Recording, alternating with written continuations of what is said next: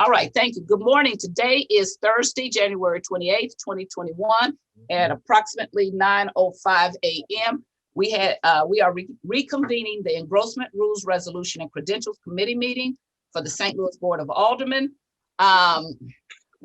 Since we already had a roll call and we are still under previous roll, we do not need to do a roll call. We have done the minutes. We are going to pick up on the enrollment calendar. We have 3 quick items. And then I'm going to go to the engrossment calendar, and there are several guests here who will speak to us regarding a couple of the bills. I asked them to come because we had some questions. I did also call the sponsor of the bill, Alderman Odenberg, and said that if he had anybody that wanted to speak or have guests, that he was perfectly welcome to do that, or he himself could be there. So I don't know if he'll join us later or not. He was supposed to get back with me, and I didn't hear from him. So let's start with board bill number 171, which is on the enrollment calendar. And we were missing, we had blanks in the bill. I've been talking to people to make them understand we're not going to pass out blanks. We don't know what that means when it's a board bill and just doesn't have anything filled in. Put NA or some kind of explanation. If you don't have that, we don't know what it means, and we're not going to be passing it out. We're deep enough into almost 2 years now that people know we're looking at the board bills a lot more seriously, and we want them to be correct. It's not to punish anybody or do anything like that. It's just that we, as a member of a legislative body, ought to be putting out professional documents. So with that, did everybody get the email that the clerk sent out with the adjustment? Is there anybody who didn't get the email? Alderman Vaccaro, did you get the email? I did. Yeah, and I noticed on the enrollment, we didn't enroll 212 committee sub. Is there a reason we're still not enrolling? You know, are we going to look at that today? No, I told you I was going to talk to the sponsor. Okay, and I will. Okay, so that's what I said yesterday. Board bill. So let's go, and then I'll talk to you. And you know, because so I don't want to get into it till I get this, and then we can come back. Okay. Board bill 171 is a board bill was introduced by. Oh, I'm sorry, we already did that. We were talking about. You got me off my game. Okay, so you got the email. Alderman Todd, did you get the email from the clerk? Yes, I did. Okay. You have any questions about any of the 3 board bills that he sent over? I don't have any questions, Madam Chair. Thank you. Okay, Alderman Grass, did you get the email from the clerk? I did. Any problems or questions? No. Okay, then you're still on. So we're going to start with enrolling board bill 171. It's an ordinance recommended and approved by the Airport Commission and the Board of E&A that provides for financial incentives for an air service of St. Louis Lambert International Airport, authorizing the Director of Airports to implement and administer the programs containing a severability clause and containing an emergency clause. Since no one has any problems with this board bill and it's been corrected, I'd entertain a motion to enroll and pass out with a due pass recommendation, Board Bill 171. I'll make So moved. Second in previous roll. Okay, we have a motion and a second and a call for previous roll. Alderman Todd, I'm sorry, I thought I saw your hand up. We have a second and a motion and a call for previous roll. Any objections to previous roll? Hearing none, Board Bill 171 is enrolled and passed out with a due pass recommendation. Board Bill 178, introduced by Alderwoman Tamika Hubbard, an ordinance amending Ordinance 70501, approving and authorizing the execution of a First Amendment to redevelopment of agreement between the City of St. Louis, Missouri, and Altera Jefferson Arms LLC, authorizing other related actions and containing a severability clause. I'd entertain a motion that Board Bill 178 be enrolled and passed out with a due pass recommendation. Well, I'll make the motion. Sorry.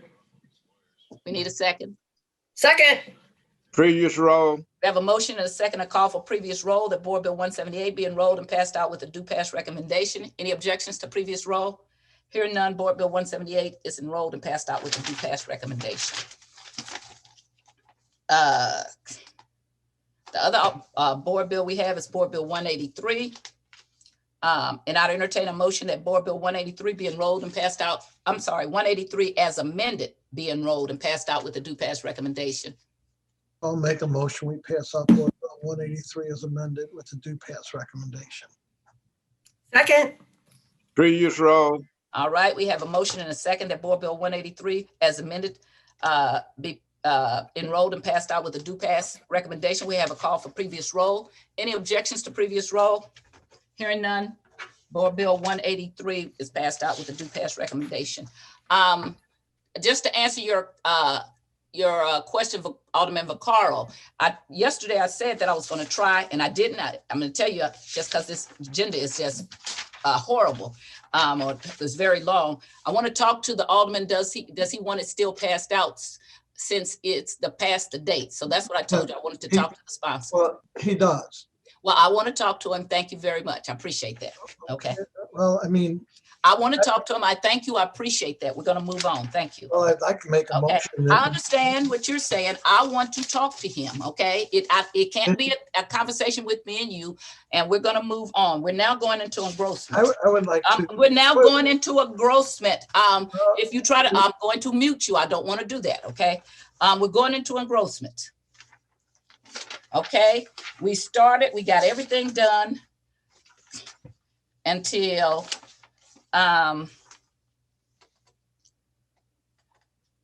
what board bill did we get to?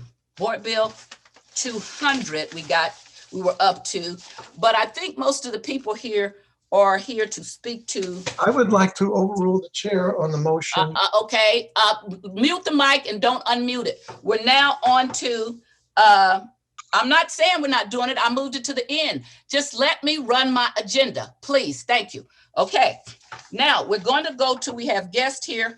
We're going to go to board bill. Which one is the one?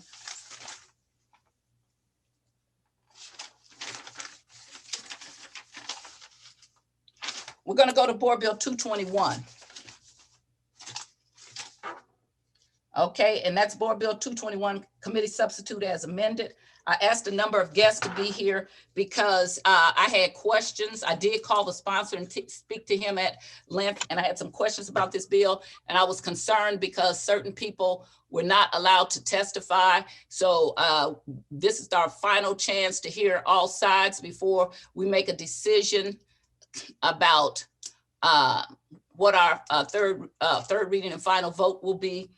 So I asked the comptroller, the budget director, the personnel director, and the city councilor to come and talk to us and hear what they had to say. And I'm still trying to make up my mind on this one. And I especially want the city councilor here also about the spy plane big board bill. And so I would like to start with the comptroller, who is actually has a seat on the floor of the Board of Aldermen, and I think should always be invited, as it did. I called the mayor's office and invited them also, since they both have seats on our floor and should always be allowed to speak. Madam Comptroller, can you hear me? Yes, I can. Thank you so much good for morning. being here this morning. Thank you. And I want to say I appreciate the opportunity to speak to you this morning. And my comments will be brief, and I don't want to get into detail because I know that comments from the budget director, personnel director, and others will have more detail. So my comments will be brief. I want to first of all say thank you to all of the first responders, firefighters, and thank you for all your hard work. I support and appreciate your hard work. I also support the budget director. I support his call to maintain both of the systems governance, the current governance of the two fire retirement systems, FRP and FRS. That governance should remain intact in order to ensure the viability and the sustainability of both of those systems. As you know, the reason for the two systems in the first place was part of pension reform following the 2008 recession. That was done in order to help check the rising cost of pensions in our system and in our city. And that kind of reform was done not only in our city, but in other cities as well. A lot of work went into making sure that the pension systems would be sustainable, because that's important. People who retire need to be able to count on the fact that they are going to be able to receive a retirement check, because that's what they signed up for when they took the job. And so, it's our job as the fiscal body of the city to work hard to put in place those kind of fiscal policies that help us maintain sustainable systems. In general, the cost of pensions are still continuing to increase. In fact, in the city right now, the cost is nearly 12% of the general fund budget. And so it's still an issue that impacts the city's ability to fund other city services. And so these are the kinds of things that we have to constantly be looking at and working on in order to, achieve a balance of being able to balance our budget and at the same time keep our pension systems viable and sustainable. So I want to go on record this morning of saying that our budget director should have been given the opportunity to speak during the committee hearings and to present a fiscal note for Board Bill 221. Board Bill 221, left unchecked, would reverse the hard work of pension reform that was done a few years ago to help support the sustainability of the system.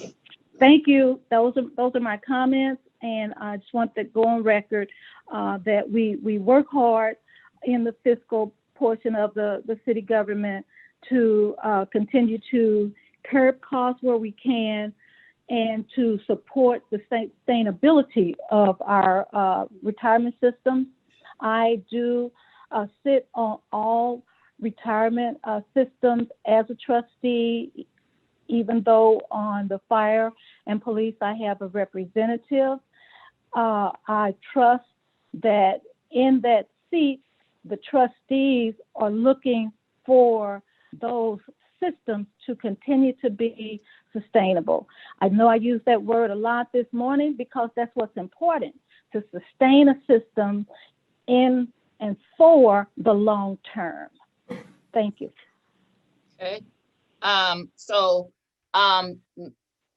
If the committee doesn't mind, I'd like to have everybody testify, and then we can ask questions of whomever. If you think that it's something that can't hold, if you let me know, I'll let you ask questions now. But otherwise, I just like to let everyone testify. Madam Comptroller, can you stay a few minutes while we let the rest of the guests testify? Absolutely. Thank you.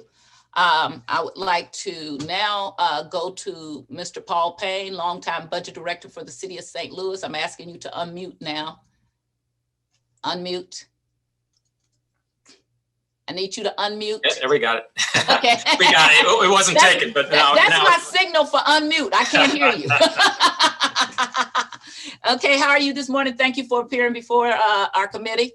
Good morning, Madam Chairwoman, and thank you for this opportunity. And good morning to the rest of the community, committee as well.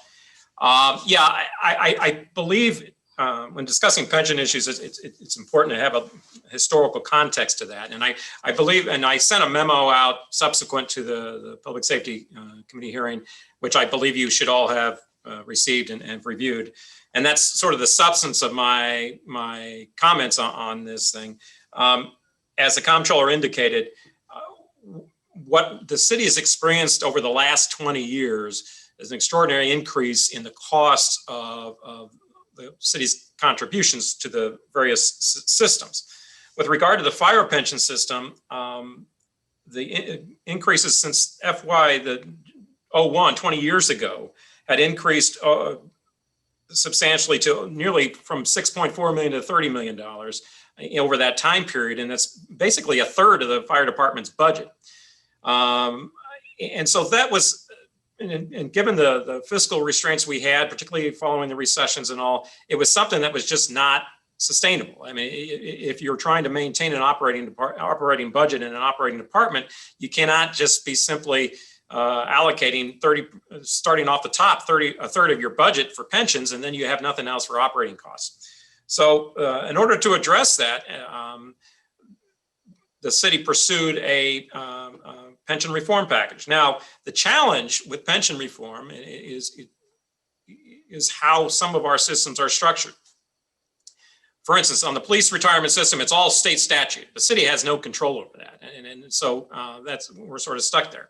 With fire, there was a state statute, an enabling statute, and then we pass ordinances subsequent to that. So that's how that system works. And with the ERS, it's mostly through city ordinances. So in trying to enable reforms, it was difficult to do that on the state level because simply they're not as sensitive to our fiscal issues as on the state, at the state legislative level, as we would be here through local. So what occurred was that we basically, and the city council could describe some of the legal aspects of this, but basically froze the old plan that was the state enabled plan, and we created a new plan through city ordinances to address some of those costs. And as a result of some of the reforms addressed there, the costs of the fire pension have sort of come down over to moderately respectable levels. I mean, or manageable levels since now. And you can see that as indicated from 29.1 million in FY13 to about 14.7 million in the current 21, the current fiscal year. And so that was a decline of a third of the fire department's budget back then to just about 16%. So it's moderately reduced there. And the big change included with the change of going local is that basically you've got a board of trustees that is controlled by the city, which pays most of the contributions to the system. Unlike the old system where you have more representation on the firefighter side, and as well as that system is controlled by those enabling state statutes. Now, some of the differences in terms of governance is that with FRP, if you look back, we're only 8 years old, basically. I'm a trustee as a budget director on that system. The system's only 8 years old, but it's being run successfully. I mean, it now has over $100 million in assets, and I just saw the most recent actuarial numbers. It's over 73% funded. So that's I think that from an administration standpoint and from whether this is running successfully, I think the answer has to be yes. I mean, it is functioning properly, and everything's running successfully. When it comes to actual cost of the system, I mean, I think there was an issue with saying, hey, well, this is going to be a savings. Yeah, but when you look at the savings, the FRP system its personnel and costs are half what FRS costs. And there is no incentive on the FRS side to control costs to the city. You don't see it in the budget. That comes out of the system itself. So whatever they spend, whatever expenses they have, and whatever the system performs, that impacts our city's contribution. So that's something that was important in trying to get control of those costs. And so I think we've seen pretty much bringing back down what our costs have been, and it's been somewhat successful in doing that. And I know this is a difficult issue, and you've got hard feelings from the firefighters in the past on this issue in terms of benefits and all. But the reality is you would not be able to achieve pay packages and other forms of compensation without having to control these costs. And so I as the comptroller mentioned, the pensions roughly consume about 12% of our general fund budget, and it was just essential that we get control of these things. And I think moving the system back, or moving actual trustees and staffing back to the old FRS system is just be a significant step back. As I mentioned in my memo, it is something that you basically have now got local control over, and that you would be forfeiting that back to the old structure. And that's sort of a step back from the reforms that we successfully passed back in 2012. And that's the substance of my comments. And I'll be around for questioning. Okay, thank you very much. I appreciate it. We now have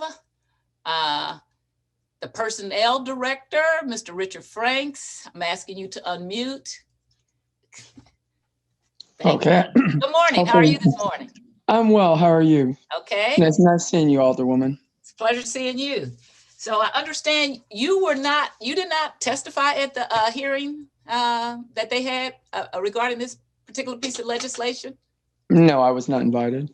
Okay. Do you have some opinions about the pension bill, board bill number 221 as amended? I'll tell you, my experience has been really just from the civil service side because, I was not involved in the drafting of the original FRP bill. And, so I learned about it actually when I was over at the Board of Aldermen, that the staff of the new system FRP would be civil service. And I think my comments really pertain to that, the advantage of having them in the civil service system, the employees of FRP, is that there is the control through the civil service system of their wages, their benefits, et cetera, which ultimately get approved by the Civil Service Commission and ultimately the Board of Aldermen. So, that's really what the gist of my thoughts are, is that there's the advantage also of local control, not just in terms of the Board of Trustees, but of the staff. That's really my issue. The staff of FRP and FRS have always worked well together, so it's not an issue of cooperation. I've seen a lot of cooperation between the FRS and FRP staff, and I think both are knowledgeable. It's mainly an issue of, again, local control, and that with civil service, there are certain things that we can do in terms of pay. There's checks and balances, which ultimately go to the to the Board of Aldermen and Mayor for approval in the form of a compensation ordinance. And our compensation ordinance does ultimately govern, what types of pay and what types of different kinds of pay practices or benefit practices, can be allowed. So that's really the gist of my comments. Okay.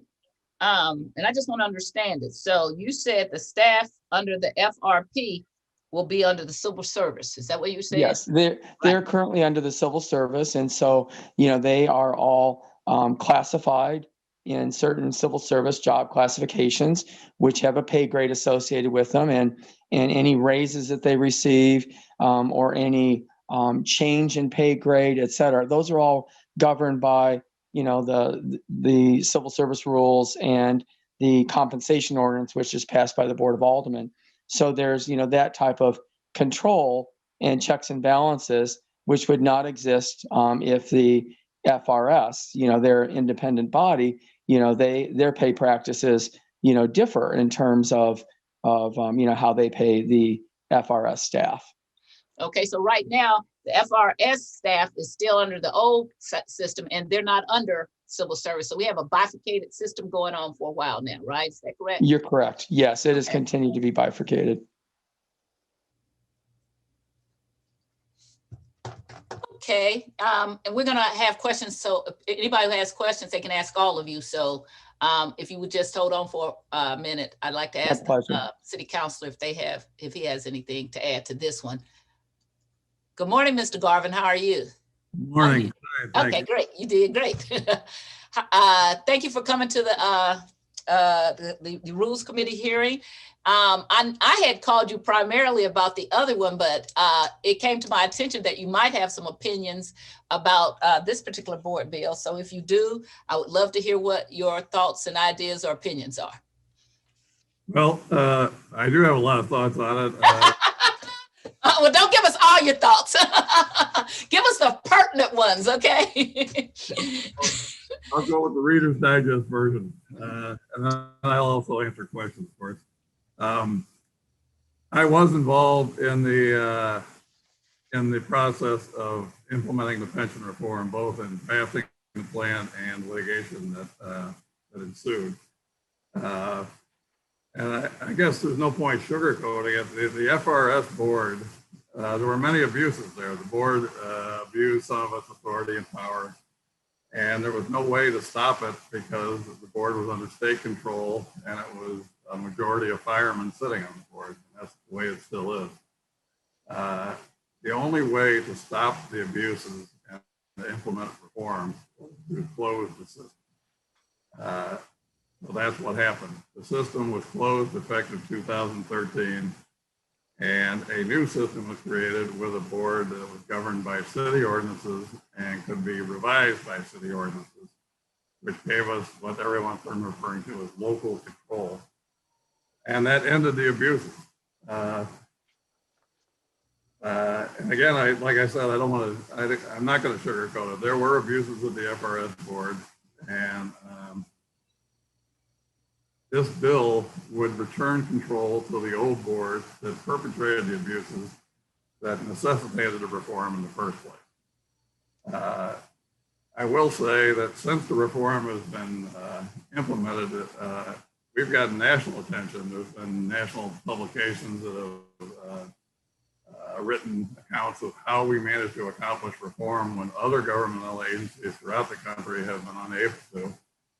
And I've been on bond rating calls where the bond rating agencies, they actually mention each time as a plus that we were able to implement pension reform in the city for the firemen. And that helped our bond rating in some ways. They don't give you a point or something, but in the plus column, they always mention our pension reform efforts. So, the FRS board spent over $1 million in public pension money trying to oppose the new system, and we won. It was a great victory, and I think it'll be bad for the city to return control of the new system to the board that we were trying to take it away from to end the abuse. I'll leave my comments general at that, but I can answer questions. Okay, so I appreciate that. So now I'm going to ask if any committee members have questions. Okay, I thought I saw Alderman Vaccaro, but he is. I'm right here. Oh, okay, you were over here. Okay, you moved. Okay, do you have any questions of any of the guests? And I'm making sure everybody is unmuted. They are. So we're still keeping the two different pension systems. We're putting them under one management system, which does save money. 22 aldermen voted on this. For those that feel that somehow I was unfair, I don't see all the firefighters that should have been lined up for this meeting. There was probably, I don't know, 20 plus speakers that wanted to speak. And so for everybody thinks that I'm just some bad, mean guy, when you know that someone already has the votes, it's going to pass, that they have 22 aldermen, which would override even a veto. I wasn't going to sit in a meeting and have 22 speakers talk. And again, in here, I guess we should have invited the firefighters to have half the fire department call us. But this still keeps the two different pension systems. And maybe one of you could deny that, but it does keep it. It just puts it under one management system, which seems logical. So that's my comment. And if somebody wants to dispute it, I'm just saying it when you have 22 co-sponsors on a bill, that tells me the will of the Board of Aldermen is to put it under one pension system. If it had two people, I would say, well, we better look further into this. But 22 aldermen that have access to everything that they ever need to have access to have signed on, and 22 aldermen voted for it in the last meeting. So that's my only comments. And So we're still keeping two different pension systems. We're not having one. And it's almost crazy, it seems crazy to me, to have two different management systems managing this. You could argue, you probably wouldn't be here arguing if it was the city, if they were all going to the city management versus the FRN or whatever that is, FRS. But, you know, and I get it. I get their concerns. You know, I mean, Paul, we've been, what, 7 months, 8 months negotiating the police stuff, and they still haven't gotten a contract. And I think that, you know, there's a distrust, unfortunately, that's created between the fire and the police and the pension systems, that they feel that they're not being looked at the way they feel like they should and protected the way they should. Now, again, I don't see, you know, people are trying to say, oh, we're changing the pension system back. We're not. It's still going to be two separate pensions. And as the one pension grows, you know, maybe we will go back to the, you know, go to just all to one.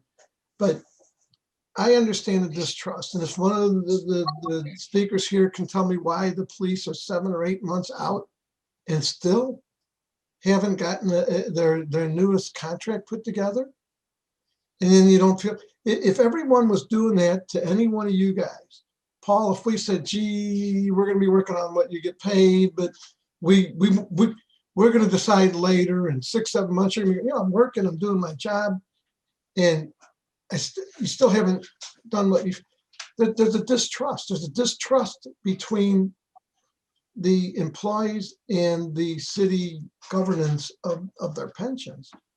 And when it comes to dollar amounts, the city pension is our biggest expense.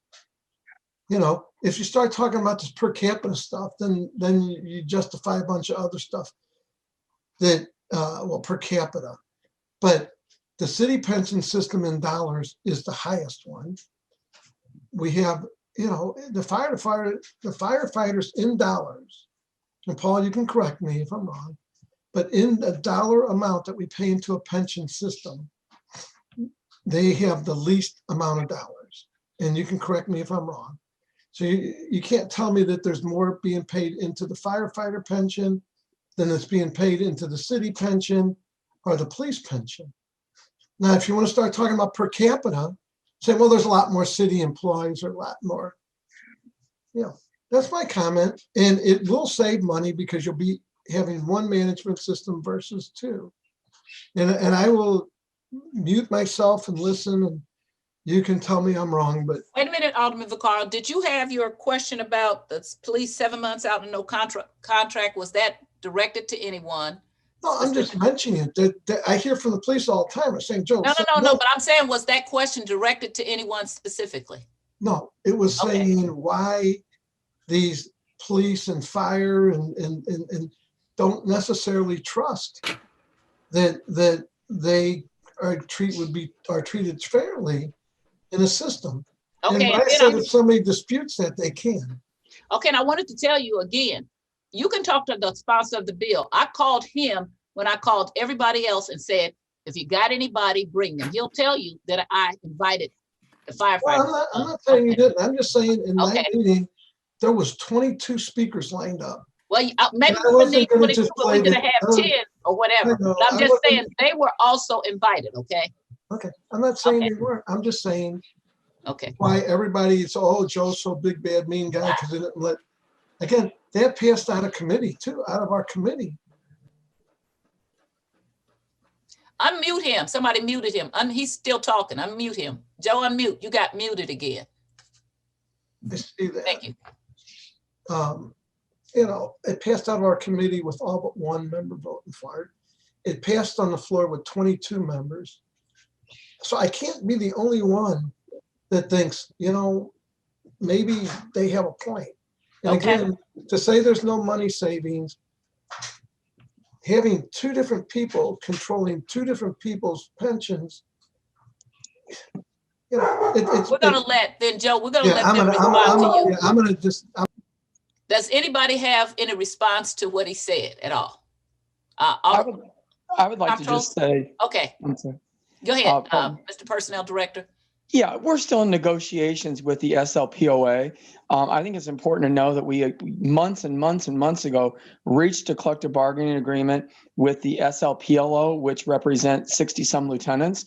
We've also months and months ago last year reached an agreement with the civilian personnel division, which represents all the police civilians. And due to some format changes, we have disagreed with the SLPOA. However, one of the things that they've done is they've realized that the person that they used as their chief negotiator was an attorney. The negotiations were too adversarial. I have a very good relationship with Jeff Rorta, and he has been restored as of last week as the chief negotiator. So we're looking for an amicable resolution to that. So I don't want to sound or make it the impression live out there that we are not making progress with the SLPOA. There's a lot of community pressure and a lot of Arch City Defenders and Chasnos Group. A lot of community people have had an intense interest, and we have buffered the police from that. So I think that, the executive committee of the SLPOA and Mr. Rorta and I, now that we are resuming negotiations together again, we look for an amicable kind of resolution in the near future, but we have signed agreements with the other police groups. That's all I have to say. Thank you. Does anyone else have any response to what the Alderman said, Mr. Budget Director? Yeah, I'll say a few things. In terms of if for those who were like on the Ways and Means Committee as well, I know Alderman Vaccaro as well. Every year I include a discussion about pensions simply because of the significance of the cost to the system, to the city overall, and this is for all four pension systems. And there is actually an illustration there for each of the four systems we have. And I'm sure it's easy to say you don't spend as much on fire as the city system, but fire is like 600 employees, and you're talking about 6,000. And so on a per capita basis, yeah, it's higher. It's higher than, and even if you take into account Social Security, which is not police and fire are only on the Medicare portion. As a proportionally, it's higher. It's less than police, but it's still higher significantly. So that's not necessarily a comparison. But I want to go back to the board membership in terms of savings and just in sensitivity to cost. Again, the cost of administration is borne by the city, and I can say that when we established this first system, the FRP system reform. It utilized the city councilor's legal representation and went outside counsel for tax when necessary, tax advice and things like that. But it was sensitive to the cost of running that system. The old FRS board basically goes out, hires attorneys, and they spend $500 an hour on some other thing. And if they when those challenges came up, as the city councilor mentioned, you spend over $1 million. Well, who bears that cost? It's not, the system will pay them, but that affects the expense of the system, and the contributions to the city goes up because of it. The percentage contributions to the employees doesn't change. It's still the same fixed 9%, and whether the system markets perform well or not, it's the same percentage. But the cost that the city pays will go up based on that. So, and as I mentioned, the cost of FRP's staff is less than half of what the FRS is spending. And I think they've done very well with what they've got. As I said, I think it's functioning very well. So you can say, hey, we're going to get rid of this staff, so therefore your costs go down. But I think ultimately, if you're not sensitive to control costs, and I won't even belabor the travel discussions I always have every year with my own board in terms of, there's an educational requirement. I usually meet that with some local seminar or online, and no cost to the city. They like to go to the Key West, you know, and that kind of thing. And those are the kind of things, and sensitivity, and being cognizant of the fact that this is a cost, and we're trying to maintain a sustainable system that gives reasonable benefits and as part of your compensation package. And that has been a concerted effort, and you just don't want to see regression in that direction. Thank you. Madam Comptroller, do you have any response? Not. I would just ditto the budget director, the personnel director, and others, because there was a significant amount of work put into this reform, and we believe that this will continue to help both of the pension systems, the FRP and the FRS, to remain sustainable, because after all, that's the goal of retirement system, is that it would service its retirees and be there when the need for a retirement check is there. Okay, thank you. Mr. Garvin, you have any response to what was said? No, I have nothing that would, I agree with everything the budget director said. I don't right now. Okay, thank you. All right, Alderman Todd, did you have any questions for any of the people here? No, Madam Chair, I don't have any questions. Thank you. Okay, Alderwoman Evans, any questions for any of the people here? No questions, Madam Chair. Okay, Alderman Grass, who I've been watching you. Do you have any questions for any of the people here? Actually, I don't. I lived this, so I know this, and I have my own thoughts, and I'll just keep them to myself. All righty, okay. I see we have some other people who are not on the board. Alderman Boyd, are you still here? I have no questions. And well, while you're here though, I didn't get a chance to call you. Do you want us to go ahead and perfect your, to enroll your bill? I do. Okay, then it'll be done. Thank you. Okay. Alderwoman Ingrassia, do you have any questions? I don't have any questions, but I appreciate everyone taking the time to be here to give us a little bit more information than we had last week. So thank you, Chairwoman, and the folks who came to testify. I appreciate it. Okay. Well, Alderwoman Boyd, do you have any questions? I do. I'm kind of confused. And I guess my confusion is, why do we have two? I'm confused. Why do we have two retirements? Would you like me to answer that? Whoever wants to. Back when the city was trying to make changes that would make the entire pension system less expensive and more efficiently run, there were many roadblocks to that, including the fact that the existing system, the FRS, was governed by state law. And no changes could be made to that existing system without a change in the General Assembly in Jefferson City, which had proven to be impossible. So the only option was to close the state-governed system and start a new one. And the only way we could do that is to let people who are in the old system retain all their benefits, but start a new system going forward. By the way the legal disputes played out, that was the only option to accomplish pension reform.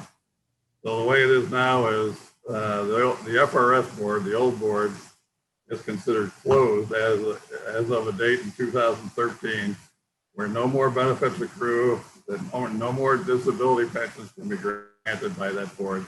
All they do is manage their money and pay out benefits. The new system, the FRP, all new benefits accrue in that system. That's the open system. The FRS system is designed to die. The minute all the retirees in that system are paid off, that system goes away. The new system is the one that's designed to live on in perpetuity. And this bill would send the new system back to the old system, the governance of it. And for whatever my opinion is worth, it's a bad idea. Okay, thank you, Ms. Chair. I'm just trying to analyze this whole thing because I keep hearing money savings, and then I'm hearing Paul Payne and the comptroller saying it's not a money savings, and then I'm hearing the city councilor saying that this FRS, I'm trying to get it right, will eventually dissolve. Am I correct? That's what I'm hearing. Well, that's the way it's designed right now, but what this bill would do, it's the FRS way to try and breathe new life into its board by giving it control of the new system, whereas it doesn't. Right now, it will die a natural death, but this bill is trying to perpetuate the old board, which is the majority of members of which are firemen. They run the old board, and they want control of the new system. This is their effort to get control of the new system, which is what we tried to undo before. We tried to have local control of the new system, which we did accomplish, in my opinion, spectacularly. Now this bill would give it back. This would undo the victory that we accomplished about 7 or 8 years ago. Okay, thank you. Okay, I see Alderwoman Shameen Clark Hubbard. Alderwoman Clark Hubbard, do you have any questions for any of the people that are here? Good morning. Thank you, Madam Chairwoman. I don't have any questions. I just would like to thank everyone for coming in, because for a freshman alderperson like myself, this was very enlightening. Of course, I always learn something when Budget Director Paul Payne is on the call. And of course, you know, I'll brag, I always learn something when my constituent, Darlene Green, the comptroller, is on the call. But I guess, you know, for someone like me who just learning as they go, and when it's, for lack of a better word, only one side at committees and things that this kind of, and I don't know if it's too late, but it does mean on the call. I would like to also ask Mr. Franks if he could check the chat. I had sent him a message, and I will continue to listen in and see where we go from here. Thank you. I did get your chat. Thank you very much, Alderwoman, and I look forward to talking to you and supporting Board Bill 222 at the time that you choose to introduce it. Thank you, sir. Okay. Okay. Sorry, hit the wrong button. Just minimized everyone. How did I get back here? Okay, Richard Franks. I would like to follow up. Wait a minute. I'm trying to get back there. Okay, I'll let you follow up after I have questions, okay? This has been really hard for me, and I'm not a new alderperson. In fact, except for one other alderperson here, I've been here longer than anybody, even though I came in 2 different times. I still have right at 20 years. So I've watched all the struggle go through with the pension plans. And the reason I asked you all here is because I'm trying to make up my mind about this. I grew up in a working class union family. And so I really believe in unions, and I think that they should get the best deal that they should have. So one of the things I did is I called around in my community. I have several Black firefighters and police officers that live in my community. And I asked them, you know, what, and they're retired. I want to say they're retired. And I asked them, what did they think of the board bill? And I had asked Mr. Alford what he thought what was fire's position on this board bill. And he basically said he didn't think that they would go along with it for whatever reasons. So then I went to the Black firefighters and asked them, and they had different opinions. It was split.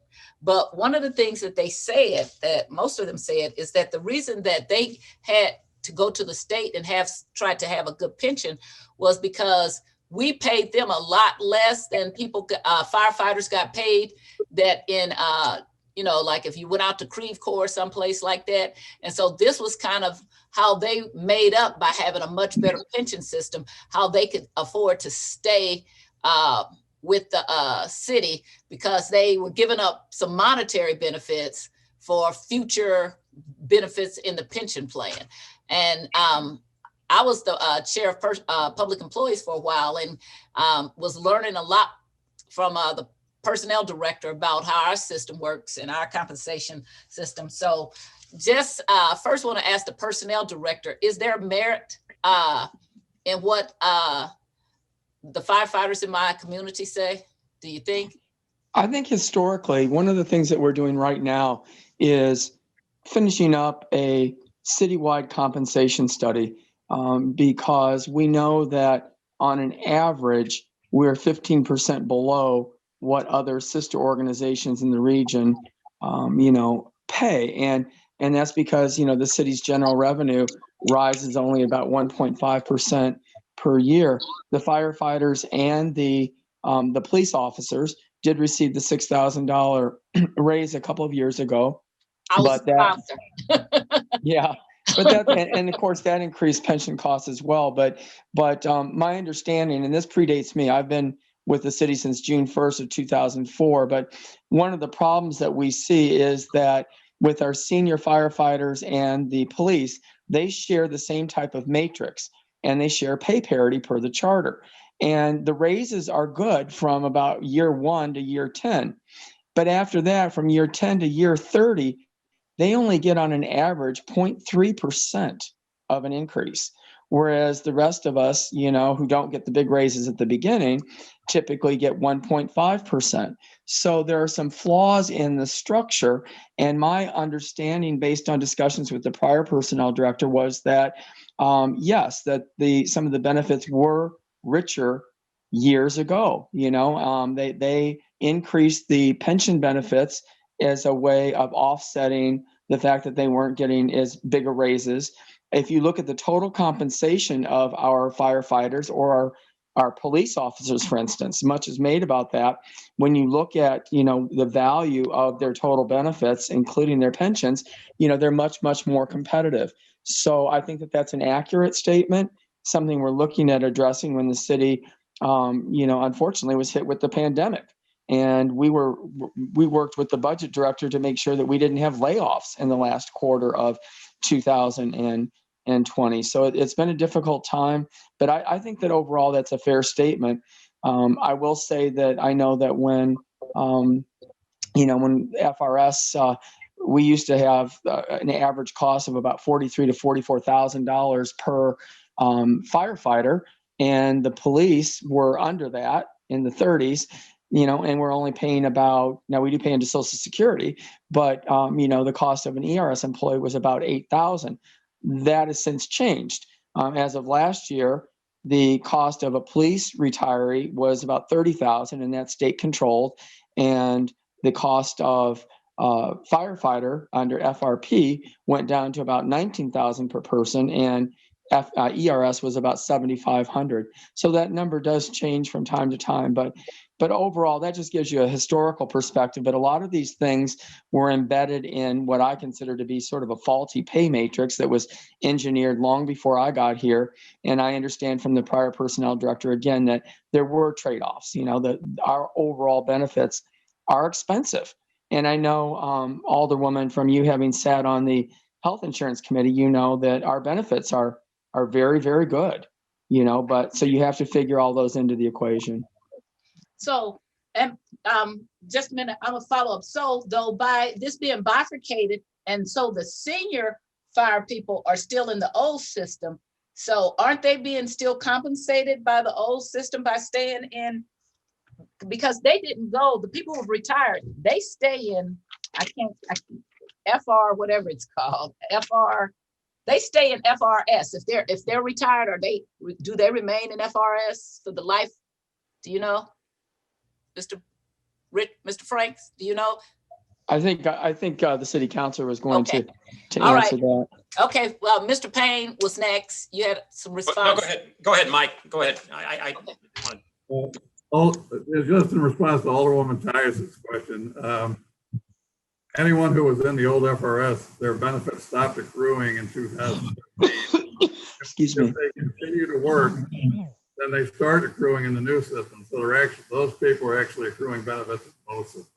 I'm sorry, I didn't hear. When did their benefits stop accruing? I think it was February 1st, 2013. And that is when we went to the new system? Right. So any fireman who continued to be employed after that date started earning benefits in the new system. So Okay. some firemen will have benefits from both. So why would the retired firefighters have a concern about this? Well, they shouldn't.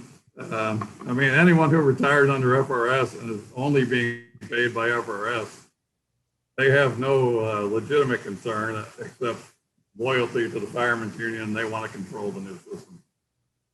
Okay, so they wouldn't lose any benefits is what I'm hearing from you? No, nobody loses any benefits under any scenario. Okay, Mr. Payne? Yeah, I wanted to piggyback on your discussion about salary and compensation, as well as Director Frank's comments, because and he knows I do every year. I make these arguments about when you're talking about salaries. When you look at salaries, you've got to take the whole compensation package into account. And just to let you know, in case you haven't seen it, I do update an exhibit each year for all three groups, police, fire, and everyone else. It's on the website. If you look under Budget Division documents, employee compensation costs, because what it does, it basically lays out what the average salaries are per the pension reports that we get each year, and then adds in health insurance, pension, FICA, all workers' comp, everything that's in there that we can identify to sort of give you an idea about the total cost of compensation. So when you say, okay, in this, when we're looking at salaries and such, you've got to take the whole package into account. And that's actually a good point where going back over the years when you saw pension costs rising, if you have to continue to give in higher costs or higher payments to the pension system, you don't have any money for pay plan. So one crowds each other out. So I just wanted to call your attention to that. If you're interested, it's on the website. I am. I'm interested. And could you either send me a link or even just email me the pages? Absolutely. Absolutely. Thank you. I appreciate it. Okay. Madam Comptroller, did you have anything to add to the conversation? We were just the questions I was asking. No, but I think you had very good questions. They're very solid. And I think a lot of the answers from the professionals today had to do with the fact that we are talking about sustainability. Mr. Garvin mentioned that no retirees will lose any benefits. That is the truth. And he also mentioned that at some point FRS is going to end, but that's way in the future. This is a way that this kind of reform that we happen to do protects retirees. And so retired firefighters would have a sense of confidence that they would have their retirement benefits coming to them long into the future without any interruption. And that's what we're trying to do, is make sure that we're able to make these payments to the pension systems. We talked about earlier that they're 12% right now, and these costs go up. And we know that resources are finite. And so we have to be able to balance that out. You know, our costs go up quicker than the revenues come in. Revenues are always slow to come in. And so we have to balance this when we're trying to run this city. A lot of times people talk about run the city like a business. Well, that's what we're trying to do. We're trying to manage and balance the fact that our revenues are coming in slow, but our costs continue to increase. And I think we've done the right thing on behalf of the retirees. Again, you know, I respect our first responders, and I know that we all do, and we want to just make sure that they know that the fact that we are unable to agree with Board Bill 221 is only because we know the benefit of what we have in terms of the reform that has already been accomplished. Thank you. I see Alderwoman Rice. Alderwoman Rice, did you have any questions that you wanted to ask? I'm just here to listen this morning, and thanks everyone for being here. Okay, thank you. Madam Comptroller, just to follow up. So if this board bill gets passed and we continue to lose, because we're not making money, because a lot of our downtown is based on convention and tourism.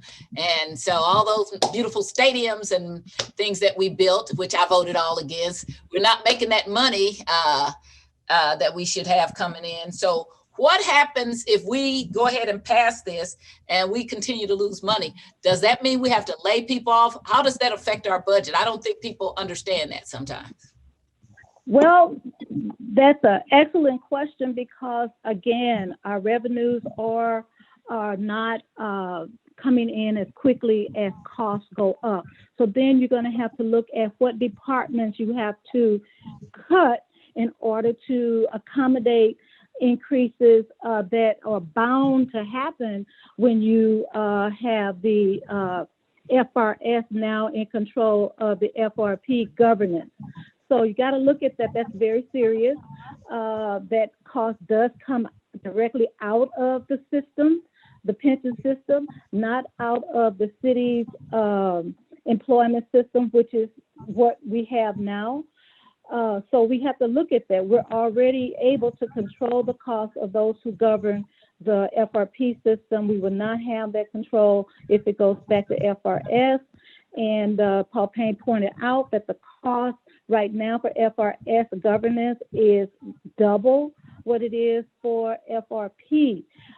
If we had had a fiscal note put out there, that would have been very plain, very simple. The fiscal note was not allowed, that I am of the understanding. I could be wrong, but the fiscal note would have been important to note that.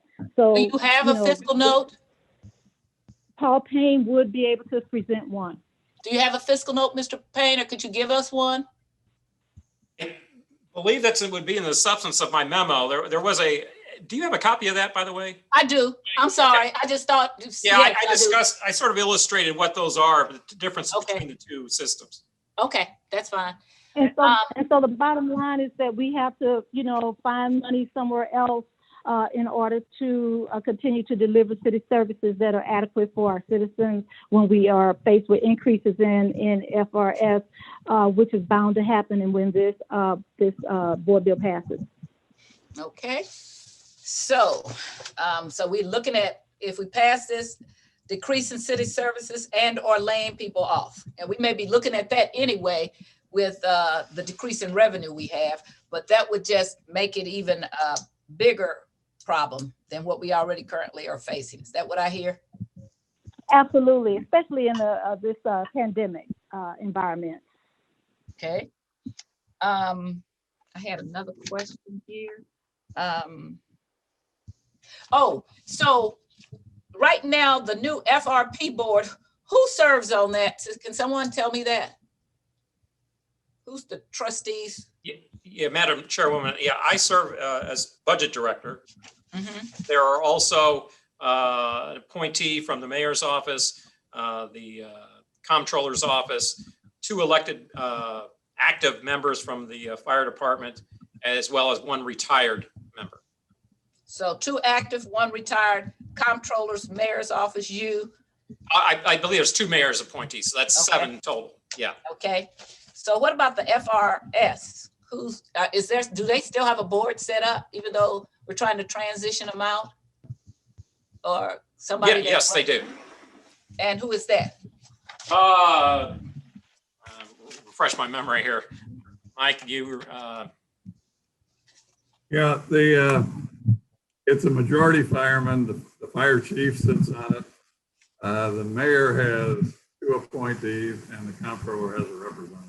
But majority of the members, I can't remember the mix. The majority of the members are firemen, retired and active. I believe there's four firefighters. So does the 4 include the chief or not?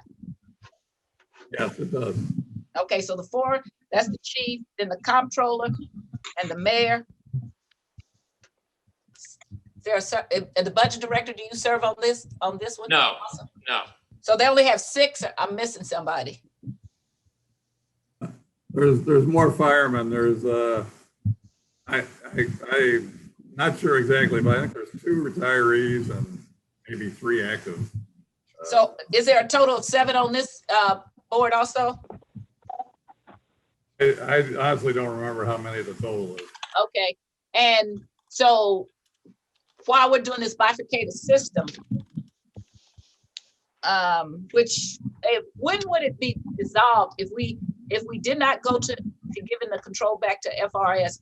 At what point do you think that if this would no longer be a viable system and would dissolve? Well, it's tough. It would dissolve when there has nobody left to pay benefits to. So it froze in 2013. So anyone who didn't have a benefit as of that date will not in the future. So I think it's down the road. It would be, it's going to be a long time before the last person gets their last check. So the people are under now are the actual firefighters, their spouses, who else? Some children get benefits, surviving children if a member dies, depending on their age. Okay, so, but maybe we could project, so maybe 40 years, 30 years, is that? You know, something like that, yeah. I think everyone knew that we would, you know, down the road, there would need to be some effort to make more modifications to it, to adjust when the numbers dwindle. And so what kind of modifications will we be doing? Would that affect any of their benefits? No, the benefits would be the same, but you know, if you get to a hypothetical point when there's only 20 surviving people receiving benefits from FRS, it would make a lot of sense to just transfer control of the board either to a new board, like the new board, or there is a procedure where you can put it in the hands of like an insurance company that would pay out the benefits from that point forward. Okay, when you say transfer to a new board, unless we had a change in state law, we couldn't control that because that would still be under the prior. That's exactly right. That's right. Any change we want to make to the old board like that would have to go through the state legislature, which will be difficult. Well, maybe not if it's only 10 or 15 people, but and so at the time that we're looking for the decrease, or we think that there will be a decrease with FRS because time would make it go away, we would continue to have an increase in FRP. That's right. The FRP system grows every day and the FRS system diminishes every day in terms of numbers.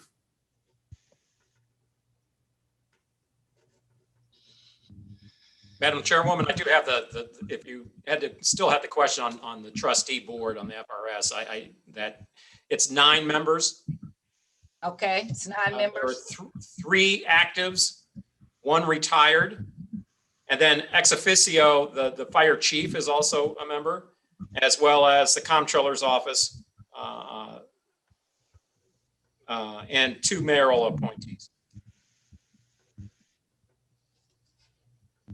Fire chief, ex officio, 1 retired, 3 active, comptrollers, and 2 mayors.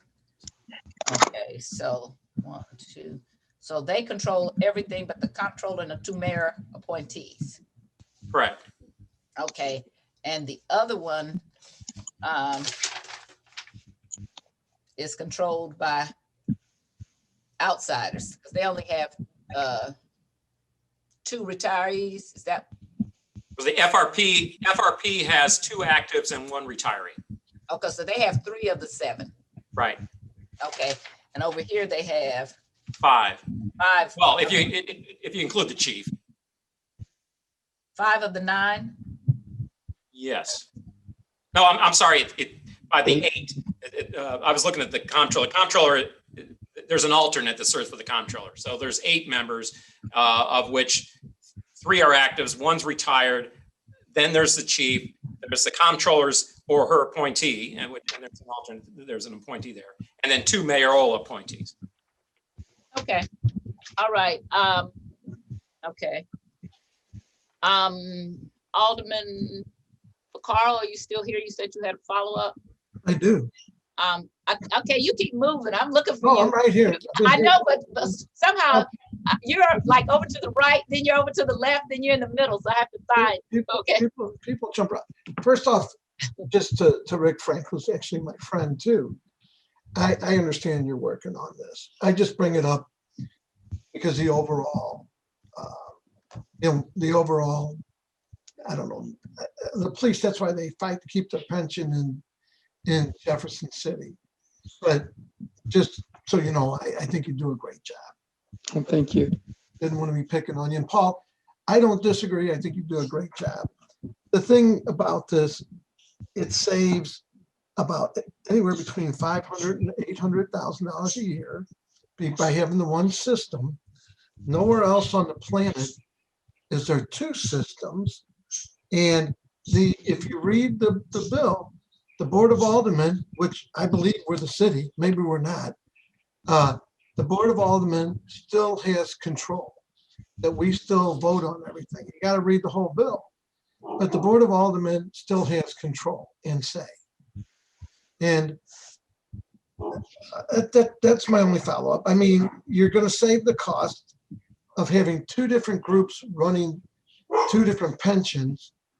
It makes more sense to have one. Nobody would be fighting this if we were saying, let's go all the other way. Well, the firefighters would probably fight it. But the reality is you're going to save the cost of the second pension group that runs it.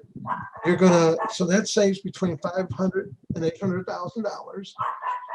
And the Board of Aldermen still maintains control and say it's in the bill. And what else was in my mind? And when you talk about the way it worked out, if you had 19 years, 19 and 3/4 years in the old pension system, you were basically thrown into the new pension system because you don't vest for 20 years in the fire department or the police department. And we made promises to people that went on and said, you do this, we're going to pay you this, which is a lot less. And I know this for a fact because I'll take my son. I got kids in the police department. I also had someone in the fire department who instantly went to the county. Is that your dog that's doing all of that? He doesn't like what you're saying. It's something. It's getting louder and louder. Oh, the mailman or something. No. So I'll just use my son as a for instance. He was making, I guess, like 38,000 or whatever is in the city. He went to Melville. His base salary is over twice that. We don't pay that well, and that's why we have so much problems getting people that want to be firefighters, paramedics. We roll through paramedics. They get their experience in the city and get out because they can double their paycheck overnight. The only thing that we have better than the county is the pension system. Our pension system is for our police and fire is better than the ones in the county. So I get that these guys want to fight for that pension system, and it's the one thing that keeps them here. But 20 years ago, when you promised people you do this job, you risk your life, and people have died in firefighters, and they do. I have a lot of respect for them. My son has received a Medal of Valor twice. He scares me because he does that. But when you go somewhere and you say, you do this job and we're going to pay you, and this is what you get. In 20 years, not quite. You were 3 days short of 20 years. They come back and say, hey, guess what? You remember what we promised you? Well, we're going to throw you in this new pension system. So everything we promised you was untrue. I wouldn't have a problem if they would have said, look, anybody new coming on would have been in this pension system. But when you take the largest part of the department and basically tell them one thing, and then at 19 3/4 or 9, we can be 2 days short of your 20 years. Say, everything we told you, well, forget it. You're gonna do this new system. If you were gonna do this, it should have been anybody that was already made promises would be still have those promises. And anybody new coming on should be in a different system. That's how it should have worked. But instead, we chose to throw everybody back. So there's this distrust, and I don't know that anyone on this thing could tell me differently that there's not a distrust. And I mean, and again, there is a true savings, and we're not going to be in a pandemic forever and ever and ever and ever and ever. And the reason we survived the pandemic so well is we're about, Rick Franks, you could probably tell me, we're probably roughly 1,000 employees that we were down last year. So we really didn't have to cut jobs.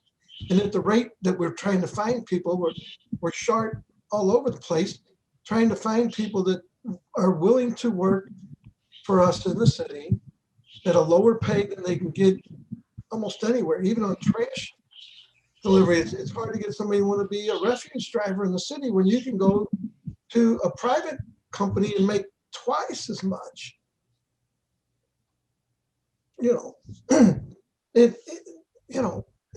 I just have real issues with it. If tomorrow they said, well, you know what, to save money, since the Board of Aldermen is technically a part-time position, we're going to cut all your benefits. We're going to cut your pay down to $10,000 like they pay in the county. I bet every alderman would be outraged, saying, well, wait a minute, it's not what we signed up for. Paul, if tomorrow we said, to save money, we've decided that we're going to change what your pension is, and you're not going to get the pension you were promised. And I would fight that one too, because whatever you get paid, whatever your pension is, we're lucky to have you. And I doubt that it's even, you could probably get more doing something else. And I get that, but understand that promises were made to these guys coming on. And we basically took those promises and threw them out if you didn't have 20 years and if you missed it by 2 days.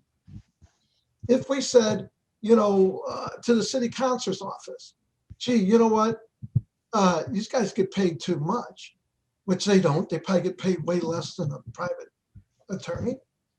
But if we said, but we're going to change your pension system. I know what we promised you. Things are tight. So we're going to change your pension system. We're going to change how we're doing it. I'm sure it would even be harder to find any attorney willing to come on. That's my whole argument on this. I fought this when they tried to do this several years back. I was one of the votes that said, I disagree with this. I didn't think that the firefighters that were made promises when they came on should have been just dismissed. And that's my whole argument. And like I said, no other place that I could see, and I've looked, as 2 different pension systems run by 2 different, you can go to any other. Alderman, I'm going to interrupt a little bit and say, if you have any questions, because we'll let you do. I'm done.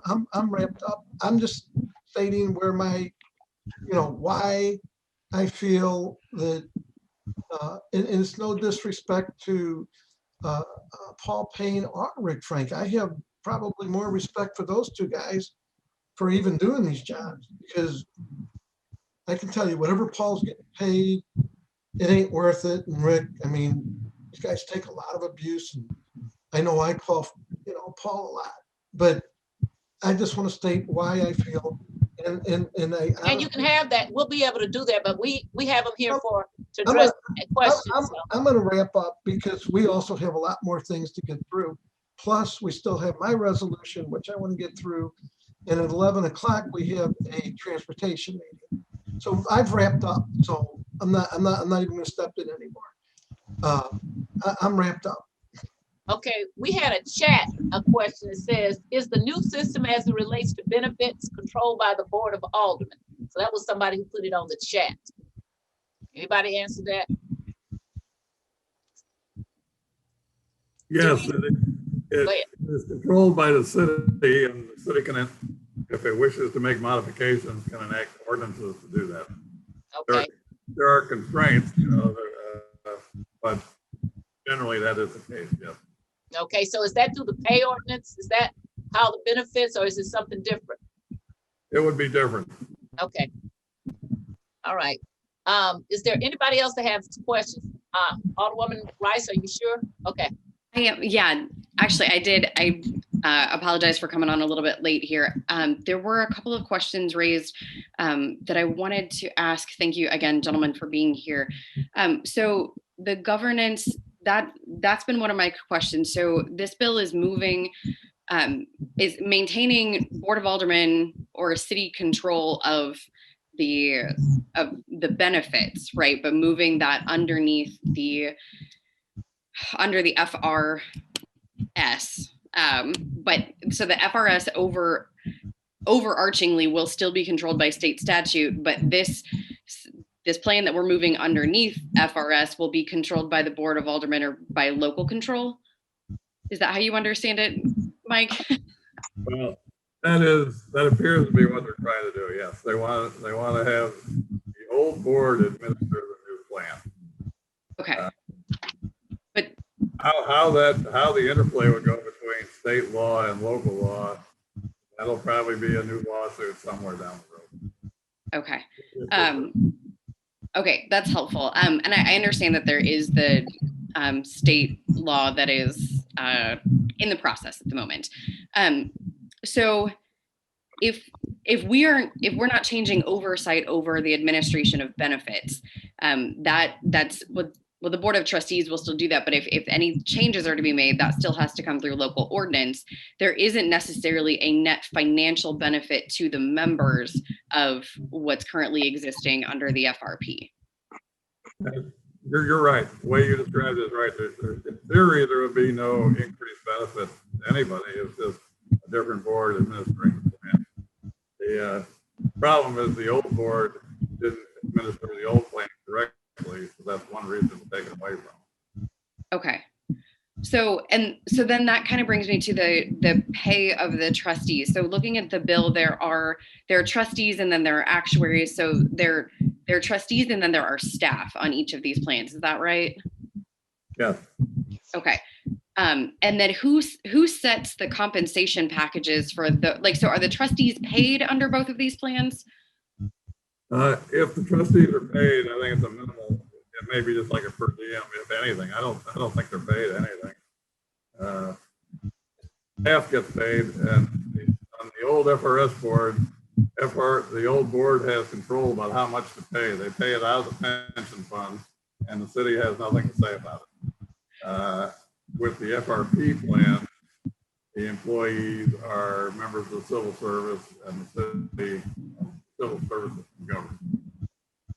Okay, so we're talking about specifically employee pay of FRP is set by city ordinance. Would that continue? Well, I guess that wouldn't continue because they're sharing actuaries, they'd be sharing staff, right? So the city pay ordinance, our structures would no longer control the staff under the FRS. Right, that's correct. The city has never controlled the FRS staff costs, which is why they're twice what the new system pays us. Okay. And then Director Frank, there was a question. Do you receive pay for being on the FRP trustee board? No, it's just part of my duties, ma'am. Okay. Actually, Alderwoman, as I said, I just kind of found out during the meeting at the Board of Aldermen that the FRP employees would be under me. So, we worked very hard to develop the new system from scratch, and it has performed well. This year alone, FRP returned 10.3% despite the pandemic. So, I think that FRP administratively has been very economical and functioned very effectively. Okay. That's helpful.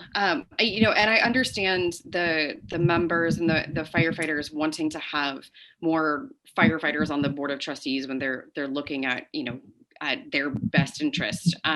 So I understand that this is tricky. And also understanding the potential increased cost to the city and how that could potentially ripple affect the pensions of the rest of city employees, right? If this fund becomes too burdensome for us to be able to handle under our current budget. So I think that kind of clears it up. This is still kind of confusing for me, but I'm going back and I'm reading old lawsuits and I'm reading everything that happened back in 2012, 2013, trying to wrap my head around this. So I thank you, Madam Chairwoman, for allowing the questions and for having testimony today. I appreciate it. Okay. So I have a question. The alderman from 23rd talked about that, and that was my time. I was banished off the board of aldermen due to gerrymander. And so during that time when this change occurred, is it true that people who had like 19 years of change were forced to go to the new plan because they didn't have 20 years or whatever it was? Is that true? Well, every fireman who was working at the time of the change was put in the new plan, no matter how many years of service they had. All the benefits they accrued under the old plan, they kept. So any benefit that accrued under the old FRS plan, no matter how many years of service you had, you kept it. After the effective date, you started accruing benefits in the new plan, and that was true for everybody. I think what Alderman Vaccaro was talking about is there were people who were not yet vested in the old plan at the time the change occurred. And the terms of their benefits going forward changed. But not everything that they accrued, they kept. So 19 years, you weren't vested? I thought. It's a 20-year vesting period, both for fire and police. Oh my goodness. Okay. So Actually, and just to add on to that, that was one of the changes we made with the FRP. It was reduced to 10. okay. So now you vest in 10. I didn't know it was 20 years. That's a new thing. Okay.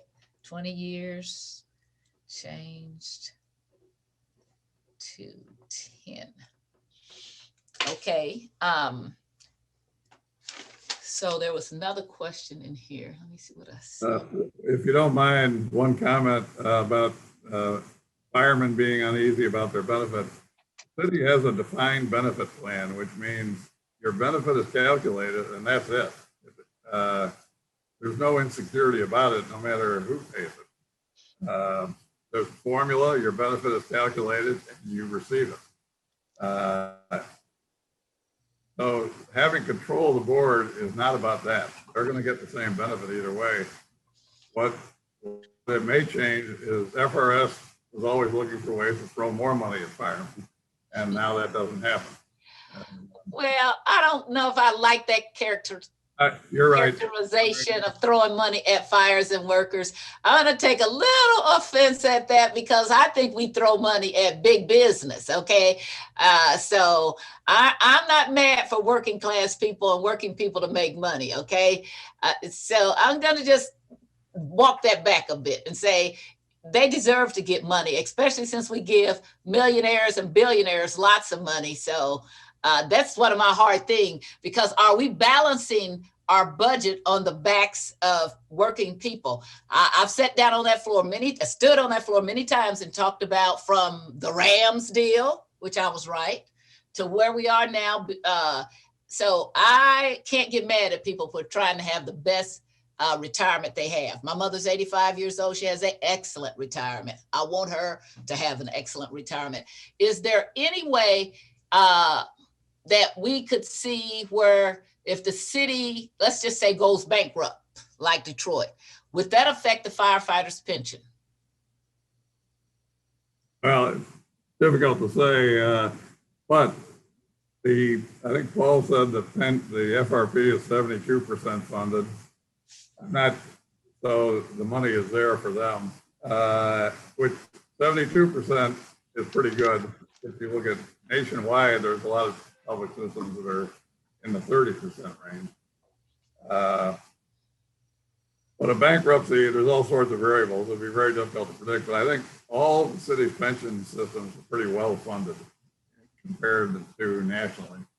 So I just asked you, my question is, could you, because people are nervous about their pension because when you get older, you can't just hop up and do anything. So my mom at 85, I don't want to see her going back to work. So she worked for Caterpillar Tractor all her life, was one of the first females to work there. And so and I got my teeth done and everything else because of union. So is there any situation in which the city could go into financial despair in which it would affect the pension? That's what I'm asking. Well, the only way that could happen would be with a formal bankruptcy filing. And even then, given the fact that the systems are well funded, I'm not sure. You can't really predict what would happen if there was actual bankruptcy.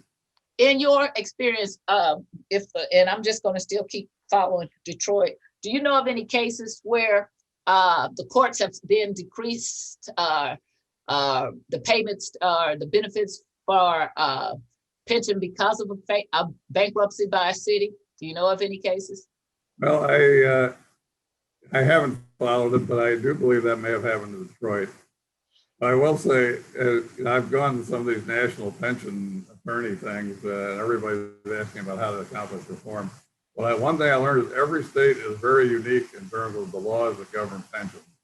It's very difficult to compare a system in one state with another because all the laws are different. You may have noticed in Illinois, pension reform was attempted, but there was a constitutional provision in the state constitution in Illinois that prevented it. That wasn't true here. And that's just an illustration. Every state is so different that it's hard to compare. It's like apples and oranges. Well, I grew up in Illinois, and that's a big factory, blue town, in a blue state. So, yeah, they're kind of protective of their workers. Alderwoman Tyus, could I? Yeah, sure. I was just going to jump in and say you're scaring me with the use of that word. I never use the B word ever. So, but it illustrates the point is that. That's why when you see costs in a certain thing, as Mr. Garvin indicated, from a funding status, actually we're not bad. I mean, you're high 70s, low 80s. It's the cost, and you want to make sure those costs are sustainable and they don't crowd out other things in the budget and such like that. So you're trying to avoid those periods of fiscal distress that you indicated. And so, yeah, I just wanted to jump in with that.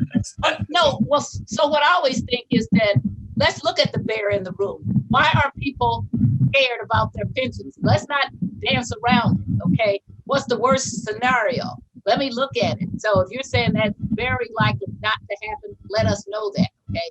Not let us be thinking, as soon as the city takes it over, we're going to go into bankruptcy and we won't get paid. But people have those fears, okay? And the older you get and you can't earn a living, they're valid fears. And so let's talk about how that would happen. What would be the worst case scenario? I just like to have all things out on the table. Okay? Alderwoman, if I can address that partially, I will tell you that, I had researched, and as the city councilor said, each state has handled situations where there's been fiscal distress differently. But one of the things that came out of Detroit is, despite the fact that Detroit went bankrupt, the bankruptcy judges still prioritize the pension plans in terms of the priority, for making the payments. What's different about Missouri is that, unlike surrounding states, there's really never been a definitive decision that says that a pension is a contractual right. The closest we got to was the Nesky Supreme Court decision, where the Supreme Court applied principles of contractual law to pension systems. So it seems like the state is going that way. And regardless, again, in the cases that I've seen in Colorado, in Michigan, et cetera, the bankruptcy judges have tended to prioritize the payment of pension systems as opposed to other, people who had obligations. So I think the risk is relatively low. So I did want to say that because I have studied that. So you're saying that, is that state by state, or in the United States, pension have not been found to be a contractual right? It is state by state. It is state by state, just as the city councilor said. That's scary. Okay, so even though you start out thinking you're gonna get a pension, if somebody can say, well, just can't fund it anymore. And so far, there's not been any case law that said you had a right because you had a contract, either implied or actual. Is that The what I'm hearing? closest was Nesky, and Nesky was where the Supreme Court decided that the city did need to fund the police and fire retirement systems fully. So it did apply principles of contractual law, in directing the city to fully fund those, which they were at that time. Okay. Now somebody asked about the staff. So I had a question about who runs these pension offices for the FRP. Is there a separate little pension office, and who is in control of that? Are there employees, and how many? There are, in terms of FRP, Janice Fairless is the HR manager who's over FRP.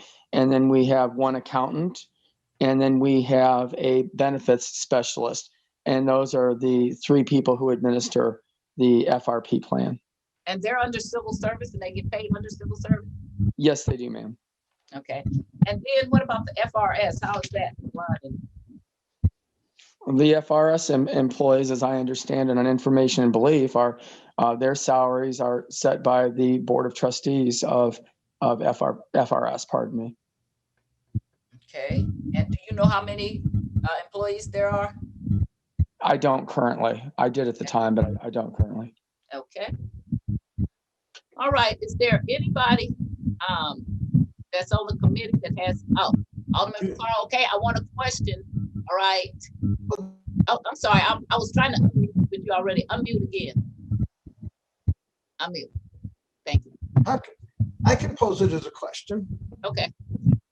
So, and anyone you can answer this, do the firefighters or police get Social Security or not? Because I know they don't. And they solely rely on their pension. Is that a fact? I'll pose it as a question. I know they don't get Social Security. They only get their pension. I'd like to say that the schedules for both police and fire are such that many of them do work secondary jobs in order to obtain Social Security. Firemen are required to work approximately 9 days out of 30 in their 144-hour schedule. So on their off days, many of them work jobs where they obtain Social Security in order to supplement their pension system. And we also see that with an extraordinary number of police officers who, despite their very strong pension system, also work secondary employment at lucrative rates for private contractors and earn Social Security that way. So a good percentage of those people do that. One of the interesting things, that I've seen. So, but we don't. In other words, we don't pay the. I'm sorry. Unmute. I hit the wrong button. We just pay the 1%. So we don't pay into Social Security for firefighters or police. So as far as the city's concerned, they only have their pension. I'm not talking about outside companies that they could do secondary or jobs outside. I agree they almost have to for what we pay them, but I'm just talking about we don't. In other words, as far as that work for the city, they do not get Social Security. We don't pay into that. We just pay into the. Paul, is it 1% the Medicare? What we pay is the 1.45 into the Medicare portion of the Social Security. 1.45. Yeah, so a regular non-firefighter would be 7.65, and then for firefighters, police officers, uniform, it'd be 1.45. That's actually one of the items included on my, and I emailed this to you, Alderwoman Tyus, compensation comparisons. So Paul, what do we pay? What does it cost us for the average?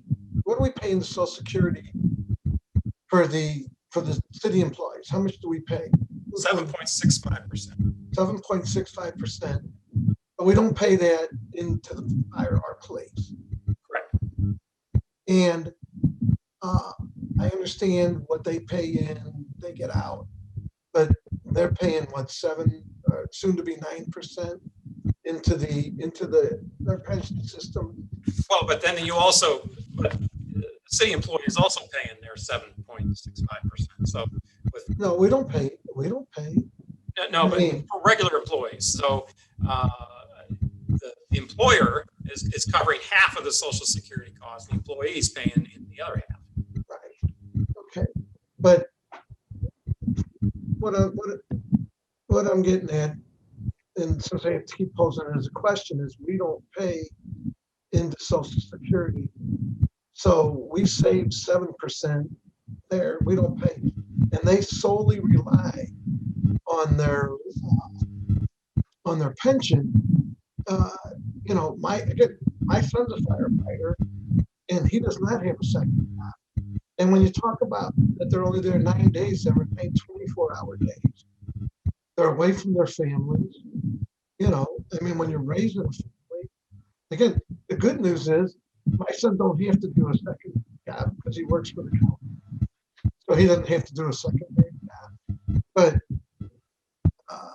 you know, I'm just, you know, and again, with all due respect, you know, I was here when all this went down and I fought it then. Again, all of this, you know, and there's still 22 co-sponsors on this, you know, so, you know, I'm glad that we were able to come here and have this discussion. Am I ready to wrap up, or are we going to keep going on? You're muted now. I can't hear you. I can't hear her. Sharon, I can't hear you. Okay, I had muted myself. Mr. Franks, we're getting a little feedback from your mic. Are you able to turn it back, turn it down a little bit? Yeah.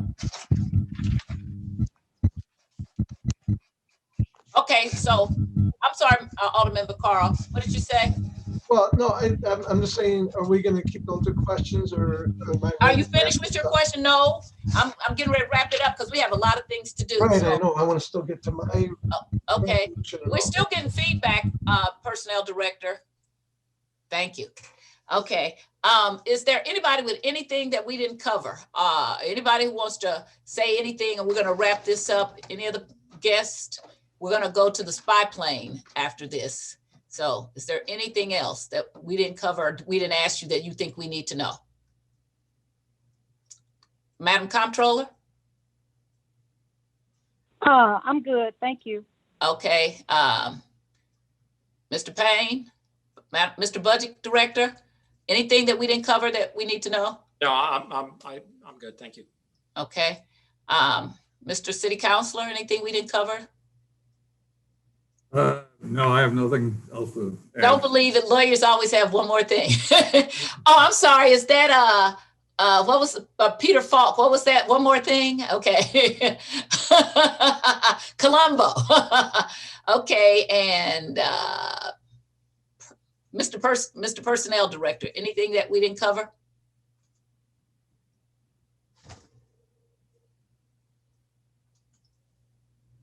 We can't hear you. Okay. There we go. I just want to say thank you to the honorable members of the committee and also to our firefighters. We did sign a collective bargaining agreement with them, and they were a pleasure with whom to work. So thank you. Thank you. Okay. So if anybody who's here to testify about the spy plane, and Mr. Garvin, particularly you, but Madam Comptroller, if you are here to testify about that, you are welcome to stay. Otherwise, we appreciate you. Same thing with you, Mr. Payne and Mr. Frank. If you guys are not here, I'm sure you got things to do. And so, but I do want Mr. Garvin to stay. But if the other of you will have some information or want to have us say about the spy plane bill, you're welcome to stay and give us your valued opinion. Thank you, Madam Chairwoman. Thank you, members of the committee. I beg your pardon? Just thank you. Thank you. Thank you. Okay, do you need to stay or? Okay, we're gonna start with the elected official. Madam Comptroller, do you have anything that you want? We're gonna go to board bill number 200, which is about the spy plane. Did you have a statement you wanted to make about that? Very brief. I think that the people in the city of St. Louis pretty much have spoken, and they are not in favor of the spy plane. The fact that we have a private outsider who was bringing it to the city, and in terms of the cost and who's going to pay and all of that, there's still a lot of confusion surrounding it. And I believe at this time, we need to step back on that. That is not a proven way to improve our public safety and to reduce crime. So we need to step away from that. That's my opinion. Okay, thank you, Madam Comptroller. I think we lost the budget director and we lost the personnel director. Okay, so I did ask the city councilor to come because there had been questions on the floor about how this thing would work, also if it was valid under the charter. And so I had questions about it myself. And I think some people, one of the alder people had asked you for an opinion. Is that correct, Mr. Garvin? Yeah. Now, did you give, so I know that there is a official city councilor opinion, and then there's an opinion that the city council is kind of right. So did you give an official city councilor, the one that we would put in the charter and things like that? Or is it just like your kind of official city councilor opinion? I did the abbreviated version. Okay. It was actually some short answers to a list of questions. Okay, so that's, if somebody had asked about, and I said, we actually have some that they write, they actually annotate a lot of our charter and things like that. And I didn't think that that was the standard that you had used. So you just answered questions. Okay. So can you tell me a little bit about what were the questions you answered and what is your opinion about Board Bill 200, the legality of it and how it would work or not work? Not all the questions. I don't went to legality of it. It went, okay. Went to implementation, things like how would the sunshine law be implicated and stuff like that. That weren't really whether the bill was legal, it's just how would this work type question. The primary thing I think that I was interested in is the way the contract was, the way this happened was an alderman apparently negotiated a contract with a vendor with very little or no contact with the department, and then attached it to a board bill that said the city shall execute this contract. I don't believe that approach is permissible under the charter.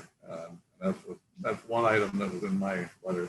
By the way, it was Alderwoman Engrossia who asked me the questions and who I responded to. I know that. I just wanted to say an older person, but that's fine to use her name because she sent it out to us. Yeah, I think I became aware that it's been distributed, so I didn't think it was a secret.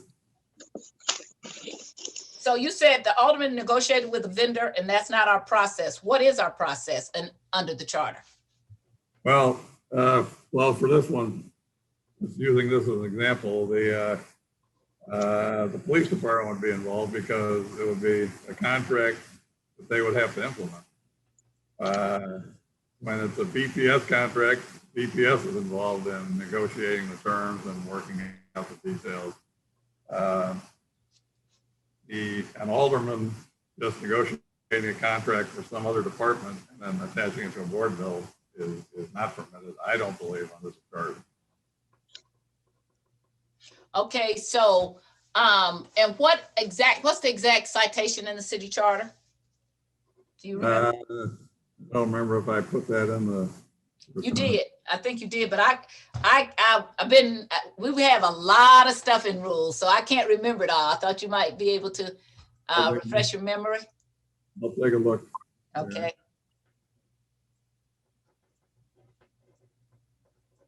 Article 25, Section 9. Okay.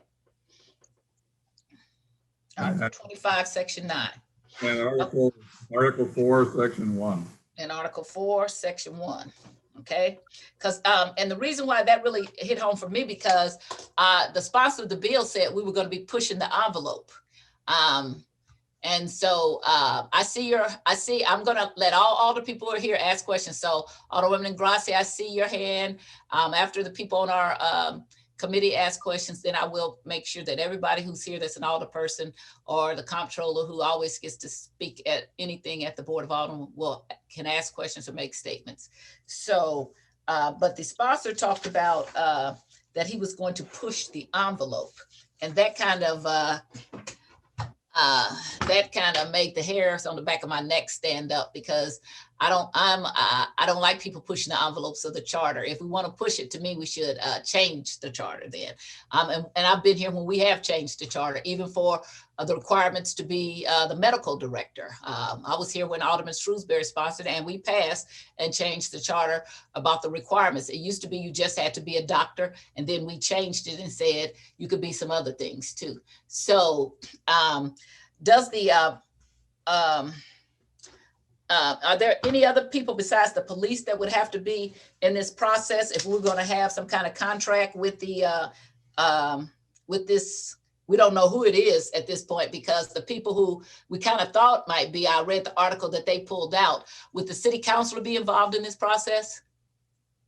We could be. Often we are asked to participate in negotiations, but then often again, we're not. They're just contracts are sent to us for approval as the form. Our only legal requirement is that the city councilor approve the contract as the form. Okay.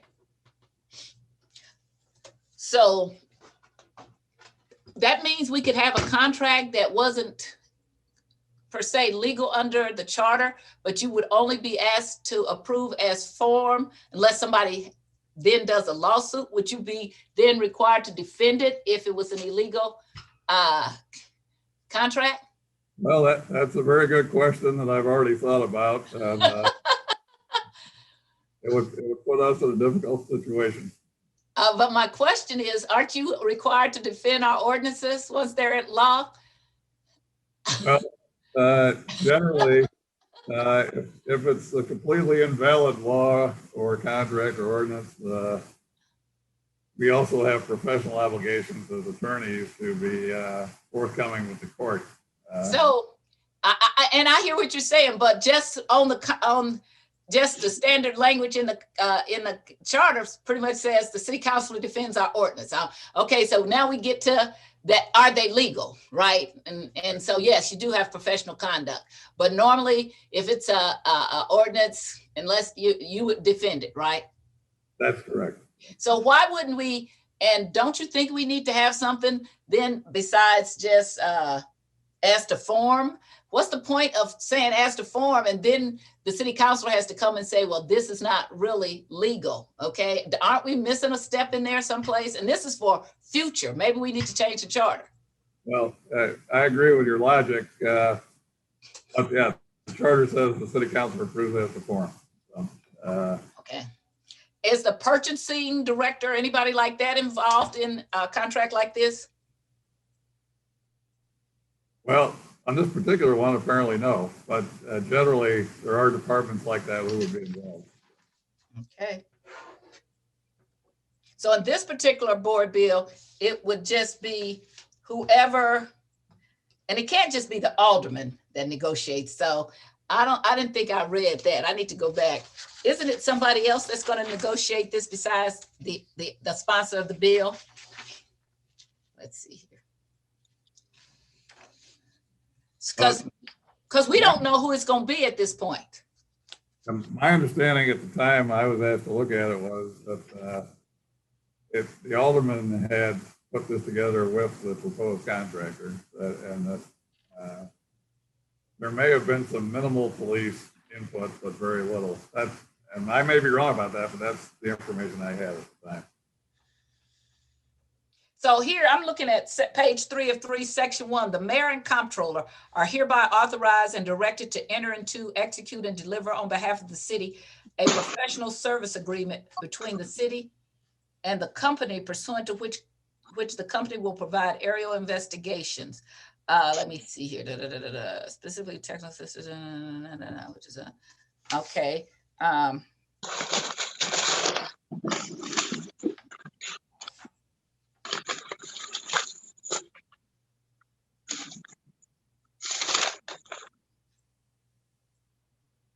Also, this says a contract between the city of St. Louis and Persistence Surveillance System and directing the Metropolitan Police and other city officials to enter into such contract and any related agreement in containing an emergency clause. So you're saying, by the way this board bill is written, whatever is in here, whoever negotiated, they're basically the person negotiating the contract instead of the city council or someone else. Is that your position?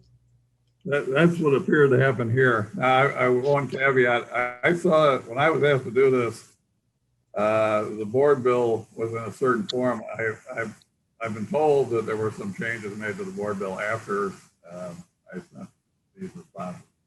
If it happened, I have not seen the revision. Okay. I'm going to go to the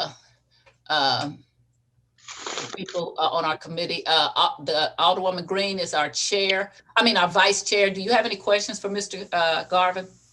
I do have one question about how this would. So it seems to me that the process that we would normally go through through BPS for a professional services contract has not been followed in this case. Can you speak to, is there a reason that something like this would not go out for an RFP and would not go through the normal bidding process? Well, my understanding was this was intended to be a no-cost contract. Somebody else would pay the cost. Under the Professional Services Selection Ordinance, which is 64102, the RFP process is required for any contract 5,000 or more, with a 5,000 or more cost to the city. And since this was a no-cost contract, the understanding was it that ordinance was not implicated. Okay. I think that's all my questions for the moment, but I might have some more a little bit later. Okay. Alderman Vaccaro, do you have any questions? Not so much. I would, there's stuff that does concern me, but for our committee, we have to, it's part of what we do. We have to send it on anyway, but. No, we don't, because there's another thing that of our rules that were violated. This is just to get more information. So I will bring this up at the end. Okay, because I would have some concerns since the funding is a little bit out there. So I guess, I would be as interested in hearing from the entire board. It may not have the votes, and I certainly am wavering somewhat only because of the funding. That's about all I could say. For us, I would never vote to hold anything up. I don't do it in committees. I think it goes to the full board, and it only had 15 votes to start with. If the mayor wants to veto it, we don't even have the votes to override it. I think a full discussion before its third read and final pass would probably be appropriate. And I was a yes vote, and I would hope that someone could, the sponsor will be better explain to me where the funding's coming from, or if that's not lined up. If not, I would encourage him to put this on the informal calendar, until he can, come up with a better answers on the funding. That's sort of what I meant. I like the idea. I really do. I like the idea of it's not a spy plane. And I don't think that we should be referring to it as that. It's constant aerial surveillance. I think that it's going to help with crimes and murders. I believe that. I also don't want to get into something that's going to, that we all vote on, and then like other things that we've all voted on and all of a sudden doesn't come about.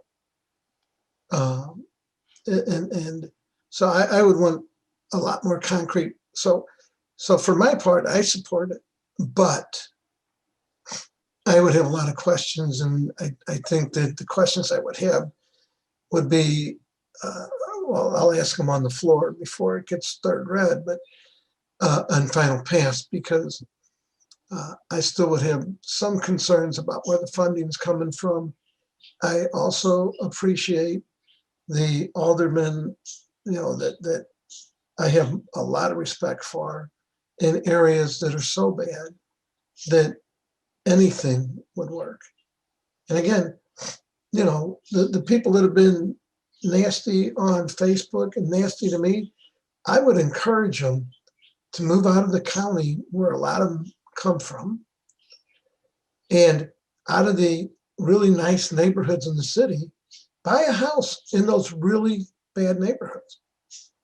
I mean, I hear from them up there that they have to sleep on the floor, that they have to train their children,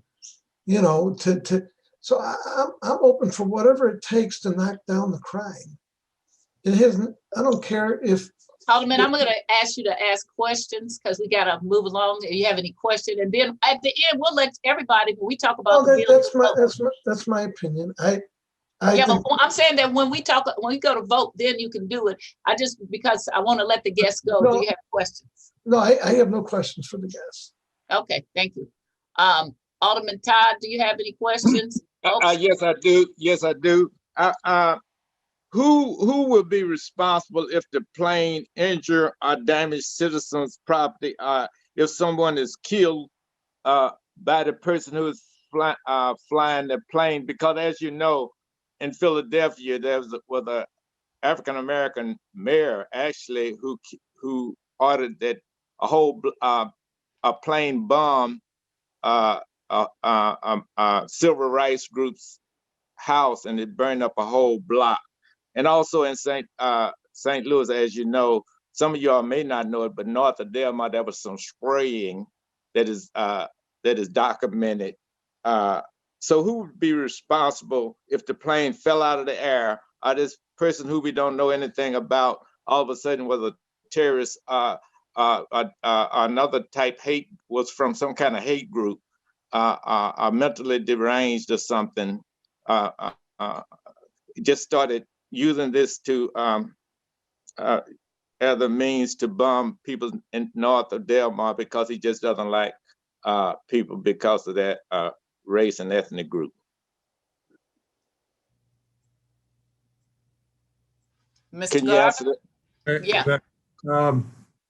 The contract had an indemnity provision and I believe an insurance provision. So I don't have it in front of me, but those provisions would have to cover the liability, and they would have to indemnify the city.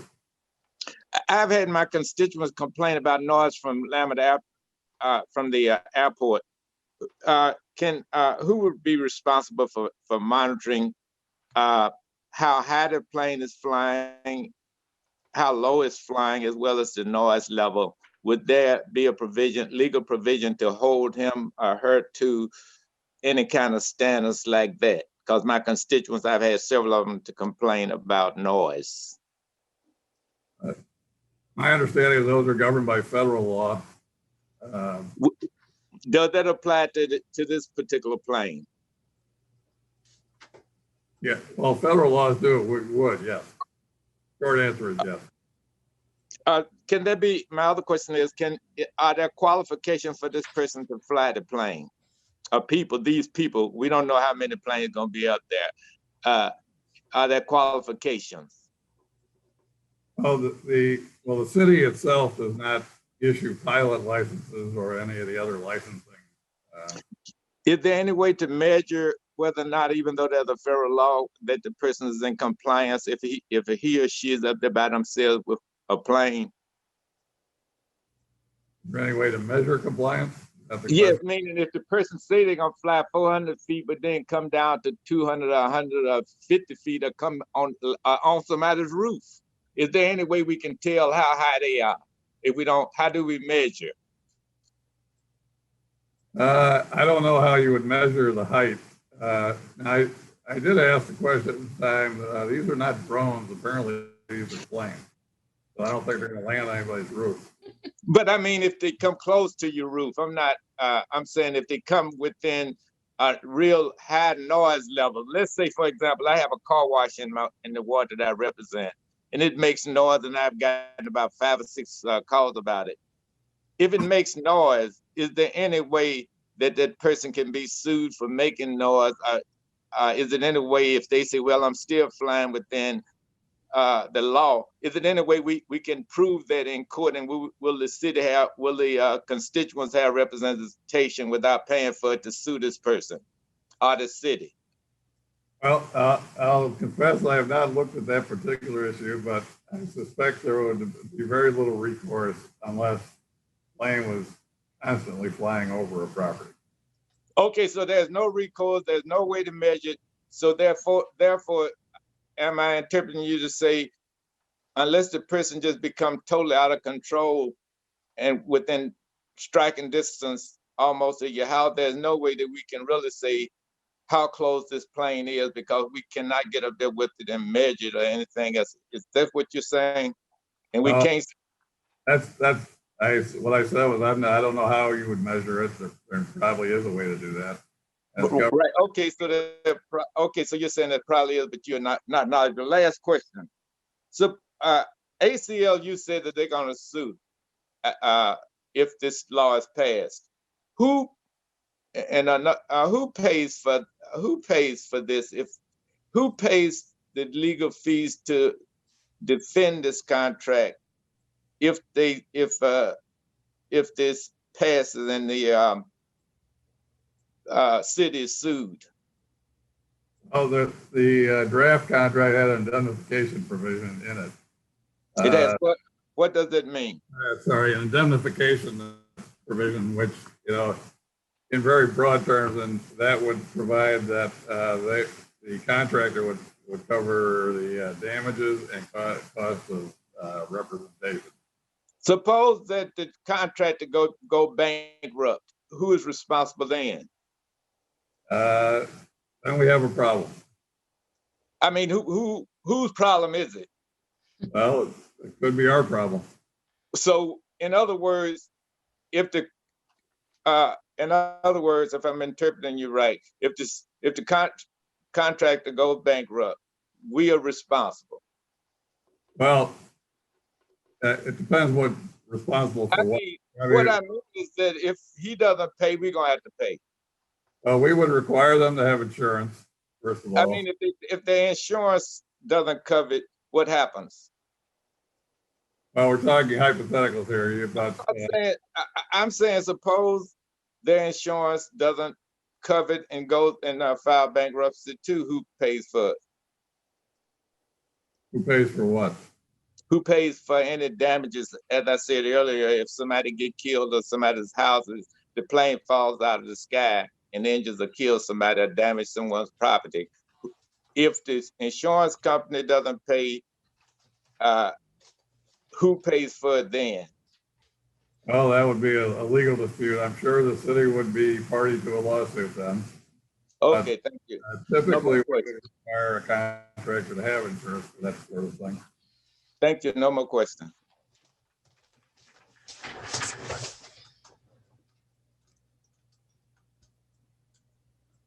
Okay. I'll make clear, I don't have an agenda of like to make this happen or not make it happen.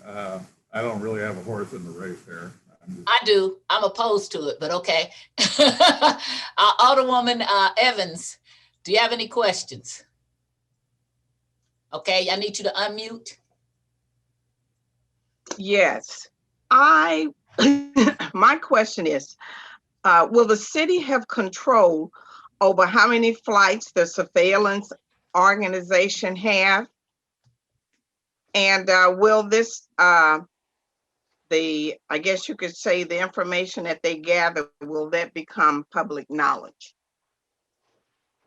I apologize. I don't have the contract in front of me at the moment, but I don't recall any restriction on the number of flights there. And on your second question, I may be wrong about that, but I don't recall that there was a restriction. On the second question, the data would be subject to the Sunshine Law. The Sunshine Law does have a number of exemptions for law enforcement records that would also apply. So it would depend on what's in the material, whether it would be public record. Okay, and I have another question. My question is, who monitors the monitors? Well, monitors of what?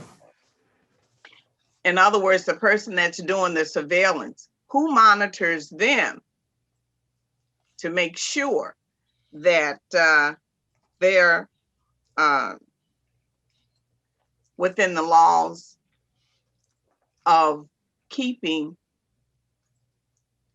the people's rights, you know, not infringing upon the constituents' rights? Well, in a very broad sense, it would be the city who has to make sure that happens.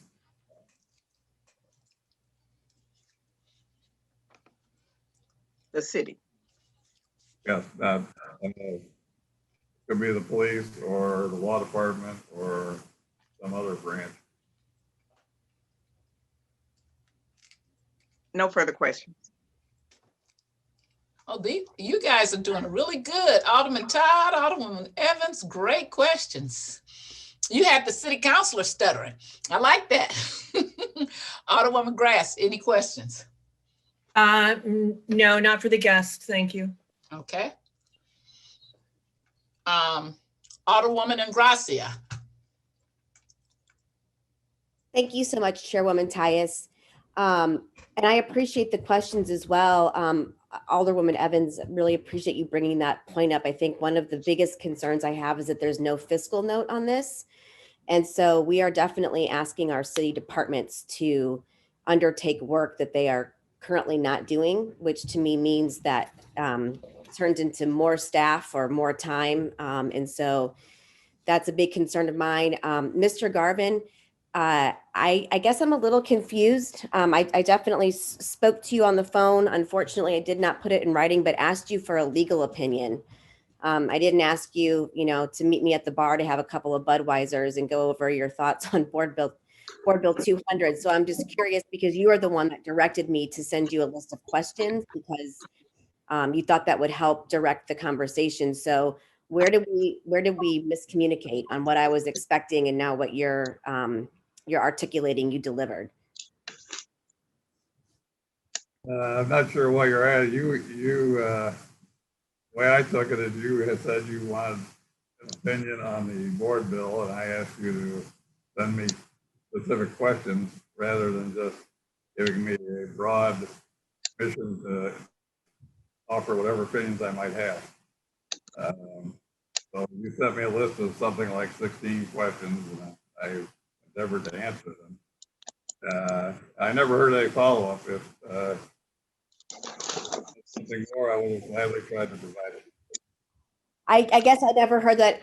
I specifically asked you for a legal opinion, and I didn't hear that there was any issue with what I considered was a legal opinion until we were arguing on the floor of the board on Friday. So I guess in the future, I'll make sure that I put my request in writing. I appreciate the time you spent on it, but it doesn't do me much good if it's not something that we're able to utilize as an actual legal opinion. So I guess I'm pretty disappointed about that. I think I was pretty clear in our conversations. Thank you, Madam Chair. This is the first time you said that. If you had said something earlier, I would have tried to accommodate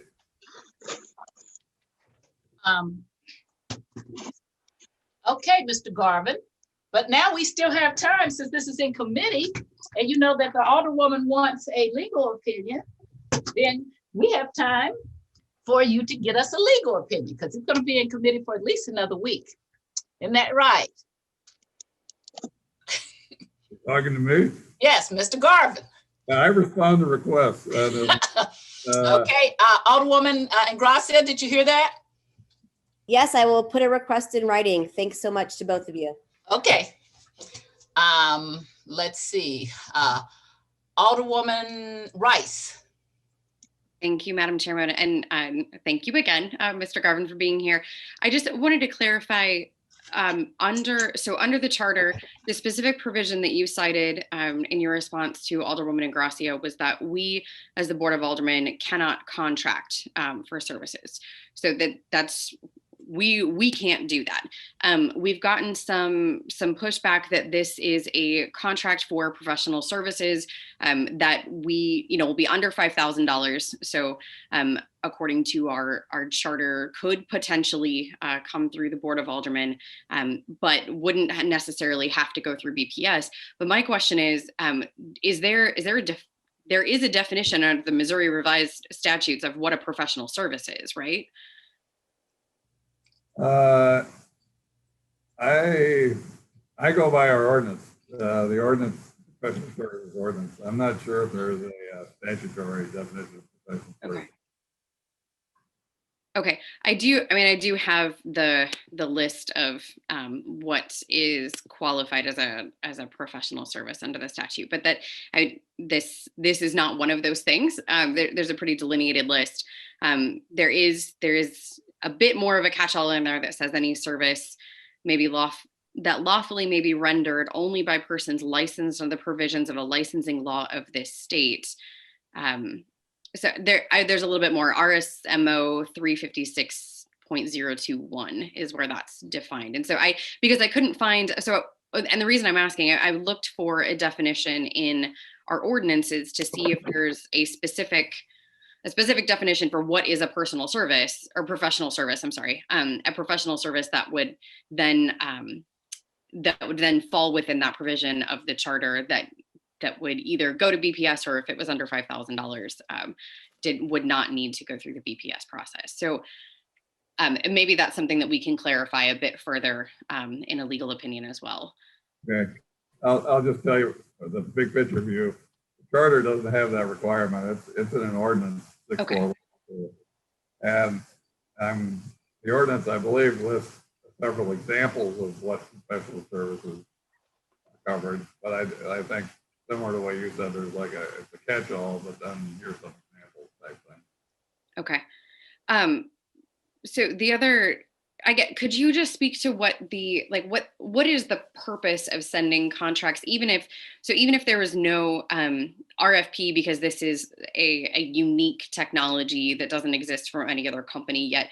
What's the general purpose for sending a contract with the city through the BPS process? Is there a goal that we're trying to meet by sending them through there?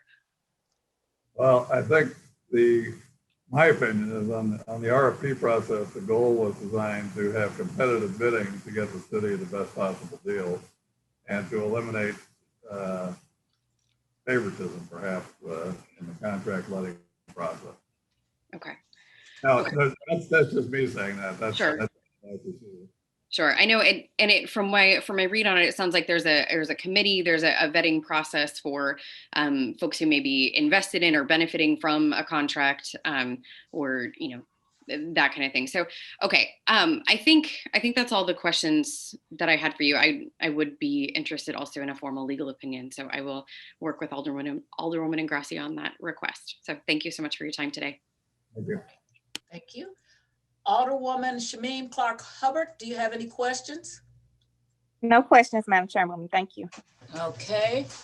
Are there any other Alder people on here that I'm not seeing? Okay.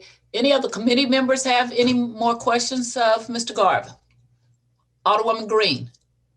She's gone. No, I'm good. Thanks. Okay. Alderman Vaccaro. Good. Alderwoman Evans. No questions. Okay. I don't see Alderwoman Grass. I'm here. Okay. I had to go get a banana because I got low blood sugar. Any questions? Nope. Thank you Okay. very much. All right. Alderwoman Engrossi, any further questions? No, thank you, Madam Chair. Okay. Alderwoman, I would just. I'm sorry, I missed you, Alderman Todd. I would like to ask, wouldn't that be an increase in work for the police, which would also cost more money if we would have to hire additional? We said my question is, didn't we say we are short on police officers? That's one question. But at the same time, in order to look through this data, in order to monitor this spy plane, and to do all of this, we're going to need some additional police officers. So that will actually cost money. My question is, won't it cost more money? Since we have to add more responsibility to the someone to monitor this, that this spy plane is in compliance. If you're asking me, I believe you're correct. I believe the police department will have to collect the data and administer the data and respond to sunshine requests. I believe it will cause more work to the employees. That's my impression from reading the contract. Okay, thank you very much. So thank you. No more questions. I yield back to the Madam Chairwoman. All right, thank you.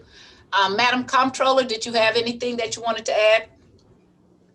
No, I'm good. Thank you. Okay. Well, we got, I appreciate the comptroller. Thank you very much. Always invited to come before this committee. You and the mayor both have seats on the floor of the Board of Aldermen. I value your opinion, so thank you for coming and spending this time. I know you took up quite a bit of your day, but we did need your valuable insight on both of these pieces of legislation. We're going to get back to our regular agenda now. So again, just thank you. I appreciate you. Thank you. Okay. Mr. Garvin, same thing. I appreciate you coming and spending this time with us. We have to get back to our regular agenda. We will be making some decisions about what we're going to do. And you will be hearing from a couple of our members looking for a formal city councilor's opinion. Okay. Thank you. Thank you. I appreciate it. Okay. We're going to get back to our regular agenda. Oh boy. As I said, I got up at 4 o'clock this morning to try to handle this thing. We have a lot of stuff going on, but we did need to have information about these board bills. I did, for those of you who weren't here, I gave a list to the clerk when we started this morning. I had gone through different board bills and there were things that were not attached to the board bills. So I gave her a list so that we could try to get some of that stuff before we got back to our regular board bill. While we were asking questions, we could give the people a chance to send over some of these things that we needed. And the board bills that I sent over were, that I gave her a list was Board Bill 205, page 3 was blank of the fiscal note. Board Bill 206 as amended, the same thing. Let's see here. Board Bill 213, a blank page. Board Bill 215 didn't have a map. Board Bill 30, blank page. Board Bill 21, committee substitutes. No, that was fine.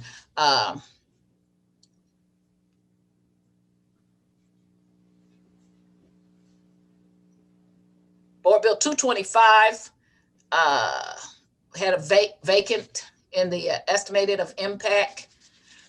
Board Bill 227, the financial statement impact was vacant.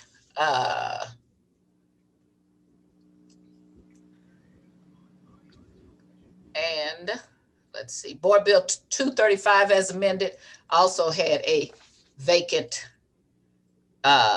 report.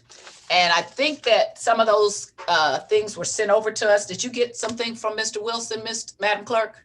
I think they've all been emailed to the committee. It was Terry sent everything out. Okay, let me. And he also attached a map. He said you can see if it's up to your standards on the, that was emailed as well, 215 committee sub. Okay, let me know if that's okay. Okay, before we do that, I held Alderman Boyd's bill because I wanted to know if he wanted to get it done, and it was under the enrollment calendar, and he did want to get it done. So I would like to go back to the enrollment calendar and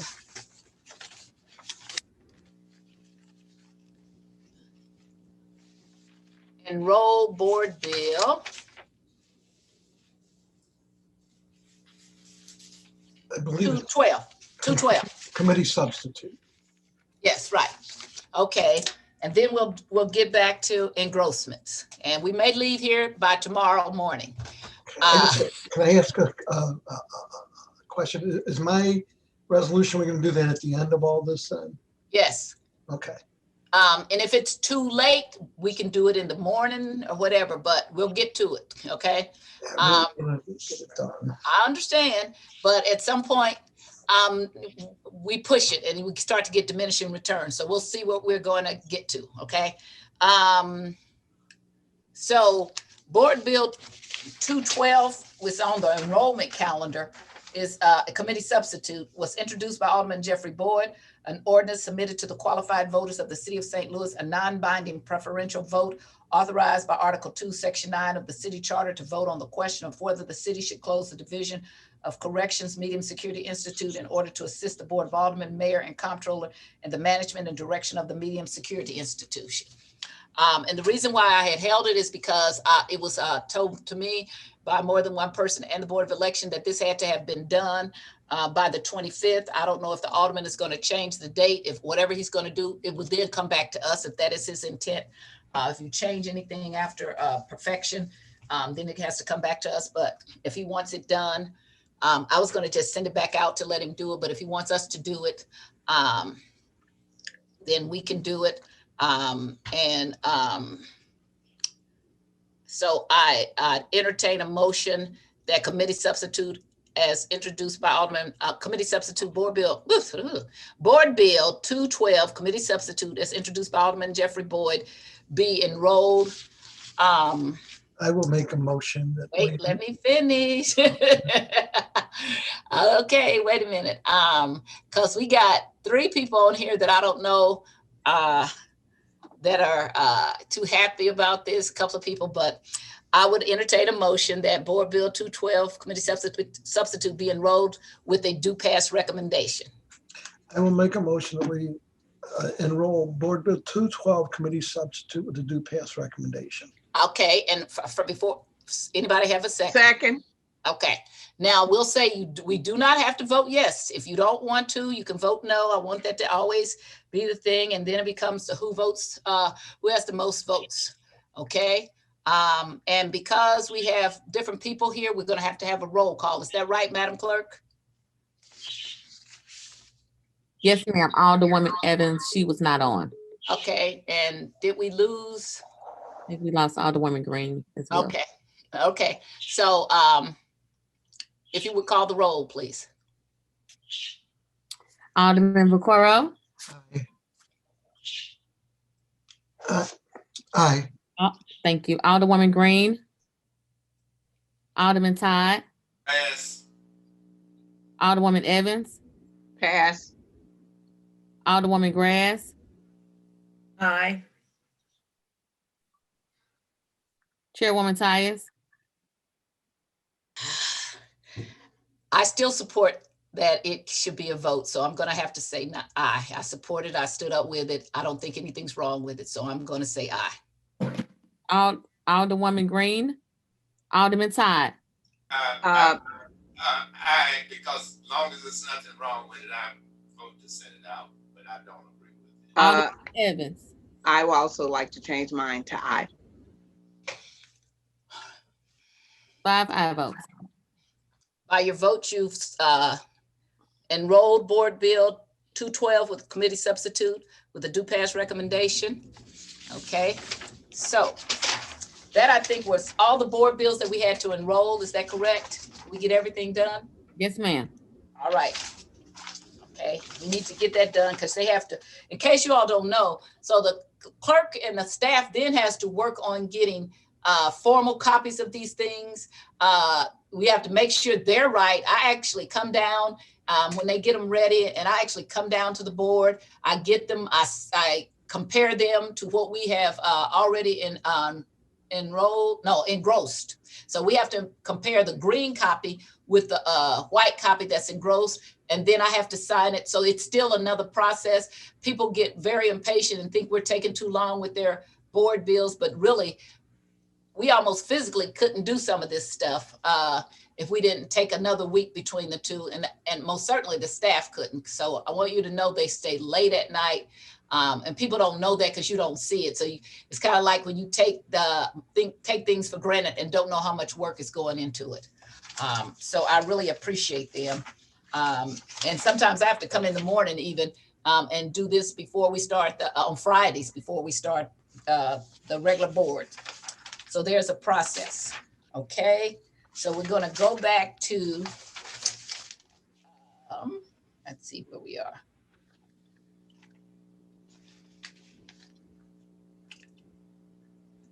I'm going to put Board Bill 200 down to the end because I think there's going to be some more conversation on that. And I want to get through all the things that we can that are pretty easy and simple, and then we'll deal with that. Board Bill 204, introduced by Alderwoman Kara Spencer. This board bill amends ordinance number 64019, dated February 21st, 1997. Ordinance 64019 approved a Chapter 99 redevelopment plan for the Arkansas Chippewa Marine Redevelopment Area. This board extends the time to complete projects in the area to May 1st, 2030. And we are on the engrossment calendar. Let's see, and I made notes for all of this stuff. So I want to say that Board Bill 204 had a blank in the financial estimate part, but if you look, it is from a previous ordinance. So it's not the current ordinance that has a blank. It's an attachment from a previous ordinance that they are they amending? Okay, so that's okay. If it's in, when we attach the previous ordinance, whenever you amend an ordinance or you repeal an ordinance, you have to attach the other ordinance. Well, part of that ordinance had a blank financial estimate and impactment statement. We can't fix that because that's from a previous ordinance. If it's a new ordinance, then we can fix it. But that's just you can't fix history. That was already passed just that way. Does everybody understand that? Anybody have any questions? Okay, so it is okay just the way it is, even with that blank there, because it's just there as a reference to what we are now amending. Alderman Vaccaro, do you have any problems or concerns with Board Bill 204? No, I do not, and I'm fine with previous flow. It might be out for a minute here, but no problem. Okay, Alderman Todd, do you have any problems with Board Bill 204? No, Madam Chair, I don't have any problem with it. Alderwoman Evans, do you have any problem? You got somebody is moving you guys. I don't know what's going on. Somebody will be over here. Then when I look up, they're over here. Alderwoman Evans, you have any problems with Board Bill 204? No problems. Okay, Alderman Grass, do you have any problems with Board Bill 204? No. Okay, I'd entertain a motion that we engross Board Bill 204.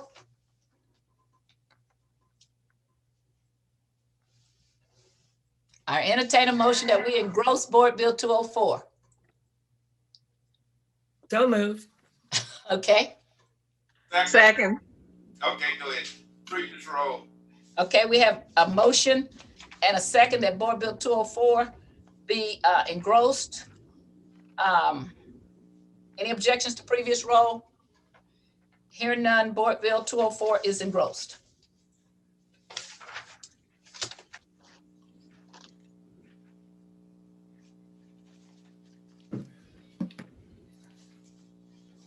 Okay, the next board bill we have is Board Bill 205. I haven't had a chance to look at my emails to see if all this stuff is in there. Madam Clerk, did you say it came from the clerk?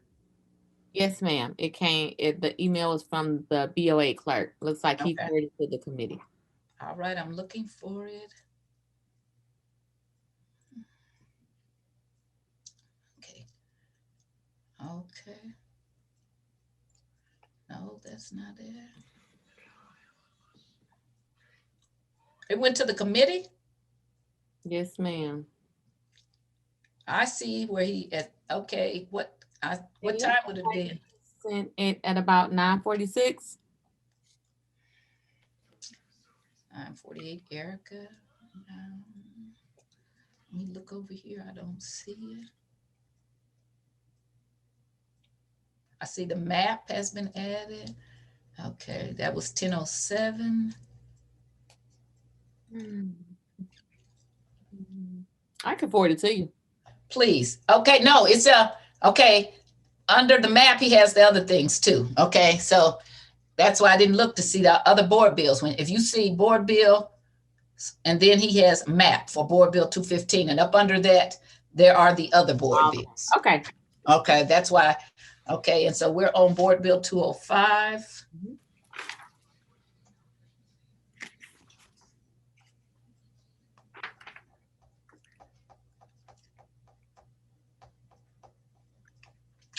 Okay, before us, and before me, and did all of you all get your emails?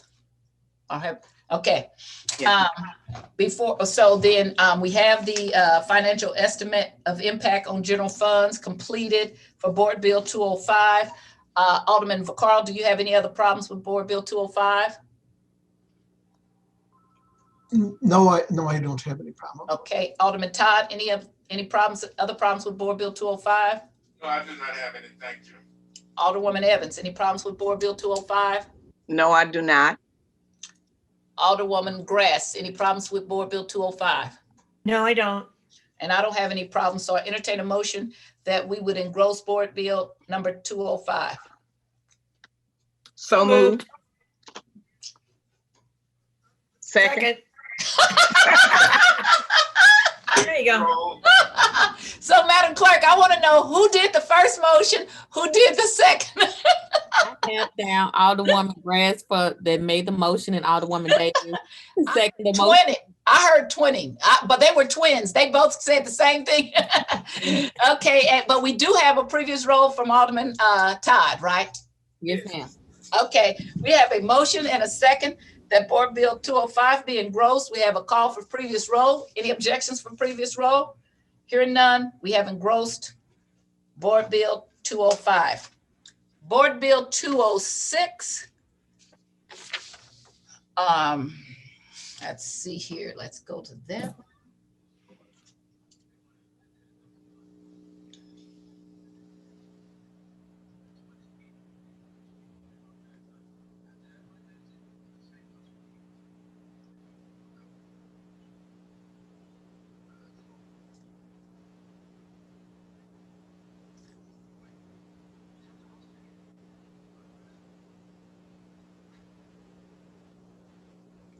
Okay, it's before me, and the financial estimate of impact on general fund is completed. And so Alderman Vaccaro, do you have any further problems with Board Bill 206? No, I do not. Okay, Alderman Todd, any other problems with Board Bill 206? No, I do not. Okay. Alderwoman Evans, any problems with Board Bill 206? No, I do not. Okay, and Alderman Grass, any problems with Board Bill 206? No problems. Okay, entertain a motion that we would engross Board Bill 206. I'll make a motion, we engross Board Bill 206. Second. Previous roll. We have a motion and a second and a call for previous roll that Board Bill 206 is engrossed. Board Bill 206 as amended is the That would be my motion. motion. Yeah, my Okay. motion is amended. Second. Previous roll. And so- Previous roll. Okay, we have a motion and a second that Board Bill number 206 as amended is engrossed. We have a call for previous roll. Any objections for previous roll? Hearing none, Board Bill 206 as amended is engrossed. The next one we have is Board Bill 207. And that didn't have any problems in it that I could see. Board Bill 207 is introduced by Alderwoman Kara Spencer, Alderwoman Christina Ingracia, Alderwoman Heather Navarro, Alderwoman Lisa Middlebrook, Alderwoman Annie Rice, Alderman Jesse Todd, Alderwoman Pamela Boyd, and Alderman Dan Gunther. I'm laughing because they said all these alderwomen, and then it just says, and Dan Gunther, but I'm going to give him his title, Alderman Dan Gunther. Could you please change that, please?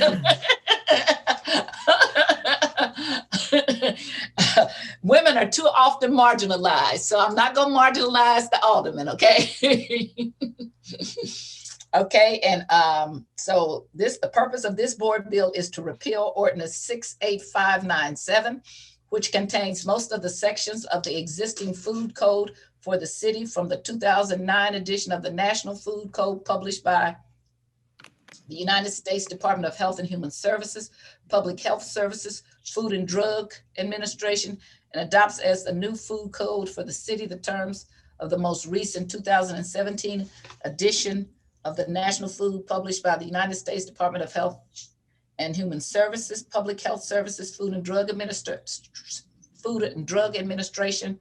with local revisions and amendments. This board bill also repeals Ordinance 71106 and adopts the social justice equity aspect of the revised temporary food service provisions as part of a comprehensive food code. Finally, the board proposes an update for structure to more closely cover cost of the city food control program to go into effect July 1st, 2022. Mouthful. And it's a large bill. Alderman Vaccaro, you have any problems with Board Bill 207? No, I don't. I'm fine. Alderman Todd, any problems with Board Bill 207? No, I do not have any. Thank you. Alderwoman Evans. No problems. Thank you. Alderman Grass. No problems. And I don't have any problems either. I'd entertain a motion that we engross Board Bill 207. I make a motion that Board Bill 207 be engrossed. Second. Previous roll. We have a motion, a second, a call for previous roll, that Board Bill 207 be engrossed. Any objections to previous roll? Hearing none, Board Bill 207 is engrossed. Board Bill 213. Okay, that's here, and we should have, okay, 5, 6, okay.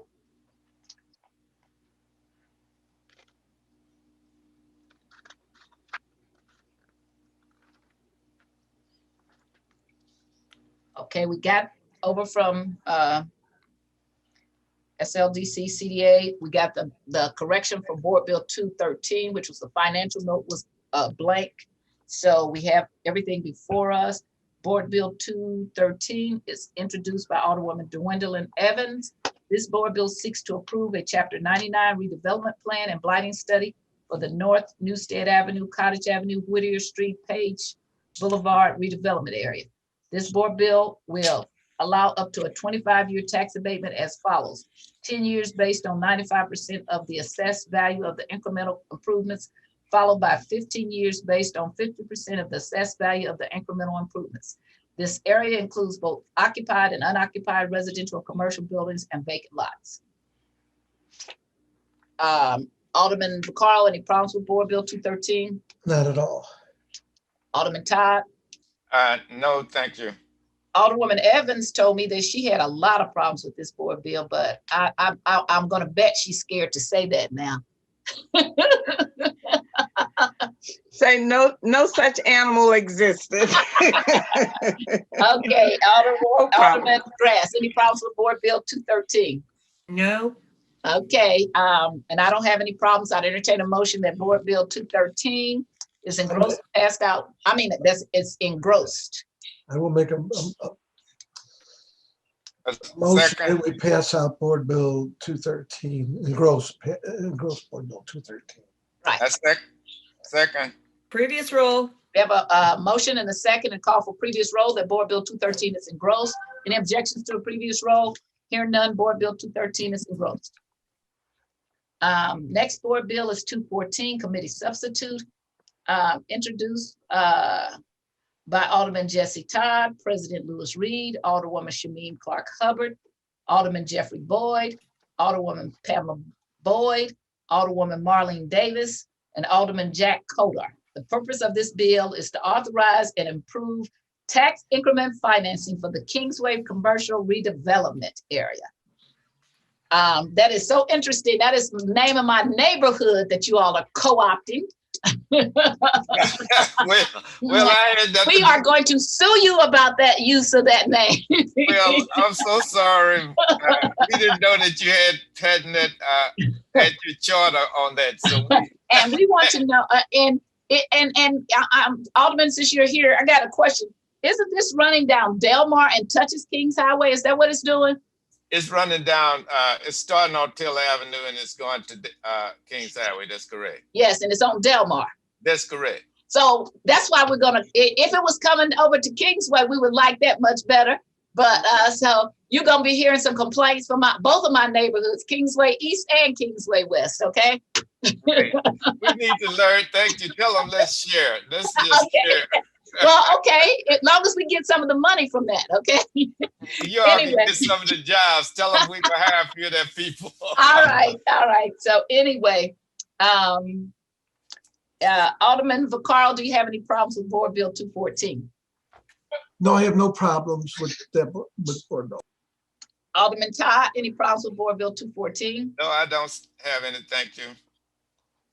Alderwoman Evans, any problems with Board Bill 214? No, I do not. Okay, and Alderman Grass, she's not here. I'm here. Oh, okay. Sorry. No problems. Okay, I'd entertain a motion. My problem is that the word Kingsway, we are going to have a problem about that use, but other than that, Board Bill 214 is a TIF, and that's my other problem. I am telling you now, Alderman, I am going to vote for it out of here, and then I'm going to be voting present. That's the closest I can get on a TIF, okay? Is present, not opposed to it, because I know what's going on, but I don't want to hear the school board talking about all our TIFs and tax abatements anymore. Okay, then, since you brought up tax abatement, the Todd plan, as you and I have talked about it for more than 10 years ago, TIF is not the only problem. I'm gonna defend TIF.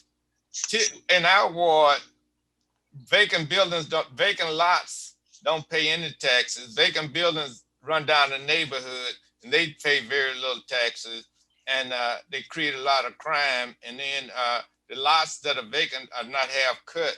And so in the future with TIF, the school board will get taxes. And also the reason they're closing schools is because of, first of all, the tax that passed many years ago by the citizens of the state of Missouri voted to lower the class sizes, and the politicians up there in Jeff City came right back around, took all the money and bounced the budget because of all those prisons they were building out there in the rural areas to lock mostly black people up. So the other thing about this, excuse me, Mayor, I leave that alone. I'm gonna stay with TIF. The other thing about TIFs. Wait a minute, hold on just a minute. I'm just hold on just a minute. Okay. I'm sorry. No, hold on. He did a point of order. He gets to. Yes, ma'am. Are you okay? Moving on. My point of order is that he would stay germane. I mean, this meeting is going to go on forever if we all sit down. Okay, then. Thank you. If we debate everything. Okay. That you know, for. Well, he said he was going to get back on. So is that okay with you?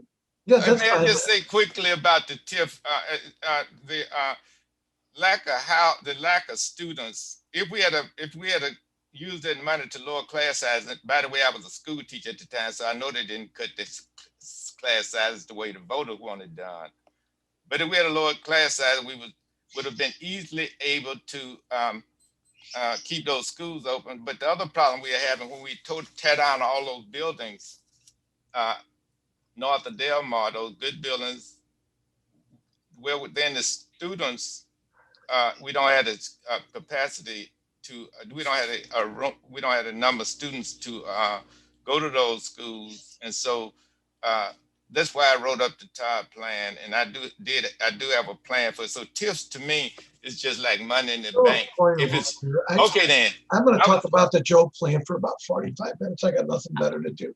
Okay, So, wait. Let's talk about the Joe plan. Hold on. No. Hold on. Your point of order is that he is out. He's not germane. Okay. Right. Well taken.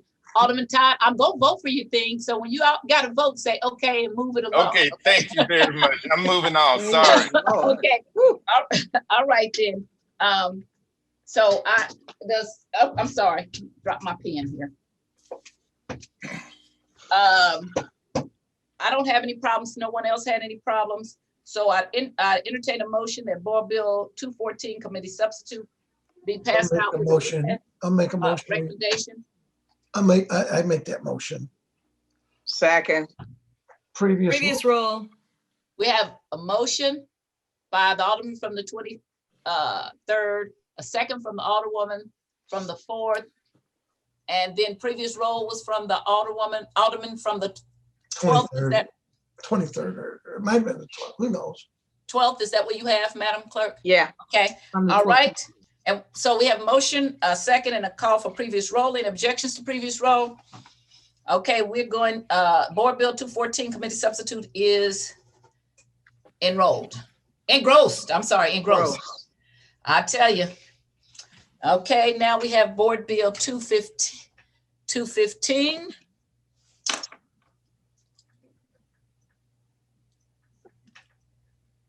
All right, and I think we had something sent on to, let me see, 215. Was no map. I think they sent a map. What did they say? Okay. Yep, that's the map from the other piece. Okay, so there was a map that was sent over. Okay, let's see. And these are companion pieces, I believe. Board Bill 215, committee substitute, introduced by Alderman Jesse Todd, President Lewis Reed, Alderwoman Shameen Clark Hubbard, Alderman Jeffrey Boyd, Alderwoman Pamela Boyd, Alderwoman Marlene Davis, and Alderman John Coder, authorizes the redevelopment agreement with the developer in order to implement the project being comprised of 5 sub-projects and enable developer to carry out the redevelopment plan. Alderman Vaccaro, any problems with Board Bill 215? No, I do not. I'm good. Alderman Todd, any problems with Board Bill 215? No, I don't have any problem. Thank you. Okay, Alderwoman Evans, any problems with 215? No problems.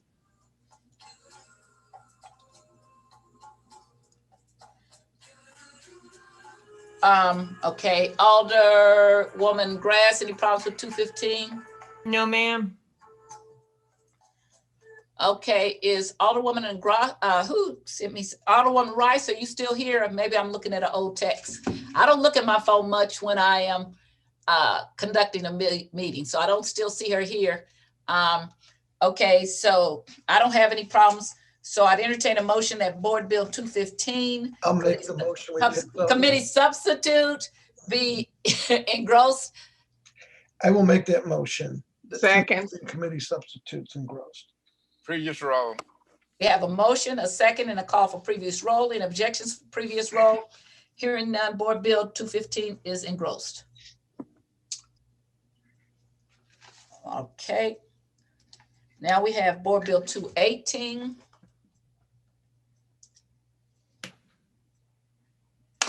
That didn't have any problems. It's introduced by Alderman Jeffrey Boyd, an ordinance recommended by the Board of Public Service of the City of St. Louis, the Board of Public Service establishing multiple public works and improvement projects within the City of St. Louis. Any problems with Board Bill 218? Alderman Vaccaro? No problem. Alderman Todd? No problem. Thank you. Alderwoman Evans? No problem. Alderman Grass? No problem. Okay, I'd entertain a motion that Board Bill 218 be engrossed. I'll make a motion, we engross Board Bill 218. Second. Previous roll. Got a motion and second and call for previous roll. Any objections to previous roll? Board Bill 218 is engrossed. Okay. Board Bill, let's see, 220. Okay, I think that they completed what we needed to be completed. They did. Board Bill 220 also had a vacant financial estimate of impact in general funds. They have completed that. Alderman Bacall, do you have any other problems with Board Bill No, 220? I'm good. Okay. Alderman Todd, any problems with Board Bill 220? No, I don't have any problem. Thank you. Okay. Alderwoman Evans, any problems with Board Bill 220? No problem. And Alderman Grass, any problems with 220? No. Okay. So I'd entertain a motion that Board Bill 220 be Engross. passed out. I will make a motion that we engross Board Bill. Let me do my spiel. I'm not taking it. I'm moving it, okay? Board Bill number 220 be engrossed. Okay, now. I will make a motion, we engross Board Bill 220. Second. Previous roll. Have a motion and a second that Board Bill 220 be engrossed. Call for previous roll. Any objections? Hearing none, Board Bill 220 is engrossed. Okay. So I want to keep going with everything that's, because I don't know how I'm going to vote on 221. So I'll put that down to the last because I might be voting present and I want to just keep rolling. So we'll come back to 220 and 221 at the end. Board Bill 225, introduced by Pam Boyd, Alderman Jeffrey, introduced by Alderwoman Pam Boyd, Alderman Jeffrey Boyd, Alderwoman Marlene Davis. This board bill seeks to approve a Chapter 99 redevelopment plan and blighting study for the Riverview Boulevard, West Florissant Avenue, Lillian Avenue, Alcott Avenue redevelopment area. This board bill will allow up to 25 years tax abatement as follows: 10 years based on 95% of the assessed values of the incremental improvements, followed by 15 years based on 50% of the assessed value of the incremental improvements. This area includes both occupied and unoccupied residential and commercial buildings and vacant lots. And let's see here. I think they got us what we needed with this board bill. They do. So we do have a financial estimate of impact of general revenue completed. I'd entertain a motion. I'm sorry, Alderman Vaccaro, do you have any problems with board bill? No, no problem. No, I don't have any problem, Madam Chair. Thank you. Alderwoman Evans? No problem. Alderman Grass? No problems. Okay, I'd entertain a motion that board bill 225 be engrossed. I'll make a motion, we engross Board Bill 225. Second. Previous roll. Previous roll. We have a motion and a second and a call for previous roll that board bill 225 be engrossed. Any objections to previous roll? Hearing none, board bill 225 is engrossed. Board bill 227, introduced by Alderwoman Tamika Hubbard, an ordinance improving a blighting study and redevelopment plan for 1319 and 1321 Benton Street and 2500 North 14th Street redevelopment area. And let me see if that was one that had a problem. Yes, it was. And they sent over, they sent this over. It's filled out. Alderman Vaccaro, do you have any more do you have any other problems with board bill 227? I do not. Alderman Todd? No, I don't have any problem. Thank you. Alderwoman Evans? No, I do not. Alderman Grass? No, I do not. I entertain a motion. I don't have any problems. I entertain a motion that board bill 227 be engrossed. I'll make a motion, we engross Board Bill 227. Second. Previous roll. Have a motion and a second and a call for previous roll. Any objections to previous roll? Hearing none, board bill 227 is engrossed.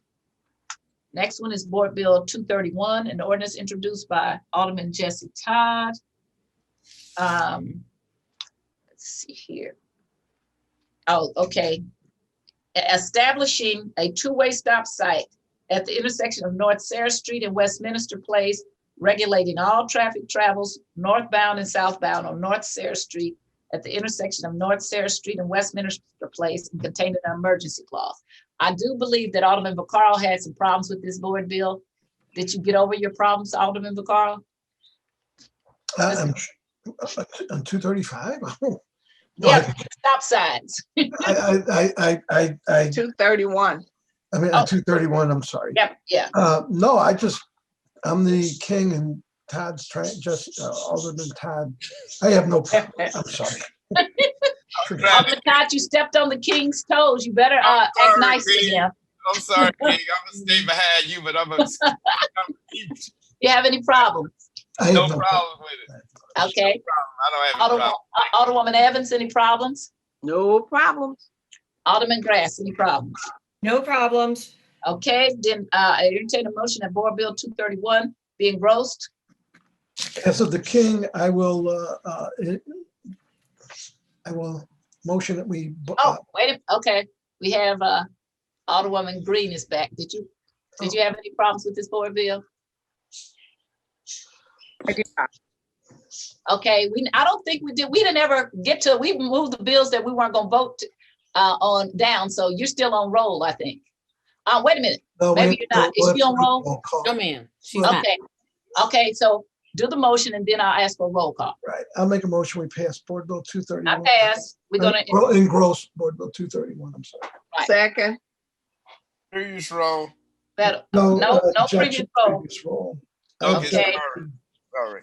No problem. So we have a motion and second that Board Bill 231 be engrossed. Madam Clerk, would you call the roll, please?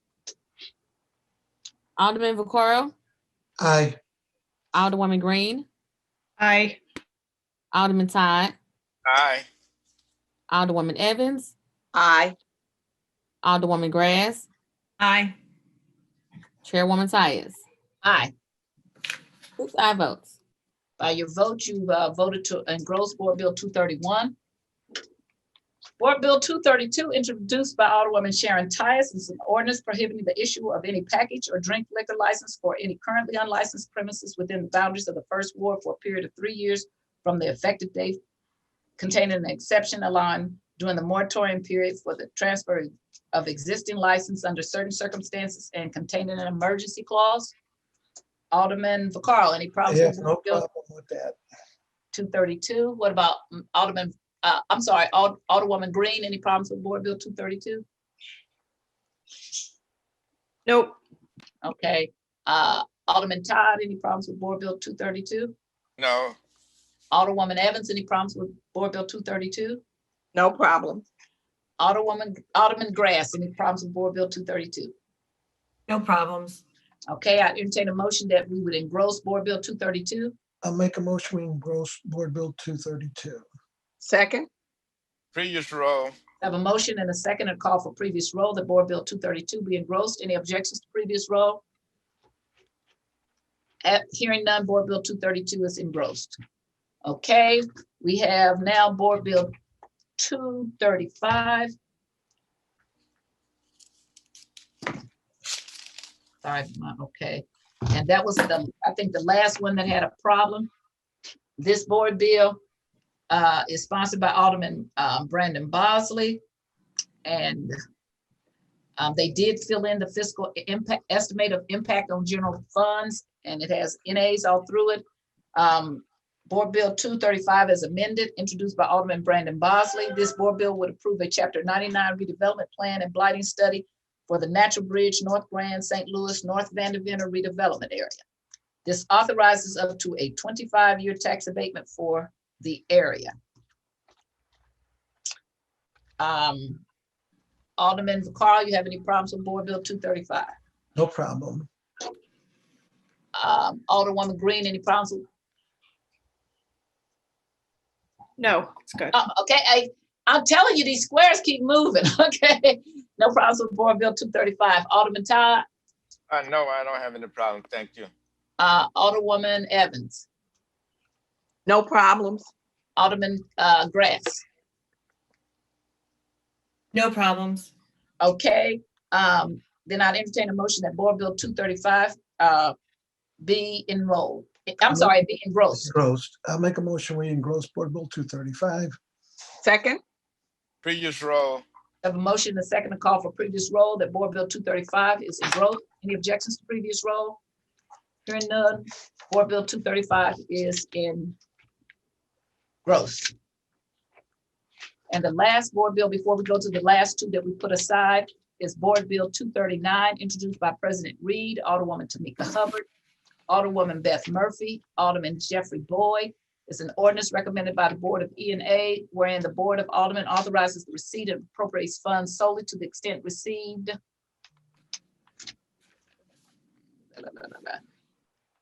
Appropriated by the U.S. Congress to the Department of the Treasury under the House of Representatives Bill 133 for emergency rental and housing assistance payments by local government for emergency health purposes under the United States Department of Health and Human Services Grant Program, and for the Low-Income Housing Drinking Water and Wastewater Emergency Assistance Program, and containing an emergency clause. I am going to vote present on this. As many of you all have said before, I'm a landlord. I don't know if any of my tenants might need to apply for this, so I don't want to be on record as having voted for this. I'm also going to turn something into the clerk. I don't have any specific conflict of interest right now, but it could be a conflict of interest. So I want to make sure that I go on record the way we're supposed to. And so I'm going to vote present, and I will write a note to the clerk as we're supposed to do if there's a possibility of a conflict of interest. So I would ask that our vice chair handle this so that I stay right out of it, if that's okay with you. And we're just engrossing. That is fine by me. And I want a roll call so I can vote present. Okay, I will entertain a motion to engross Board Bill 239. I will make a motion that we engross Board Bill 239. second, Previous roll. Objection to previous roll. Madam Clerk, if you could please call the roll. Alderman Vaccaro, Aye. Alderwoman Green, Aye. Alderman Todd, Aye. Alderwoman Evans, aye. Alderwoman Grass, Aye. Chairwoman Tyus. Present. 1 voting present and 5 aye votes. I vote you sustain the motion to engross Board Bill number 239. I will hand it back over to Madam Chairwoman. Thank you very much. I appreciate it. Okay, so that leaves us with 2 board bills, and that is Board Bill, 221 and Board Bill 220. Is it, what's the other one? 202, I gotta. We already did 220.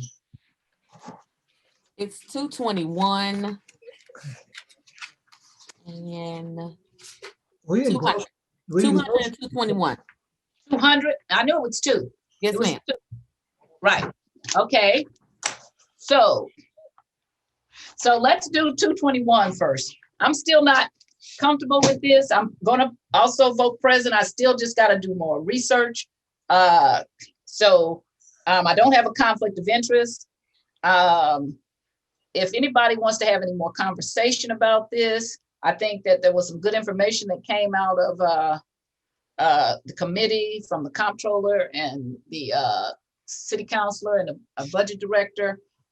So I am still pondering what to do on this one. And so I'm not even comfortable voting. I'm going to be voting present again.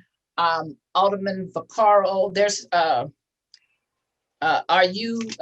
you have any problems with Board Bill 221? Not at Or any all. questions or anything you want to say about it? No, I'm on board with it, so Okay, I'll get it to the floor. okay, 221 committee substitute as amended, rather. Right. Alderman Todd, how about you? No, I don't have any problems. Thank you. Okay, Alderwoman Green, I'm sorry, I'm not together today. No problem. I'm okay. Thanks. Okay, Alderwoman Evans, you have any concerns or problems? No problem. Any comments? Okay, and Alderwoman Grass, any concerns or comments? Neither. I'm fine with it. Okay, then I'd entertain a motion that we engross Board Bill 221. I will make a motion we engross Board Bill 221 committee substitute as amended. Oh, thank you. You're much better than me because I'm like this stuff. I got it all. I'm right. Okay. You need a second? And I'll call for previous roll then, because I know you're the one in the. Right, that's great. Okay, there's been a motion and a second that Board Bill 221 committee substitute as amended is engrossed. There's been a call for previous roll. Any objections for previous roll? Hearing none, by your vote, you've engrossed Board Bill 221 committee substitute as amended. Okay.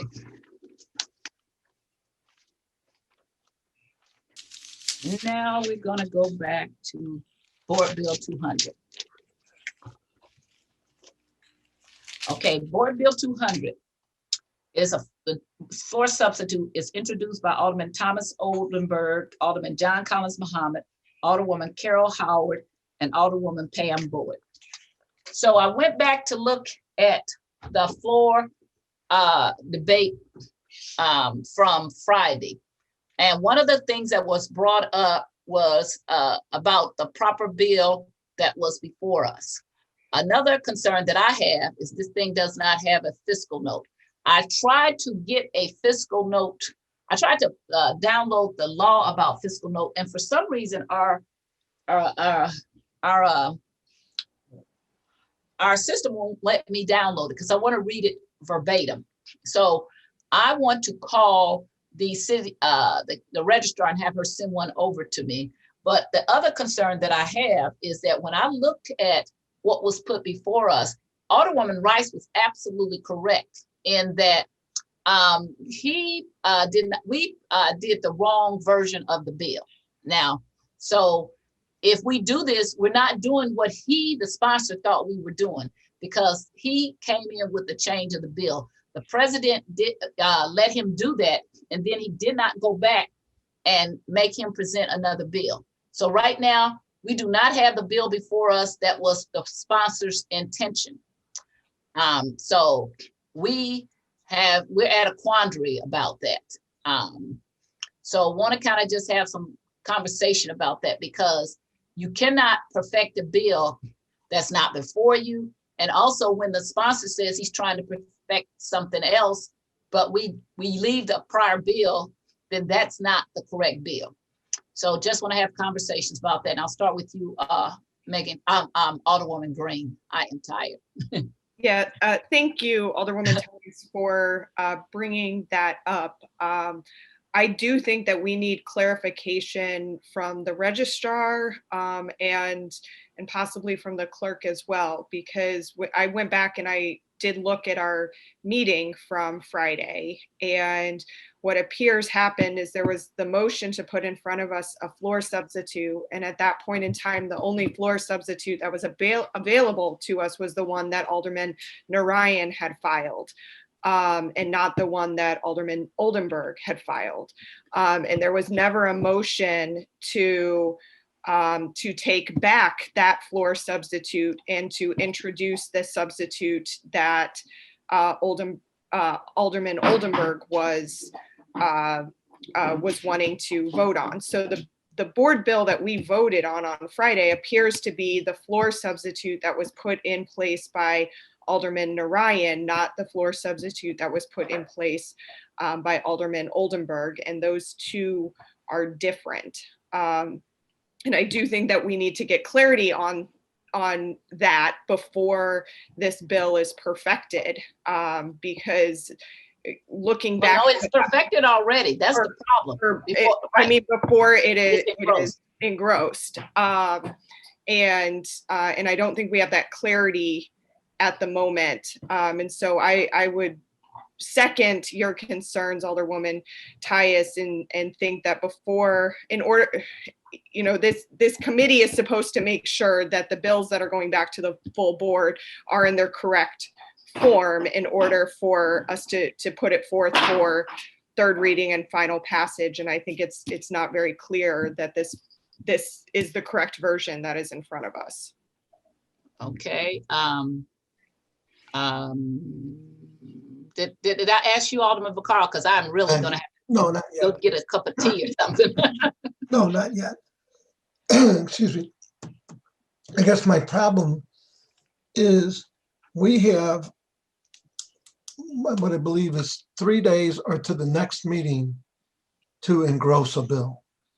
And we can't really put our own opinions in it. If there's a problem with the bill that's in front of us, we would have to show where that problem is. Otherwise, we're you know, we're on the wrong side then, because we have, you know, under our rules now if you want to, you know, but you know, we have to look at the bill that's in front of us and engross it or not based off the bill, not based off of whether we feel it's the right bill, the wrong bill. It's the bill that was perfected and sent, and then we have to either find fault in that bill, not fault that we didn't like the way the bill was done, but we have to find fault in the bill and then send it back, which we would have to have done within 3 days or by the next Board of Aldermen meeting. And that's my concerns. I think we have to look at it, and if we don't find fault in it, we have to engross it, whether we feel one way or the other. We can only look at the bill that's in front of us. Now, whatever you want to do past that, I don't know, but that would be the problem that I have under our rules. If the bill that's in front of us, it was passed by the majority of the Board of Aldermen, is in front of us, whatever that bill is, we have to only consider the bill in front of us, not consider we didn't like the way it was presented or we feel like it's the wrong bill in front of us. We have to see if there's a problem in the bill as it's presented to us, then we have to send it back for corrections to the bill, not a revote, not anything else. So I think we're, you know, I think if you're going to do that, you better find fault in the bill that's presented to us. Otherwise, we're negligent in doing what we're supposed to do. Just saying. Okay, that's your opinion. Anything else? No, that's it. Okay. I will say I disagree with that interpretation. The whole point is, first of all, the sponsor probably did not want Alderman Ryan's bill in front of him. Okay, so that was a mistake that was done by the president. I think that we're supposed to catch and make sure that our rules are followed, and that that is not just is every I dotted and T crossed. Did we follow our rules? The other concern is also about, should we have a fiscal note attached to this, which the city councilor came and said that it's going to cost money. So I think that engrossment is more than just is every comma in place. Okay? And so we can send it back. I know that. To say that they need to put the engrossment part in. You mean but it's just going to come right back to us again. And that they put it, I'm sorry, they put the fiscal note. Right. Oh, I know. Okay. But I'm saying also, if I were he, and it's my bill, if I wanted a certain way, because you're going to have to perfect it. I'm going to perfect it with what I wanted. Right now, it's like if you sponsor a bill and accidentally my amendment is on there in front of it, okay, and it gets passed like that, that's not the bill that you were sponsoring, is what I'm saying. So I don't disagree, but it was the bill that the majority voted on. Now, we can send it back because it doesn't have a. I don't think it was done properly before us. So I just want to say that. Alderman Todd, do you have any thing you want to say on that? Yes, first of all, I agree with Alderman Vaccaro. Is that I thought our main function was to find fault. However, I thought we also were responsible for having a fiscal note in front of us, as well as a fiscal note.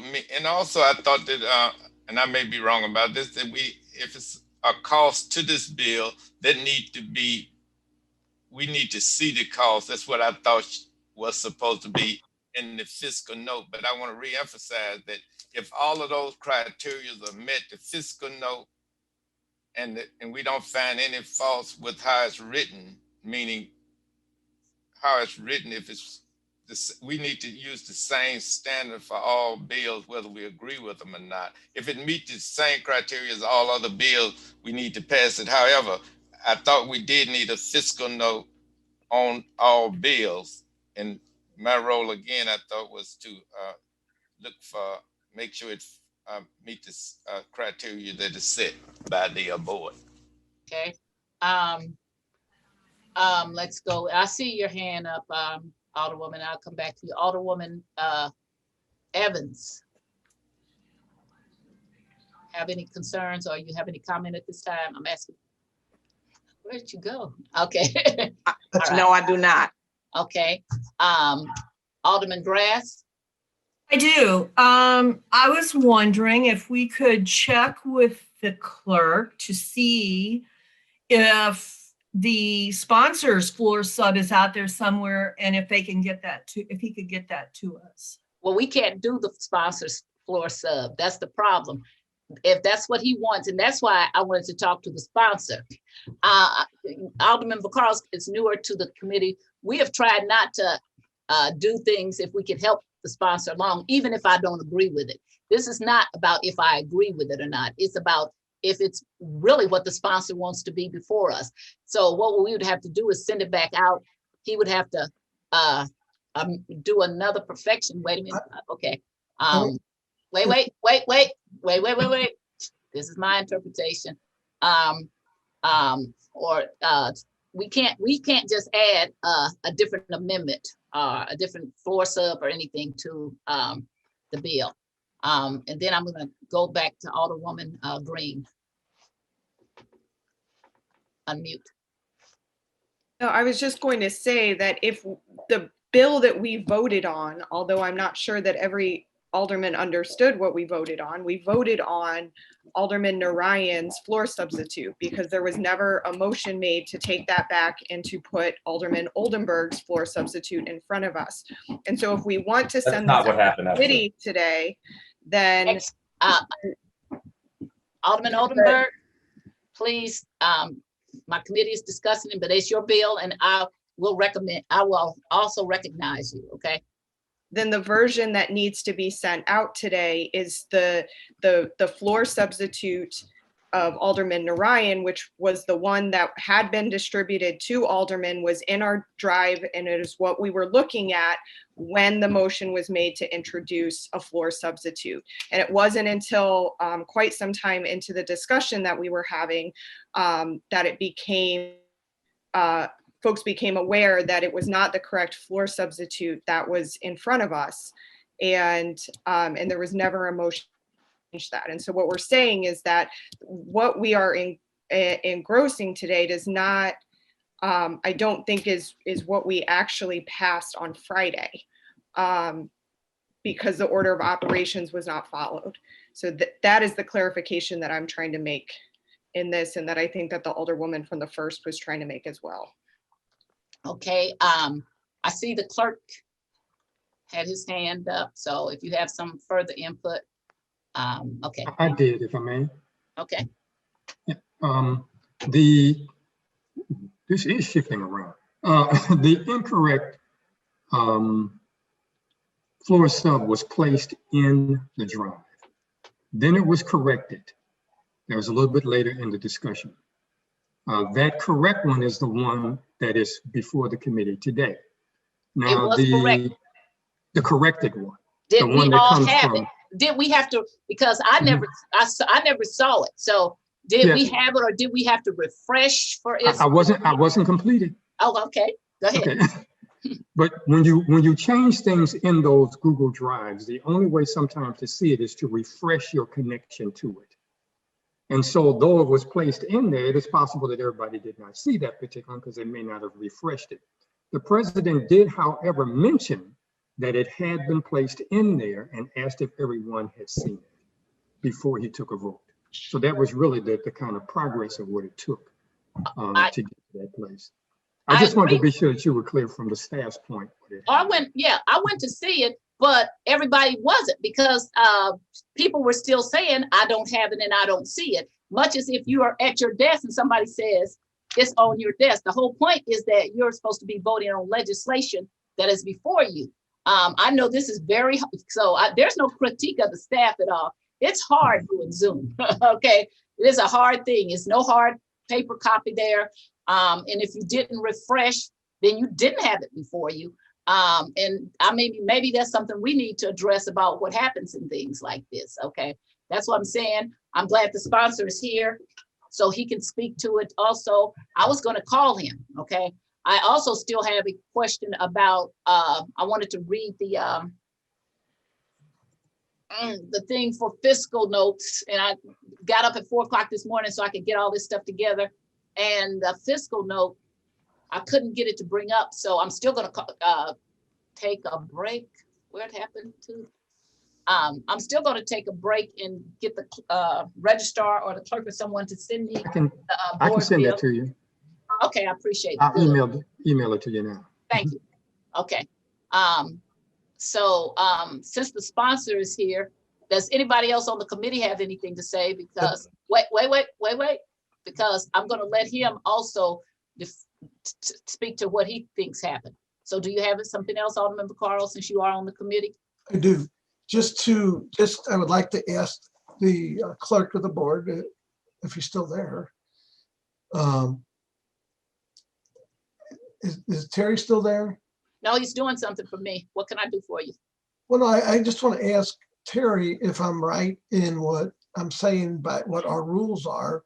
The clerk is not the chair of the rules. I want to stop you right there. The clerk is not the chair of the rules. The chair of the rules is Sharon Tice. So you can ask him, but I am the final say in the chair of the rules. Thank you very much. Now, you made that statement pretty clear when you sat on the floor and said, in fact, it's in our rules, not the president, but the chair of rules is the last say of rules, not the president, okay? That's what people think, like they think that the city councilor works for the mayor, but our charter says the city council before the mayor works for the board of aldermen. So it is not the president that is the charge of rules, and it's not the clerk. So you may not ask him that. He is not the final say. I would like to have got his opinion on whether I'm correct in what I'm saying. No, you cannot. Anything else? That's fine. Thank you. Okay. Alderman Oldenburg, can you unmute? Okay. Can you unmute? Can you hear me? Yes, thank you, sir. Thank you, Madam Chair. Let me say this. I'm not trying to kill. I want to make sure we have the right thing before us, okay? Sure. Okay, I voted against it, but I still don't try to cheat. I don't want us to go through a process. I've been here where we've had to vote on big item things because we did not follow the rules, okay? I believe your intentions are pure and trying to keep within the guidelines of the rules. I'm not suggesting otherwise. Okay, go ahead and tell me what you think happened, or if you have others. I actually brought this up to the clerk a handful of days prior to last Friday's perfection meeting, or vote on this rather, because I was concerned about confusion, because I looked into Google Drive and saw a floor substitute from the alderman from the 24th ward. I had submitted a floor substitute as well prior to that, and I said this could get confusing if the alderman from the 24th ward wants to introduce a floor substitute. How do you know if it's the 24th ward floor substitute or the 16th ward? I suggested rather that the clerk communicate then to the 24th ward alderman and say maybe he should couch his changes as amendments. It would be probably easier. The rules, of course, are silent to that. The clerk didn't think he needed to do so. So I said, okay, well, this might get a little confusing. I reached out to the alderman from the 24th ward, and we didn't communicate necessarily on whether he was going to introduce his floor substitute. I introduced a floor substitute, which I thought would be the one that I placed in the Google Drive, or rather that the staff placed in the Google Drive, would be the one before us. I think incorrectly, the one that got emailed to everybody or placed in the drive, I can't remember, both might have happened, was the 24th ward's floor substitute. So I think before the vote, though, my recollection is the correct floor substitute, which was my original one, was then placed in the drive, and I think the email was distributed to everybody as well. And I think even there was a statement prior to the vote by the president, could have been afterwards, that said no, that the alderman from the 16th ward floor substitute was in fact before everyone. So I honestly, I think this is really where there was just a little confusion by the wrong document being placed in a Google Drive. So I don't think that mistake should relitigate what people were voting on. I think everyone knew what they were voting on. I mean, I certainly did. So have you went back to look at the actual board hearing? Have you gone back and looked at that? No, the recorded version? Yes. I have not, no. Right. Okay. So, like I said, I'm just like, because if we really did do the wrong version, let's just say that, that's not what you want. That's what I'm saying. You want your version, right? You do not want Alderman Narayan's version. Is that correct? Well, of course. Okay. And I'm happy to distribute the email correspondence that I laid out to the clerk saying, this is the floor substitute that I want in the Google Drive. I think that in fact will prove that that's the floor substitute I was introducing, and that in fact is the floor substitute we were debating, not another version from another alderman. I'm happy to forward that with the date that's far days in advance of the perfection debate, discussion, and vote.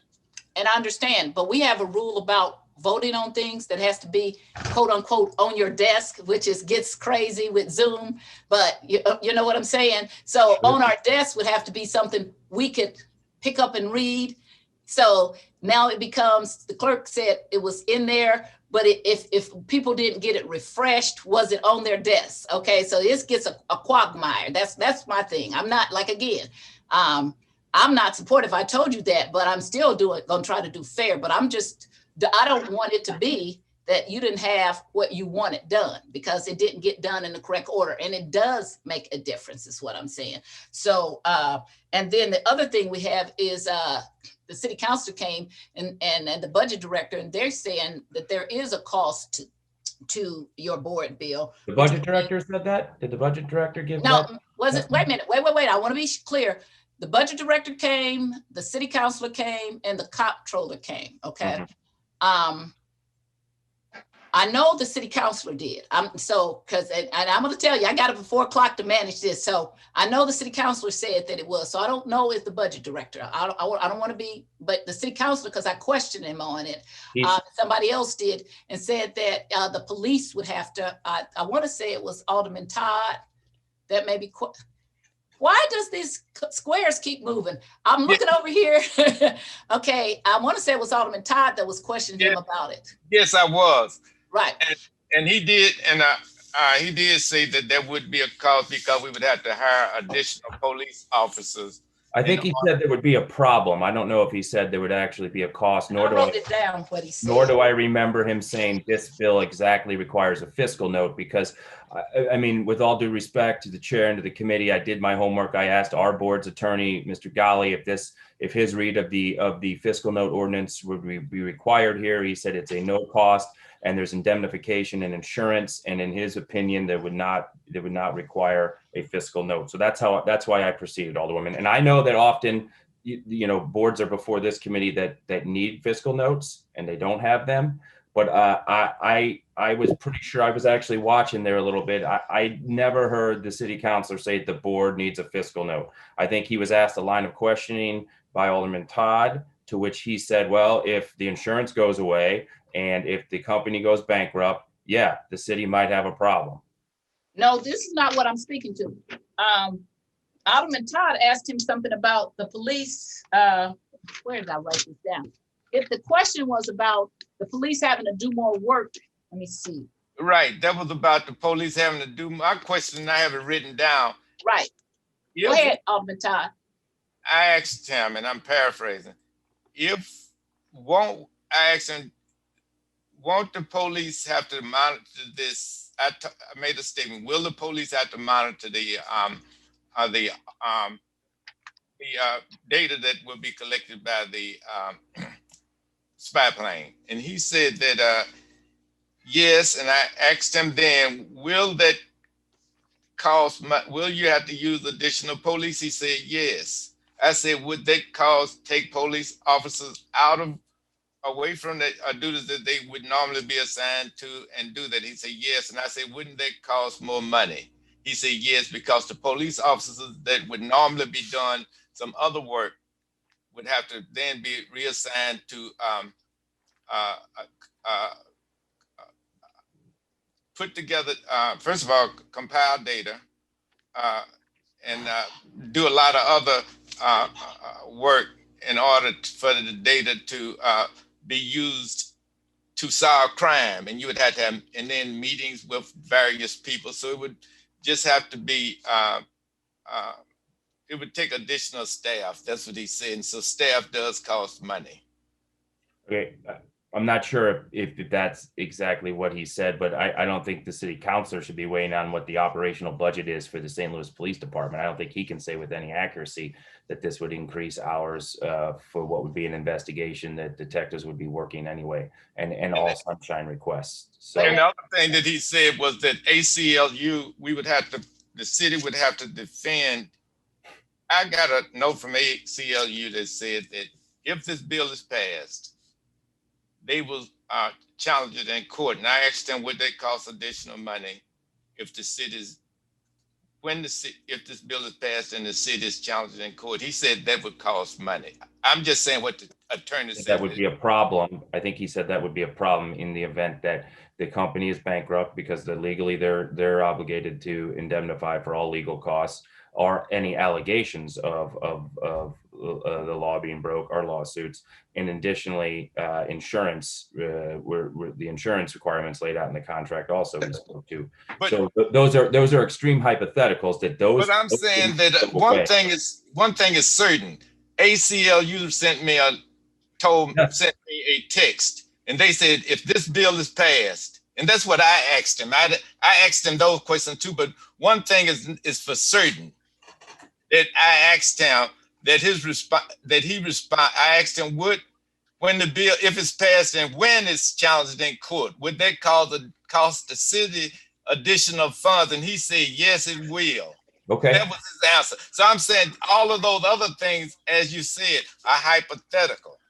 But I'm saying the fact is that he said, the lawyer, and I'm only quoting him, is that he said it will cost the city additional money when it is challenged in court. And I asked a person to send me information because I wanted it to be a fact that ACLU will challenge it.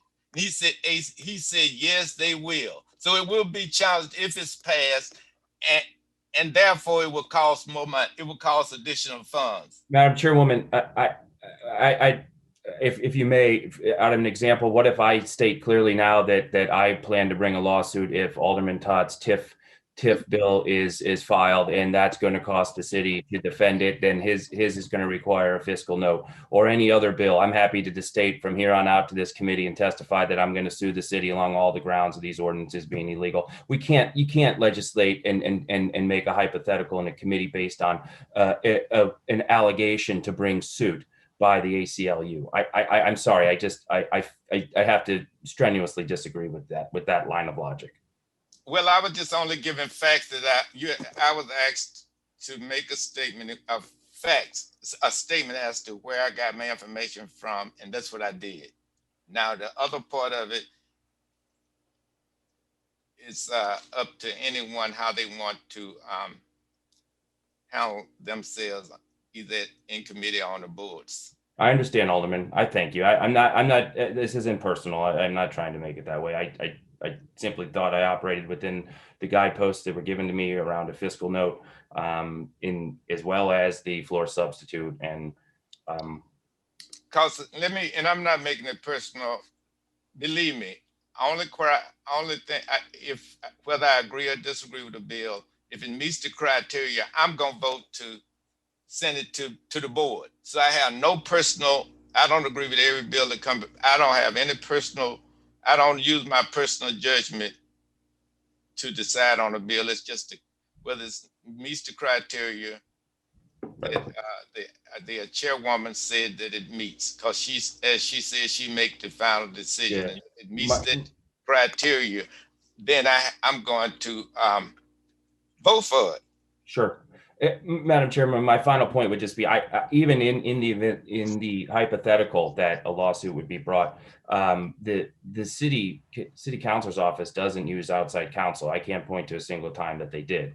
I mean, members of our own Board of Aldermen wear as a badge of honor that they have sued the city, and that's tied up, hours by the law department. So I don't follow that Mr. Garvin saying that this would cost the city money in terms of potentially having to, if the two safety nets in front of it fall down, i.e. the company representing the city or the insurance, I don't follow that costs the city money and therefore requires a fiscal note. Right. So I don't, again, I want to reemphasize, even though the brunt of it falls north of Delmar, since they said they're trying to stop killings, and that certainly has not been proven that jobs and treatment for drugs would stop killing, and I don't see any. And so, in poverty would stop killings more than anything else. But at the same time, any bill that come before me and sponsored by one of my colleagues, if it's in the correct order, I believe certainly on this committee, I'm going to hold the same standards for the same standards. And so I will ask the question, and when I have doubt, I certainly will refer to the chairwoman and other people with more experience than I do on the committee, because a lot of times I don't have the experience that at least 3 of my colleagues have. Yeah. I understand, and I'm not trying to sell you short. I think you're selling yourself short, sir. I'm not making any of those accusations around that you're voting just because you disagree with the board in principle. No, I wouldn't do that. Okay. I'm not insinuating that. Excuse me. So the clerk has just sent me over the fiscal note, the ordinance on fiscal notes. I want to refresh my memory. I want to read it. I think your point is well taken, Alderman Oldenburg, about somebody saying they're going to sue. I don't think that was what it was meant. I will say that Alderwoman Green was one of the sponsors of this. And so if the committee wants, I'll email it over to you all so we can all go over it, but I just need to have a little quiet, and I'm going to take a break so I can read it and refresh my memory about what it says. So sometimes I just don't keep all this stuff at the tip of my tongue, so I do need to read it again. So we're gonna again. So I understand. Can I just make a quick point of order, or have you clarify for me? Can we also point to where this committee's authority around the interpretation of that fiscal note and it being required for board bills? Because typically that's handled on the front end, and I did that job when I cleared it with the Board of Aldermen's attorneys. So no, sometimes it's not on the front end. We've on several occasions like we did with Alderman Boyd's bill about the treasurer. So he tried to change things enough, and then the city council came in and said this will render this bill. We can vote do not pass. So that's what I want you to know. We do not have to do a motion to pass out with a do pass recommendation. We can do a motion to do not pass, okay? We just don't do that often, and we're not trying to do this now. I'm trying to make sure that things are right. Okay, so that's where it really, everybody wants to think that we just are supposed to make sure the T's are crossed and the I's are dotted. Well, we wouldn't need us to do that, okay? We could have some secretary or editor to do that. There are some more things that are associated with it. It is a lot more sophisticated than people wanted to make it, because they don't want us to have that power, but it is part, okay? I agree with you, Chairman. Right. Okay, understood. Right. Okay, so again, we hardly ever, even when I don't like something, we hardly ever say do not pass. But we have done it before because there were problems with the bills, okay? Sure. Okay, we have also just sent it back out to be corrected, okay?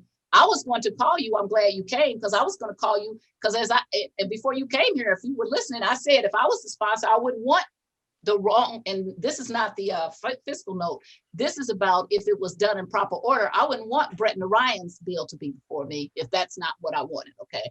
So I'm just trying to make sure this is all done properly, okay? Okay, so guys, it's 12:50. We've been here 9, 10, 11, 12, 4 hours. I've been up since 4 o'clock because I had to get an agenda. And I would rather had to make sure things were right and now turn in what was wrong and do all of that. So what we're gonna, okay. So what I want to do is, I want to take, I'm trying to look and see, I want to take half an hour or so, and I want to read this. Do you want me to send this to all the committee members so you have it and so you can look at it? You want me to email you the fiscal note? Hello?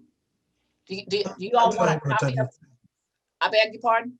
No, I'm fine either way. Okay, well, I'm gonna email it to all the committee members so you have it. I'm gonna use your Board of Aldermen email. I'm gonna take about a half an hour so I can read it, and I also just need to drink a cup of tea or something like that, because I've been going at it since 4 o'clock this morning, trying to make sure we get all this stuff done. So I am now at diminishing returns. So we're gonna try to meet back here at 12:30 or thereabout, and I'm gonna forward what the clerk sent me. Okay. It's 12:51. I'm sorry. See there, I don't even know. It's 1:30. That's what I told you. I'm at diminishing returns now. So at 1:30. Thank you. Okay, and I'm sending this over right now. Did you want a copy, Alderman?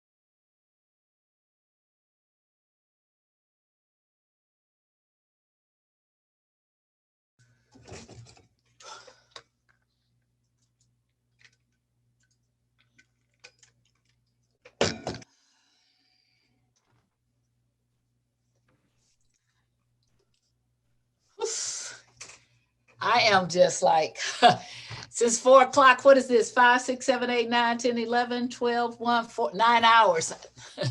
I'm at my limit now. That's crazy.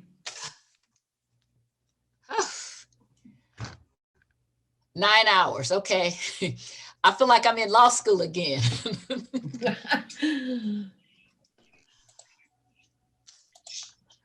9 hours is a long time to do anything. Yes, it is.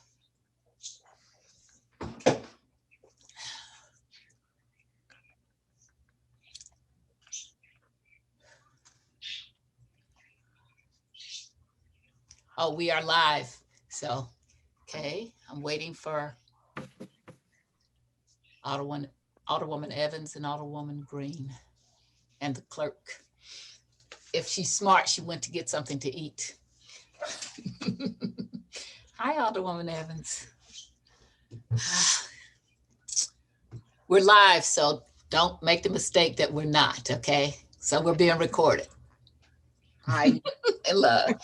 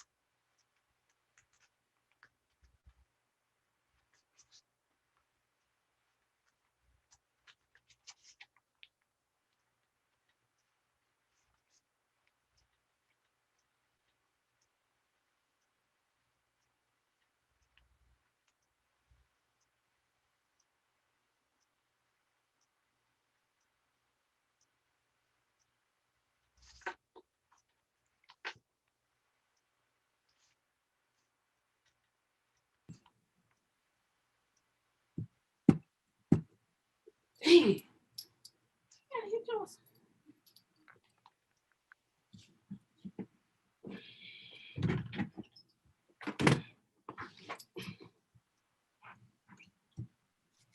See, I don't be hitting it hard enough.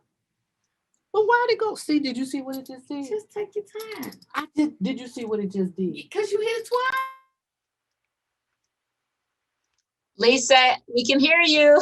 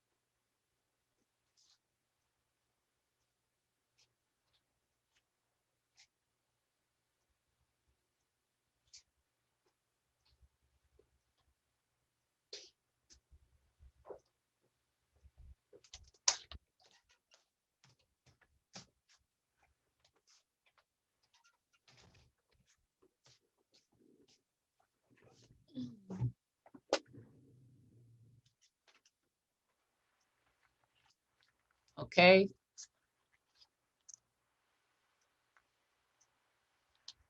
How we doing? Okay, we got Alderman Carl, Alderman Todd, Alderman Grass, Alderwoman Green, are you here? Alderwoman Evans? Okay. Yes. All right, and we got Madam Clerk is here. I think we have our committee back. Okay. So back to Board Bill 200.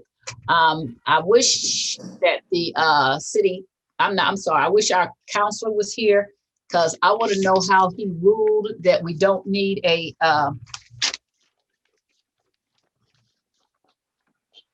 fiscal note, because I totally disagree.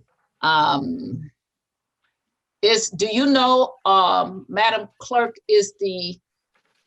are you at work? You're in our offices? Yes, ma'am. Okay, we wouldn't happen to have our attorney there, our counselor there, would we? Do you know? Lou Golly? Uh-huh. No, ma'am, he's not here. Okay. I can definitely get him on the phone though. And can you see if you can get him? Yes, ma'am. Hold on. Thank you. Alderwoman Ingrassia, how you doing? I'm here. That's a good picture. I know, that's why I'm using it. You should look right now. It's not good.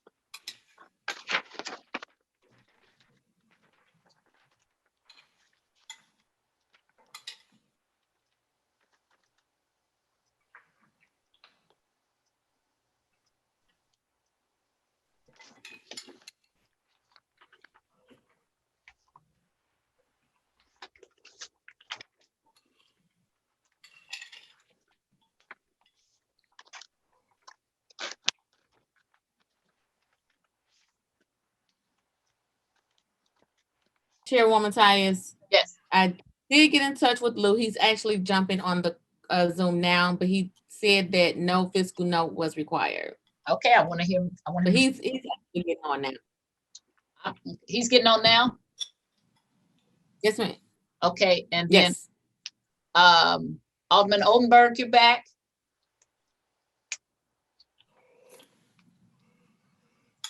Why? Okay, I mean, I tell you, you're muted. I am here. Okay, I'm kind of spacey because I'm talking to you over here, then you move over here, then you move over here. So this thing is moving all around today. I've not seen it do that. Okay.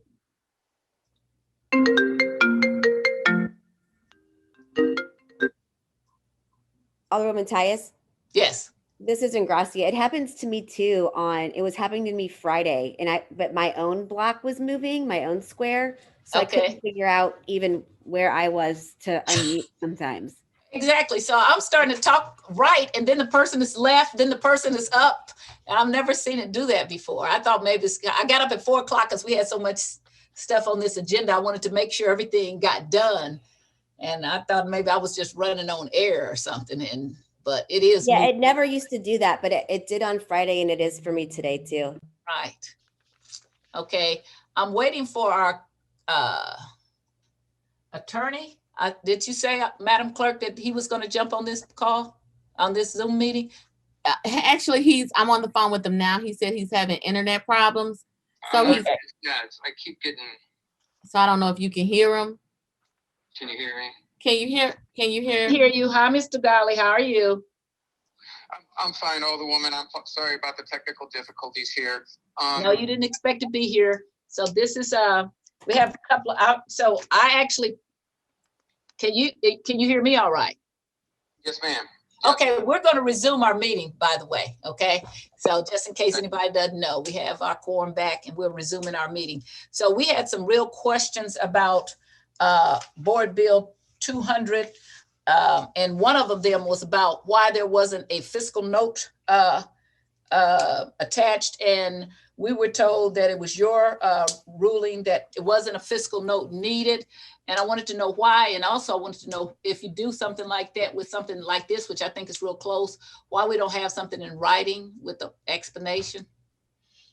Well, Alderwoman, I don't prepare the fiscal notes, and obviously you know that you guys are the arbiter of your own rules. I sent the clerk yesterday because there was some concern about another bill about this. But on this bill, since the city is not putting forward any money here, all right, and it is, hold on, I'm trying to get the number from emails that they'll pop up.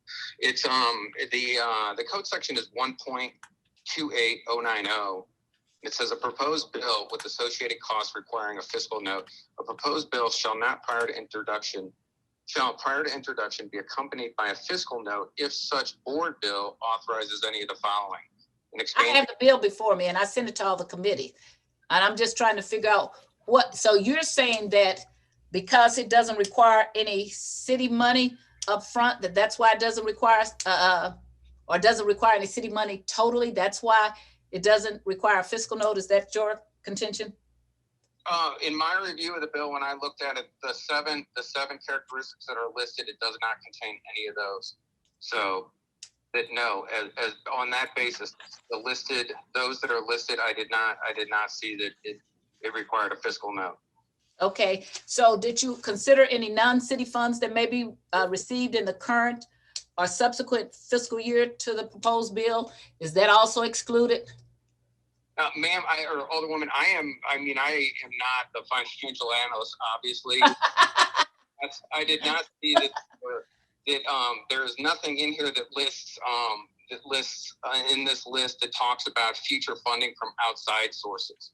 Okay, so you're saying that okay, so there would never be any non-city funds that would be received in the current or next subsequent fiscal year to fund this proposed bill, that it would always be from the outside vendor. Is that correct? As I understand it from the bill, yes. Okay. And so the 7 things you looked at for estimated fiscal impact are the estimated expenditure by the city resulting from the proposed board bill for the current and next subsequent fiscal year, whether the proposed bill is estimated to have a direct financial impact on any city department or office. That's one of the things that you looked at, right? Ma'am, I did not prepare a fiscal note. I just looked at what was in the 4 corners of the board bill. Yes, but I'm saying in order to make a determination, that it did need one, you had to determine that there were the board bill would not have a direct fiscal impact on any city department or office. But based on the board bill, which does not require any financial commitment from the city. All right, any one of those 7, I didn't, in my opinion, in my read, I do not think that it required a fiscal note. Okay, so, and again, so you're saying that the proposed board bill estimated does not have a direct, I'm sorry, that the proposed board bill is estimated not to have a direct financial impact on any city department or office. And so let me just be kind of clear. So I could pass something that I'm paying for hamburgers, but then I got the staff has got I'm going to buy the hamburger to make hamburgers, but the staff then might have to cook them. The staff might have to serve them. The staff may have to clean up. The staff may have to do other things. So there then becomes an impact. It's not that I'm given that the city has to give money to buy the hamburgers, but it's the cost associated around that. Mm-hmm. Well, again, Alderwoman, I am not the preparer of fiscal notes. I don't want to put you on the hard. I just, I'm just trying to figure out how you said that, because when I read in this board bill about the police having to do X, the police having to do Y, that's salary cost right there. Mm-hmm.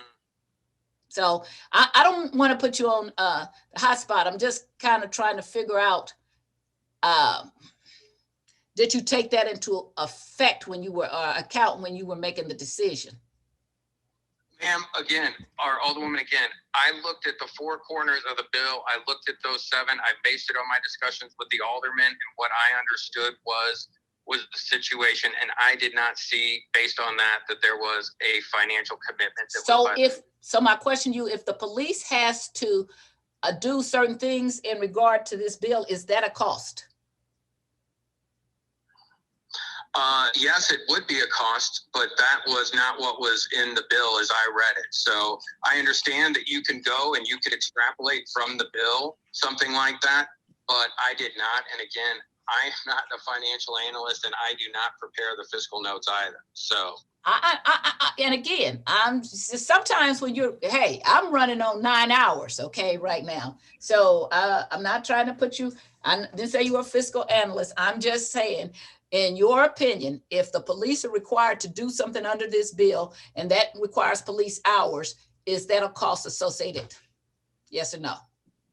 I would think that the police, that would be a cost for the police, yeah. Okay. And I'm kind of tired. Alderwoman Green, did you have any questions of our city council? I mean, of our attorney, since he's here? Not at this time, thanks. Okay. Alderman Vaccaro, any questions of the attorney? No questions. Okay. Alderman Todd, any questions? Attorney Garley, since you said it'll be a cost for the police, but let me rephrase that. This would be a cost for the taxpayer, for the city, which is paid for by the taxpayers. So wouldn't that the police are paid by the city? So actually it would be a cost to the city in that the services we are currently paying for the police would be being utilized by a spy agency. Well, if you're asking whether or not the taxpayers ultimately fund the police, yeah. So that is yes, that ultimately all city services are funded by taxpayer money. If generally, obviously other sources. Right. Including myself, who's an alderman. We all are funded by the police. Right. Thank you so much. I refer back to the chairwoman. Okay. Alderwoman Evans, do you have any questions of us, of our attorney while he's here? Not at this time. Alderman Grass, do you have any questions of our attorney while he's here? No, I don't. Okay. Thank you, Mr. Ghali. I'm sorry, Alderwoman Ingrassia, do you have any questions of our attorney since he's here? No questions. Thank you, Madam Chair. Okay, thank you. Is Alderman Oldenburg, you're here, you're the sponsor. I'm sorry, I'm not good today. I don't get up at 4 o'clock and try to stay going. That's too much. I'm here. Okay, did you have any questions of our attorney while he was here? or you have any I did statement? not, other than Lou, let's make sure we're straight here. You're not a financial analyst. I am not. Okay. Lou, Mr. Golly, but there are two attorneys on here, and so we stick together. So I think two attorneys top a financial analyst any day, okay? Okay, so thank you very much, Mr. Golly. I appreciate it. That's all I wanted to ask him. So I went and got the, we have the board bill before us that speaks to when we need to have a fiscal note. And so I kind of outlined it like we were taught to do in law school, trying to figure out this. One of the first thing in reading the board bills that I always look for is mandatory language that tells people what they have to do. One of the things I read on page A1 of the board bill, and it says section 2, St. Louis Metropolitan Police Department shall publish on its website an AIR use policy before beginning operations. As soon as I read that I read is something that we have to use staff to do, and that is an expense to me, okay? So when I then look back, I'm starting to look at what does it say, when would you need a fiscal note? It says it's expansions of service, which entails additional costs beyond that approved in the current adopted city budget, an undertaking of a new service for which no funding is provided in the current adopted city budget, commitment of city funding in the future under certain specific conditions, an issue of bond notes and lease purchase agreements, which may require additional funding beyond that approved in the current adopted city budget, an execution or imitation of an initiation of an activity as a result of federal or state mandates or requirements, a capital improvement project that increases cost over the current adopted city budget, a capital improvement project that requires funding not appropriated in the current adopted budget or that will require funding in the future. It then talks about what the purpose of a fiscal note is. It shall be, the purpose of the fiscal note shall be to allow for a brief review of the fiscal impact of the proposed board bill under consideration.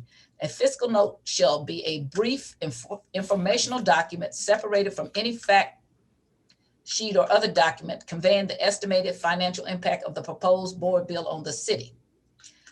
It then defines estimated financial impact. And it goes on, estimated expenditures by the city resulting from the proposed board bill for the current and next subsequent fiscal year. Whether the proposed bill is estimated to have a direct financial impact on any city department or office. Whether the proposed bill creates a program or administrative subdivision that subsequently duplicates an already existing program or administrative subdivision. Whether the proposed bill is estimated to require the construction of new physical facilities. The amount of non-city funds that may be required in the current and next subsequent fiscal year to fund the proposed board bill. Descriptions of the annual operating equipment and maintenance costs resulting from the proposed bill. The clerk of the board, in coordination with the city budget division, shall be responsible for ensuring that a fiscal note has been prepared for such fiscal notes shall be informed of their design. City departments shall be cooperate in providing any information necessary for the preparation of a fiscal note. The clerk of the board shall forward each fiscal note to the bill sponsor, the committee to which the bill was referred, and the office of the president of the board. If any substantive change are made to the proposed board bill, which would alter the estimated fiscal impact in the fiscal note, then the fiscal note shall be revisited. The fiscal note must be prepared prior to the bill's consideration for adoption by the full board of aldermen. Okay, the clerk of board shall not assign a board bill a number to a proposed bill requiring a fiscal note pursuant to this section unless a fiscal note or letter certifying that the necessary city departments or office have failed to cooperate in preparation of the fiscal note is attached to such proposed board bill. So I guess my question is, First of all, this is a committee substitute. Is that not right, Mr. Sponsor? The floor substitute. This is, okay. What changed in this floor substitute that was not in the original agreement? I'm sorry. What were the changes for the floor substitute?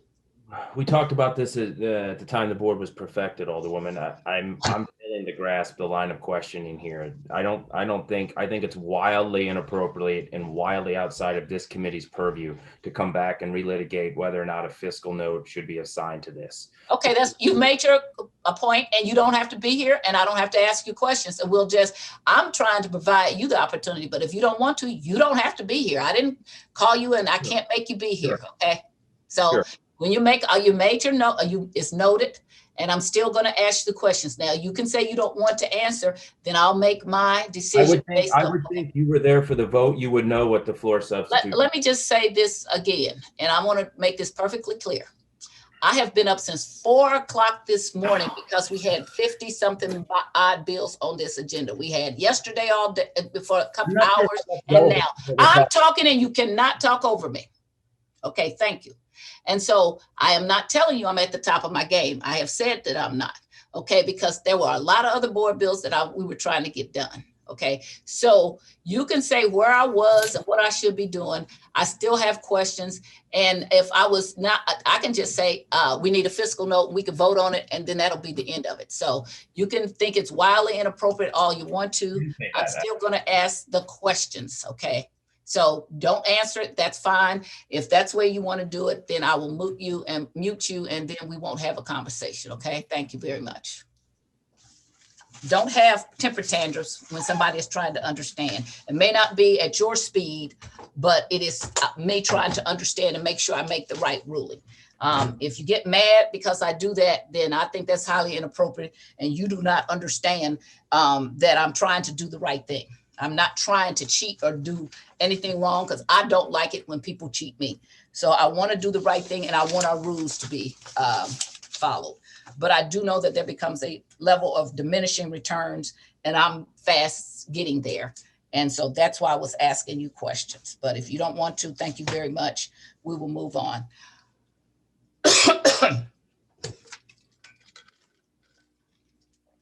Say again, committee, I am not at the top of my game. I am tired now. 9 hours is more than enough. I go back and forth about if we need a fiscal note. I am concerned with what the city councilor said about not following the procedure and the law. I'm concerned about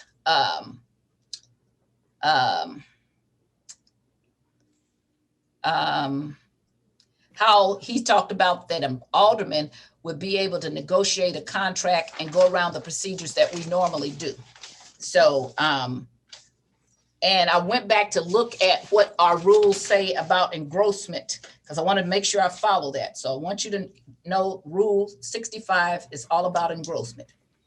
And it says, any bill having been perfected and ordered engrossed shall be reviewed and reported by the Committee on Engrossment to the Board of Aldermen at the next regularly scheduled meeting of the board for third reading and final passage, provided that when a bill has been amended during the perfection process, said report shall not be made sooner than 3 days after the order to engross.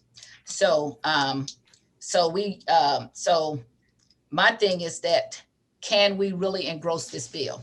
So I need to know what your thoughts are on this. I am of the mindset that I really do think there needs to be a fiscal note, but I want to do what the majority of the committee wants, because I am tired. Alderwoman Green.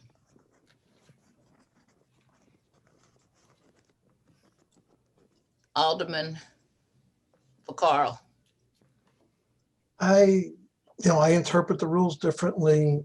Okay, thank you. If you interpret them, that's all. I really just want to, I'm doing a poll. So you think we don't need a committee? I'm not that fond of this bill myself. Oh, no. I just want to know if you think that it needs a fiscal note or not, because I'm tired now. I'm telling you the truth. I don't think that it needs one. I'm more interested in hearing my resolution than I am Yes. Okay, but so you don't think it does? I personally don't think it does, but I'll go along with whatever. I don't, at this point, I don't, again, I personally don't think it does. I think what happens, and maybe I'm wrong, I looked through the rules while we were on break myself. It doesn't state what happens if we don't engross it. It just says we have to by this time. I was trying We'd have to to be taken to court and they would have to take us to court, which would take much more time, and do a writ of mandamus and order us to do our job. So that would take a lot more time. that, or does it just automatically come out of committee, go to the floor and engrossed on the floor? No. No, it does I not. didn't see that part, so I don't know the answer. So it's not just our rules, it's the charter involved. Right. And I saw that and I didn't get a chance to look that up. Okay. So, So you would say we don't need it? That would be my thought. Okay. Alderman Todd, what are your thoughts? I think that I really think, in my opinion, I think we need I think we could get it. I think we need one, and I think it would be possible to estimate, not just to estimate, but to talk with the police. I think we need more. We need to talk with the police to get accurate information on how much of staff it would take, how much it would cost, how many staff people it would take to do the data, and also there would be, you may need a secretary, you may need computers. How much equipment do we need? I mean, it's gonna cost. The police salaries are just salaries. These would no longer be police officers working directly. They would actually be working for this company on city payroll. In fact, because of the fact that even though the spy plane is not supervised by the police officers, and they don't seem to be deeply involved, but this would involve their staff. Certainly, you couldn't collect data and just, what would you do with it, since this person who owns the spy plane doesn't have any legal authority as a law enforcement officer? The only people that I ever known in the city that has legal authority are the police officers. Everybody else has to have to go through them. So my main point is, I think you would need a fiscal note to see how much it's going to cost, how much we're going to have, how much we, our constituents, the taxpayers, are going to have to pay. And that's going to just remove the police. They will no longer be police officers. They will be administrators. You may have to set up another department as an administrator. You got to have this program administrated. You got to have it. You have to have people, secretaries, clerks, people. Well, then it is your, I think you need a fiscal note, because this is going to cost a lot of money just to administer this program. This is going to be a whole different department by itself. And I think we need a fiscal note to find out how much it's going to cost, because those people would be removed out of the police department. Okay. And we can't afford it anyway, because of the fact we say we're running short. Okay, because we're going to try to get to Alderman Baccaro's resolution, okay? Okay, thank you. Okay, so Alderwoman Evans, what's your thoughts about this? I have no comment at this time. Okay. Alderman Grass, what is your thoughts about the fiscal note? I don't think that fiscal note is warranted for Board Bill 200. Okay. Alderwoman Engrossi, you're here. Alderwoman Green is not. Do you have any comments about the need for a fiscal note or not? You're not on the committee, but you are a member of the board. Thank you, Madam Chairwoman. I agree that a fiscal note should be added to this board bill. I am unsure if, I'm not on the rules committee. I'm not sure what the parameters of the committee are. This is typically, in my experience, been something that's argued on the floor. Right. Okay. Can I add something that might help? Sure. I would be, even though the sponsor may not be thrilled about this, I would be fine holding this, asking the chief to come in, as well as Paul Payne, for a very short comment to I guess, get his opinion. Is this really going to take police? I don't see it. I mean, I see both sides of it. I see where it's, but I don't think they have to dedicate police to it, but they do have to download it to something. I'm not opposed to holding on and getting the chief. I know the sponsor won't be thrilled by that, but you know, maybe we get an opinion of the chief or someone like that, just, you know, because it's going to be easy to attach a fiscal note. If that's all we're saying, then let's send it back to the sponsor, ask them to add a fiscal note, which he can have, they can take their best guess.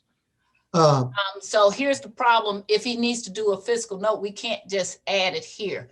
It has to go back out to the board. He has to add the fiscal note. It has to be re-perfected.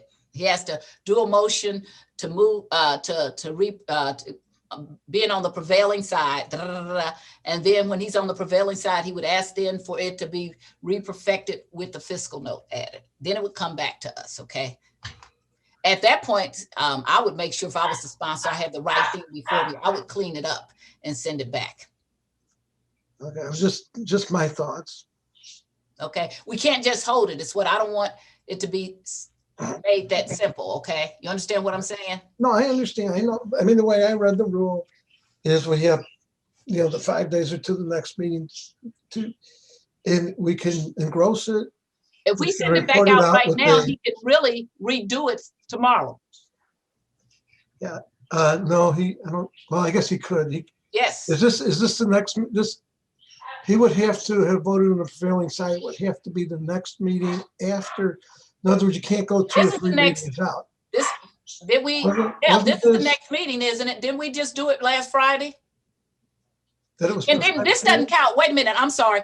It doesn't count if we're sending it back out to get corrected. That counts when you're trying to redo something at the next meeting. But we're actually would be sending the rules, the board bill back out to get corrected and then bring back. And we did that with Alderwoman Davis's bill. You remember? Oh, and we can always, because we can always engross it, and we could also do with a no vote. We could do it with no, engross it with no, with no, not a do pass or a no pass, but no, you know, I still feel like we have an obligation to engross something. That's just my feelings, the way I've always done it. So are you changing it then? Are you saying you don't want to send it back out? You just want to try to engross it?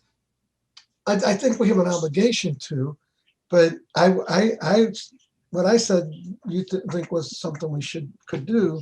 No, I'm just saying we can't just hold it like that and then just attach it. We can't do that. That has to be. Then I would say to make a legal bill. So I'm just trying to keep. And I'm not debating. I'm curious. Then I think I would engross it with I would support engrossing it with a no recommendation to the full board. With a what? With a no, not with a do pass, not with a no pass, but I don't even know if that works on engrossment. It does. With no recommendation. So here's the thing. What do you think about the bill that says that prior to the commencement of an area operation, the St. Louis Metropolitan Police Department shall do something? You don't think that is? No, and I don't disagree. That's what I said. I'm mixed down the middle. I'm mixed in the middle of should this have a fiscal note or should it have? I could see where it could require one. I can also see where our attorney was arguing that it doesn't need one. I can see both sides of this. I just, in my opinion, you know, based off of the rules, I went back and read them during the break. Like I said, it says that we shall, not that we may or may not, but we shall engross unless there's a committee sub, then we can't engross sooner than 3 days, but you have to engross by the next meeting. My question you answered, and that's what if we don't do it? No, no, no. But it does not say unless it's a committee sub. So let's hear this again. When a bill has been amended during the perfection process, which it was, okay, then the soonest you can hear it is 3 days. Right. Not the latest. You can't Okay. hear it before. That's what I'm saying. You can't hear it before the 3 days. Right. But it shall be by the next meeting, but not before 3 days. So if we perfected this on Friday, you know, you can't really perfect it. You have to wait at least 3 days to perfect it. You answered the question that I had. The simple question was, well, it doesn't state, and I didn't get into our city charter, what happens if we don't act? Does it just go to the floor? And you answered that question, said it's a court thing. You have to get a judge to rule. They'd have to tell me, make me sign it, which I won't sign it if I don't think it's right. And some judges have known for me to say I'm not doing that if I don't think it's right, and I wouldn't do it as the chair. But they'd have to be taking me to jail. Okay, that's what would be happening. So, well, if I don't, if I'm trying, that's why I'm struggling so hard with this. I want to get this right. I don't want to try to. I would say at this point, just how I feel about the rules. And again, and I see Alderman Oldenburg here. I'm not that thrilled. I see both sides of this.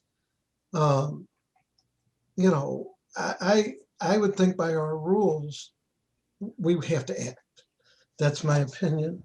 Whether we want to. And I'll tell you what else we have for our rules, that every committee has 30 days to take something out of it. You better, people need to read that. I rush to try to get things done. If I engross it, I still got 20-some days before I enroll it. Okay, so I do not have to do that. I was trying before the alderman had a temper tantrum to try to make sure that that I understood and that he could have another way to do this, which I was going to suggest send it back out, add some kind of fiscal note, make sure he has the right thing before us, and then just send it back. We did that with Alderwoman 19th Ward Davis, and sent it back the next day and got it done.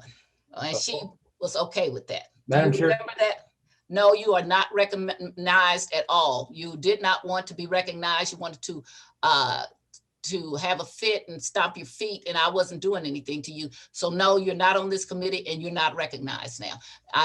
You were, and I was giving you that chance. Next time, don't be so quick to judge what I'm trying to do, okay? So I'm having a conversation with one of my committee members. So do you remember when I was telling you, and Alderwoman Davis had a problem with, they had perfected something and it wasn't before the committee, and I was telling you we had to have it, and we sent it back out there, we added it to it, we re-perfected it that day, sent it back, and then we had a meeting Wednesday, it was taken care of. Do you remember that? I probably wasn't on the committee at the You time. were. You were the ones giving me a hard time about it. No. Because you were trying to overrule my action, and the clerk then told us that it had not been before. So, okay, so you don't remember, but we've done that before. But my brain is not. Right. I know you're tired too. So no, I just don't, sometimes I can't think through everything. Okay. So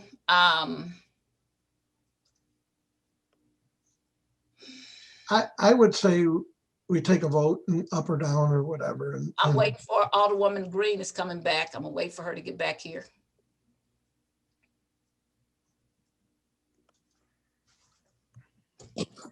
I'm here. I'm trying to get back to my computer. Okay, well, take your time. She was one of the sponsors of this bill. So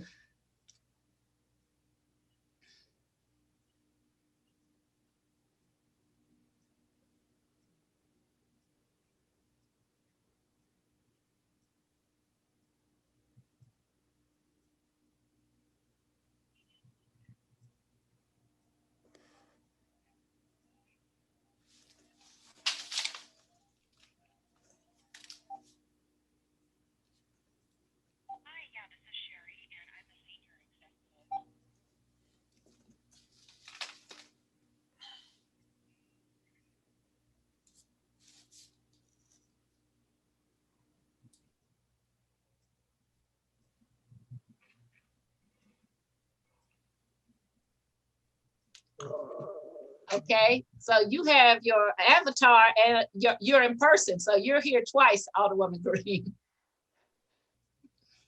Have your picture down here in the corner here. Okay, all right, so we have 2 people who don't believe, 2 people who believe we're supposed to have a fiscal note. What is your opinion about this? You're also the sponsor of this bill. I'm also in agreement. I mean, I think if this takes police department resources in order to analyze data, that's a cost.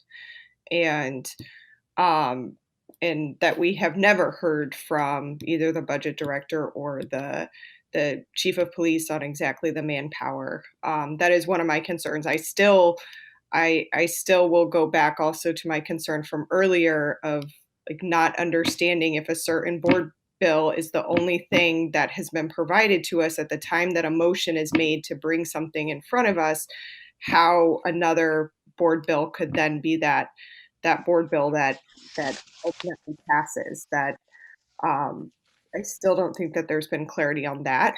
You know, my recommendation would be that we call another meeting and we have the budget director or the chief come and provide an explanation of those resources so we can understand if this really does need a fiscal note or not before proceeding.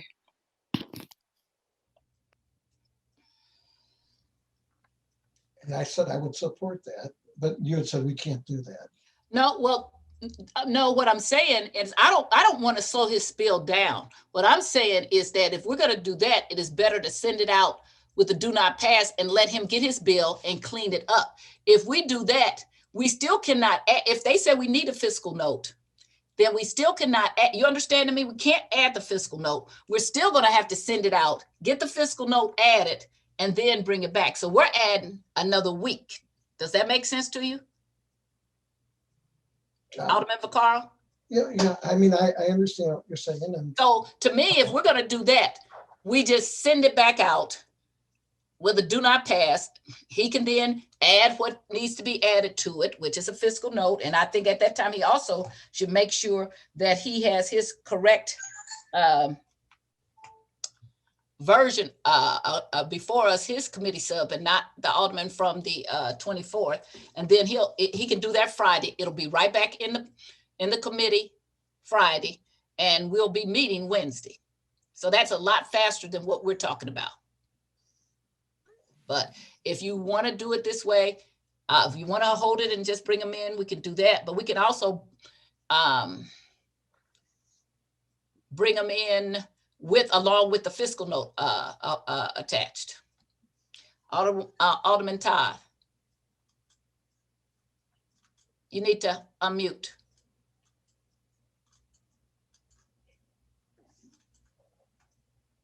Unmute. Okay, Madam Chair, I think this is it's extremely important that we have accurate information as far as the fiscal cost. Fiscal, first of all, let me say, I don't want to slow the bill down if we don't have all the information we need when the bill come back. I want the bill to pass as soon out of our committee as soon as possible.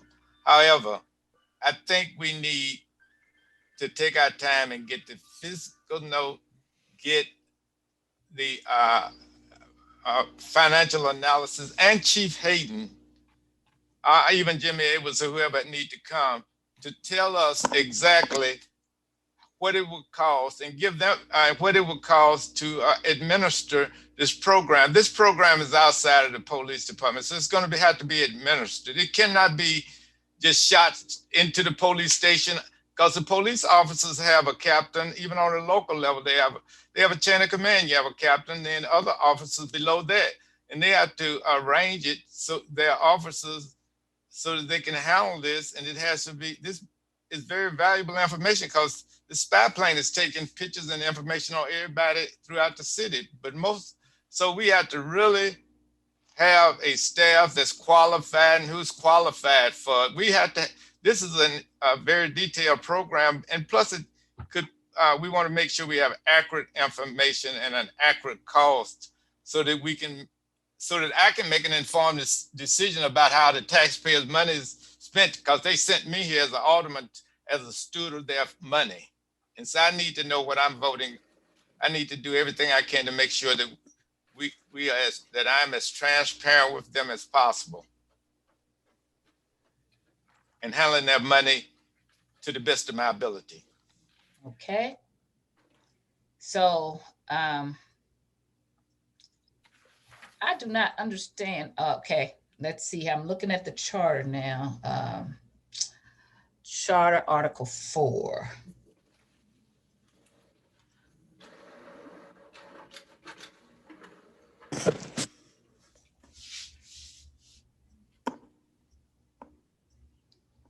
Section 15.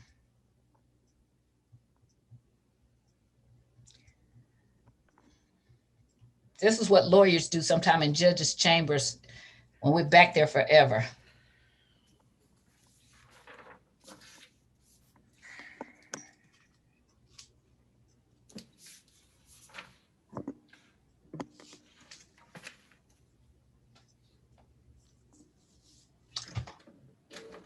Okay, so the majority of the committee wants to hold this bill. Is that what I'm hearing? I do.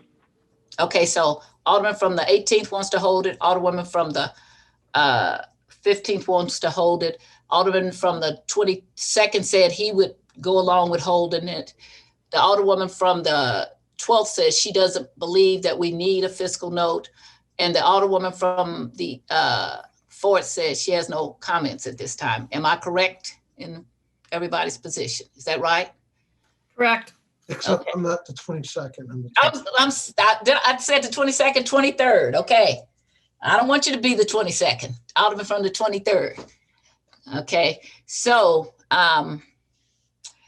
for me, we shouldn't hold it, but if that's what the majority wants, then that's what we're gonna do. I really think that we should just do not pass it and send it back out and let him correct his bill. So this slows it down more. I don't really, he thinks I was trying to hurt his bill or slow it down. I really wasn't. I wanted it to be an up and down of what we thought. So we'll just hold this one over and try to get the chief and the budget director to come back and tell us, is this a cost or not? Okay, that Alderwoman Graff. No, it's all right. I'm good. Thank you. I think it could be done better and faster the other way, but I'm going to go with what the majority of the committee wants. Okay, so that's what we're going to do, is just hold that. We got everything else done except for that board bill. Is that correct, Madam Clerk? Yes. Okay, that's fabulous in itself, considering that we had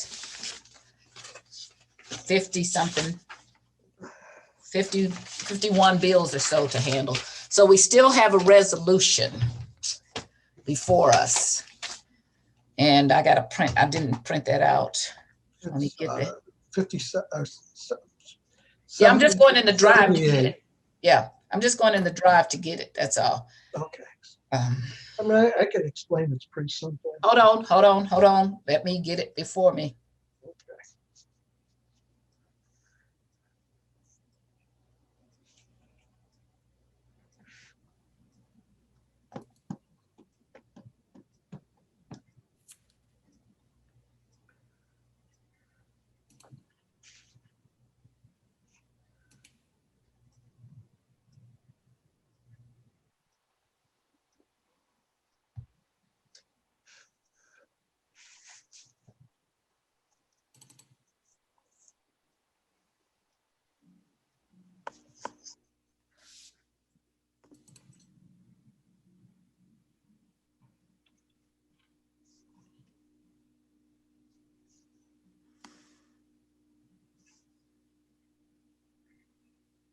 Okay, I'm looking, when I went to let's see, resolutions, I don't see.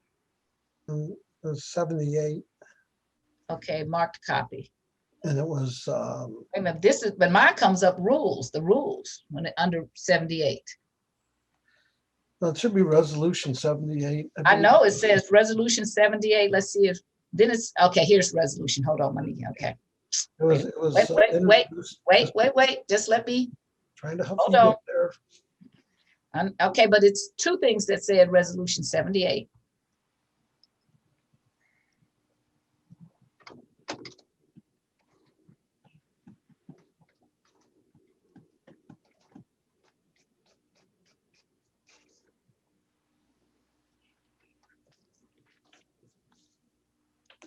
Okay, Alderman. So we have the rules before us too, okay? Because we have to deal with this in connection with the rules. So the clerk, that's why it's in here. The clerk just said, we got a updated copy of the rules, and the rules a clean copy. So resolution number 78 is amending the rules of the St. Louis Board of Aldermen to remove party-specific language. Alderman, Madam Clerk, will you read this resolution because I am just too tired. And give me just a second, I'm gonna pull it up. Thank you.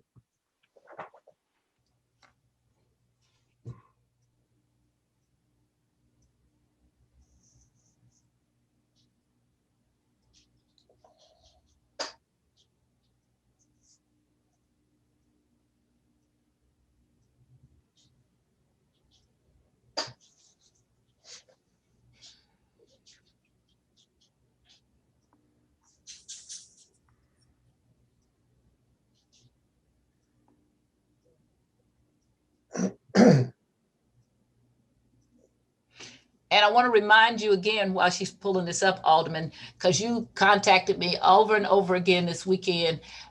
You should go back and look at the first meeting we had in January, because I told you then that I would hear your resolution anytime you wanted. You cannot talk over me. We both cannot have conversations.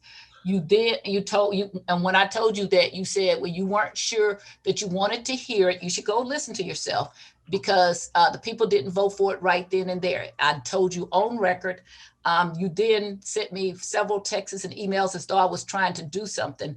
The first time you asked me to hear your bill was, I don't know, a few days ago. And I held it at the first meeting that I could, which it must have been Thursday or Friday, whenever you said you wanted to hear it. And this is the first meeting when I could have heard your bill. So I did not hold your resolution. I didn't hold it. I didn't put it off. I waited for you to let me know when it was to be heard. And you should go look at it. No, I'm not disagreeing with you. This is, we had talked, you had said that you had some ideas that you thought might be a better way to do it. And I'm going to tell you when you finish with this. I'm just hearing this, but then I'm going to tell you why this doesn't apply right now. But you just wanted to have it, so I'm just doing it. I want to, so that you cannot say I held your resolution. And I want to get this out of committee. So, well, I guess we'll wait for the clerk to read it. Madam Clerk, would you please read the resolution, please? Resolution number 78, amending rules of the St. Louis Board of Aldermen to remove party-specific language. Whereas Proposition D passed in the city of St. Louis on November 3rd, 2020.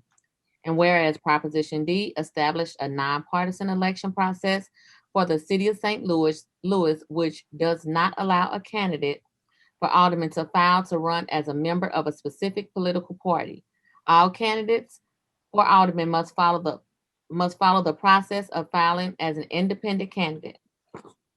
And whereas currently all members of the Board of Aldermen are members of the Democratic Party. In April of 2021, 16 members of the Board of Aldermen will be sworn in as independent candidates and not as members of the Democratic Party. And whereas the Board of Aldermen previously passed Resolution 1, along with the attachment rules of the St. Louis Board of Aldermen 2020-2021 legislative session. And whereas due to the passage of Proposition 1, the rules of the Board of Aldermen must be amended to remove party-specific language. Now, therefore, let it be resolved that the Board of Aldermen amends its rules as attached to this resolution to remove the party-specific language. All right, Alderman from the 23rd, you have the floor to present resolution 78 before the committee. So it's simple. The voters, let me close these doors. Hang on. The dogs will bark when the mailman comes. What sounds like they stop. It's pretty simple. Because the voters voted that way. I'm gonna need you to Hang on, let me close the door. Hold on.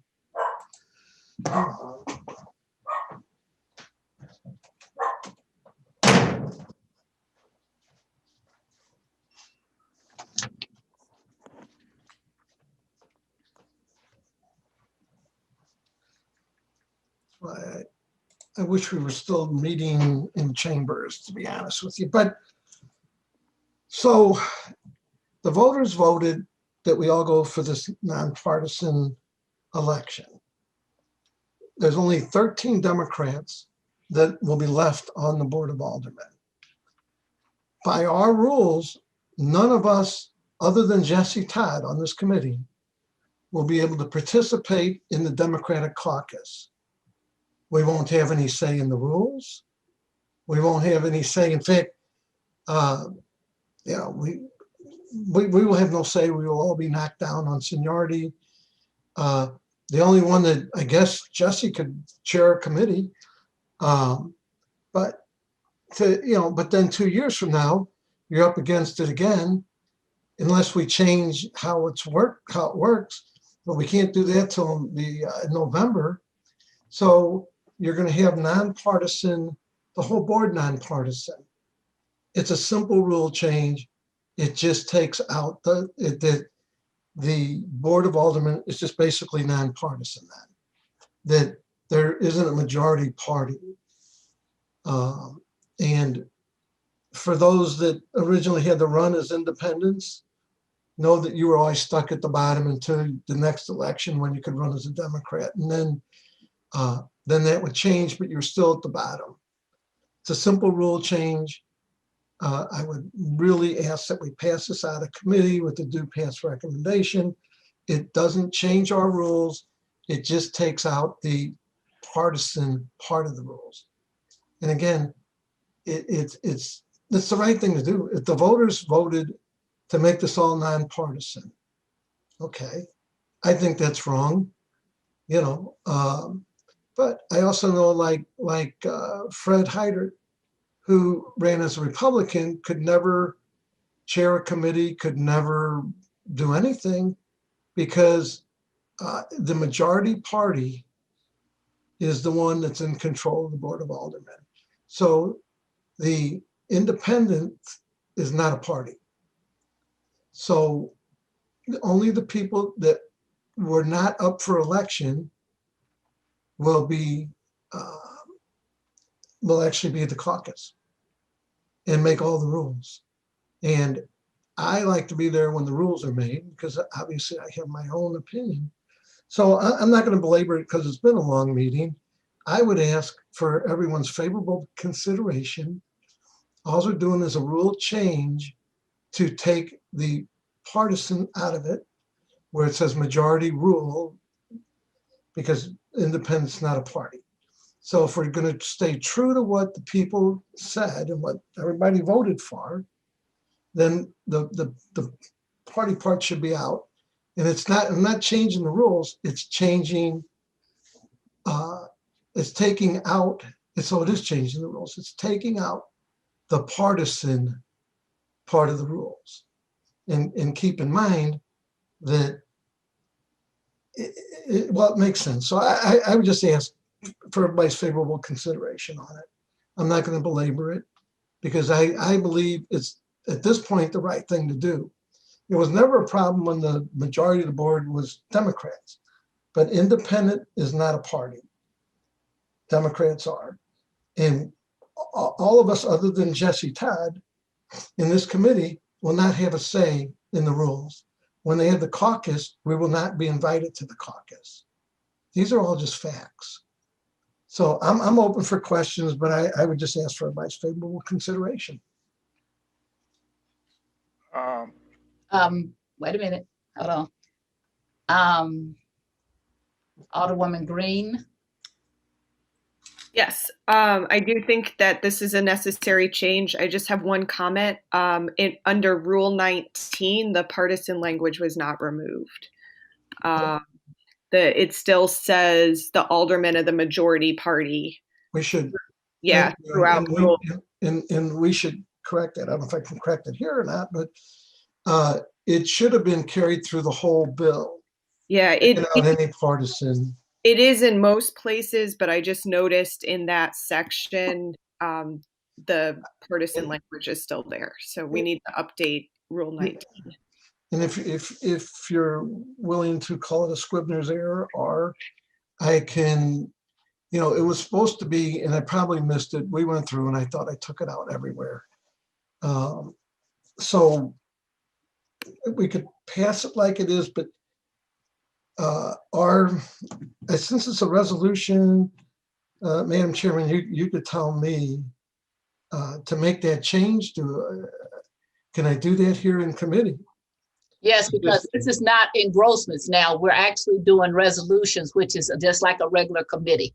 So that can be changed here. So Alderwoman Green, I would, since you're probably more. That could be just because before we do it, because that's what I'm going to get to. I'm going to ask you how many changes. So can you just mark that down, and then I want everybody else to say what they have to say, because I have some things I need to say. Can we mark that down? What line and page that is, Alderwoman? Yeah, it's Rule 19, both, which is page 14, and majority party is mentioned several times throughout both bullet point 1 and 2 underneath underneath Rule 19. So can I ask a question? Sure. Wait a minute. I want the clerk to keep note of that. Madam Clerk, will you write that down so that we can know what we're going to be changing in this bill? I mean, in this resolution. Hold on just a minute. Let her write it down, and then we'll come back to you. Okay, so we're on the rules, not the actual resolution itself. Well, the resolution refers to the rules. Okay. So if you will notice, the clerk had in the Google Docs, he has a clean copy of the rules, and then he has a marked copy of the rules of what should be changed regarding this resolution.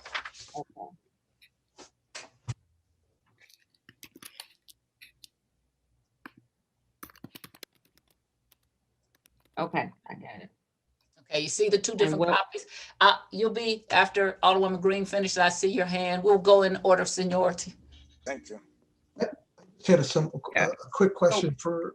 Wait a minute, let us finish, and then I'll get back to you. Yes. I'm sorry, what was the changes again?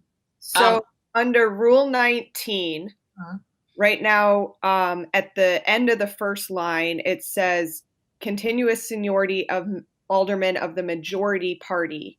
Majority party needs to be struck.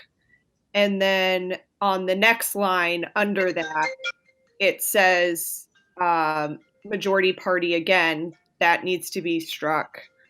And then in the next line under that, it also says majority party, and that part needs to be struck. Thank you. And I think that is the only ones that I caught, but I'm gonna do a find through the document right now just to check. Would it be? Wait.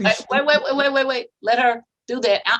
You're gonna get the floor, I promise you, okay? Oh, no, I just have a real quick I question. just want her to write that down so we don't lose that. If we start moving too fast, then we'll lose something. Yeah, those seem to be the only, I just did a search through the whole document. Those seem to be the only 3 places where it was not replaced. Got it.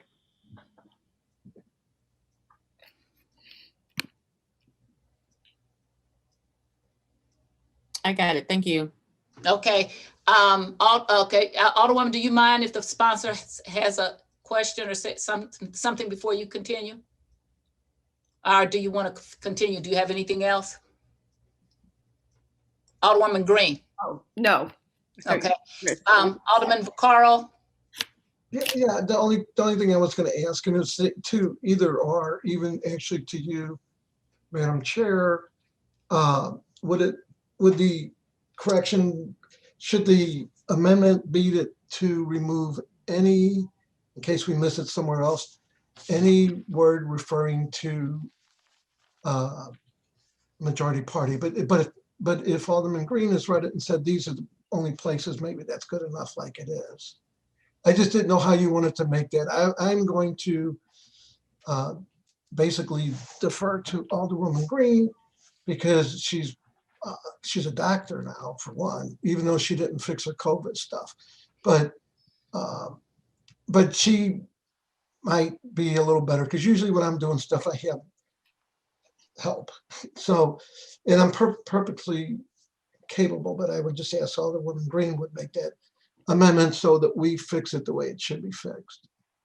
So depending on what needs to be changed, this can either be a little error or it's going to be a committee substitute, okay? Or it's going to be amendments to it. So that's why I want her to, make notes of what's to be changed so that as we go through everything, we'll know holistically before we decide what we're going to do, okay? Okay. All right. So Alderman Todd. I think I understand. I had a question, but I was just concerned about us looking for false in it, but we were making clarity. So look, it appeared to me now I understand. Seems as if we were clearing up some language, and so it's understood. Then we can pass. So I was just making sure we weren't that we were not. We found the faults. We made the changes, so that's what we're here for. I just wanted to. I wasn't sure what we were doing, just at the learning curve. No further question. Alderwoman Evans. Yes, I'm trying to see where Alderwoman Megan, Alderwoman Green was referring to in the resolution under Rule 19. What was that section in there? Okay, so if you go on to your Google Docs or you get a rules, so what the clerk did is he did three documents are under rules, under resolution. He has the resolution itself, he has the rules, a marked copy, which would be what would be changed, and he has the rules, a clean copy. So she went into number 2, which is rules, the marked copy, and then you went to, what was the exact site, Alderwoman Green? Under Rule 19, which is page 14.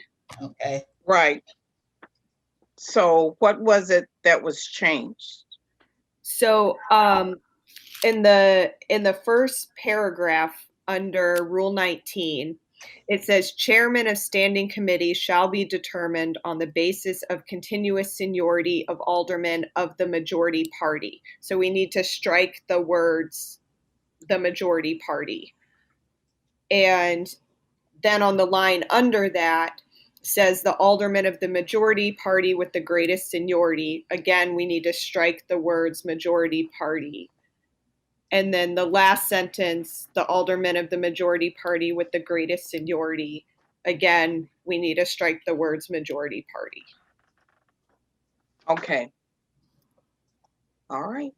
Was there anything else that you wanted to change other than in Rule 19? No, those are the only instances I found that still kept the language that was associated with partisanship in there. Okay. All righty. Thank you. Alderman Grass. Unmute. Okay. So, and forgive me for not doing more homework. So nobody gets to declare in the primary, correct? This has nothing to do, if you don't mind me answering. Wait. I do. Do you want the sponsor to answer? Who are you directing your question to? Yeah, I'll ask the sponsor. Okay. So, Thank you. Would you yield, Alderman Vaccaro? yeah, oh, yes. Okay. So this does not do anything because we can't change how you run. In other words, you can't, it's at least till November of next year, we could make changes. Seems doubtful that we would actually go in and completely change this. We might change some of it. What this does, the rules, because it's always been all Democrats.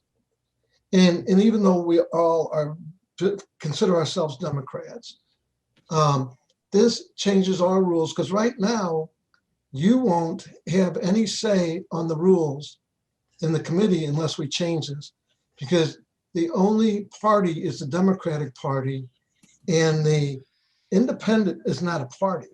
So we need these changes so that we're allowed to go to the caucus to make rules. Otherwise, we are stuck out. And you can always change these rules in the rule committee, but unless we get a seat there, we're out. So I would just say that this, well, I didn't do this because I thought it was a bad idea. I think that we take out of our rules, and even it's probably never been a great rule anyway, because Fred Heidrich probably knew more about the Board of Aldermen than anybody. He was there forever and ever and ever and ever. But since he was a Republican, he was not the majority party.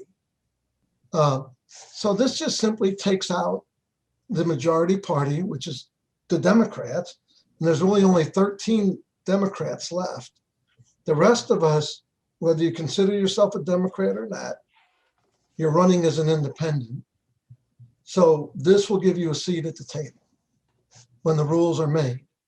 The other thing about this, you never will advance. So if a year from now, or 2 years from now, you can run as a Democrat, you're still at the bottom because you ran as an independent.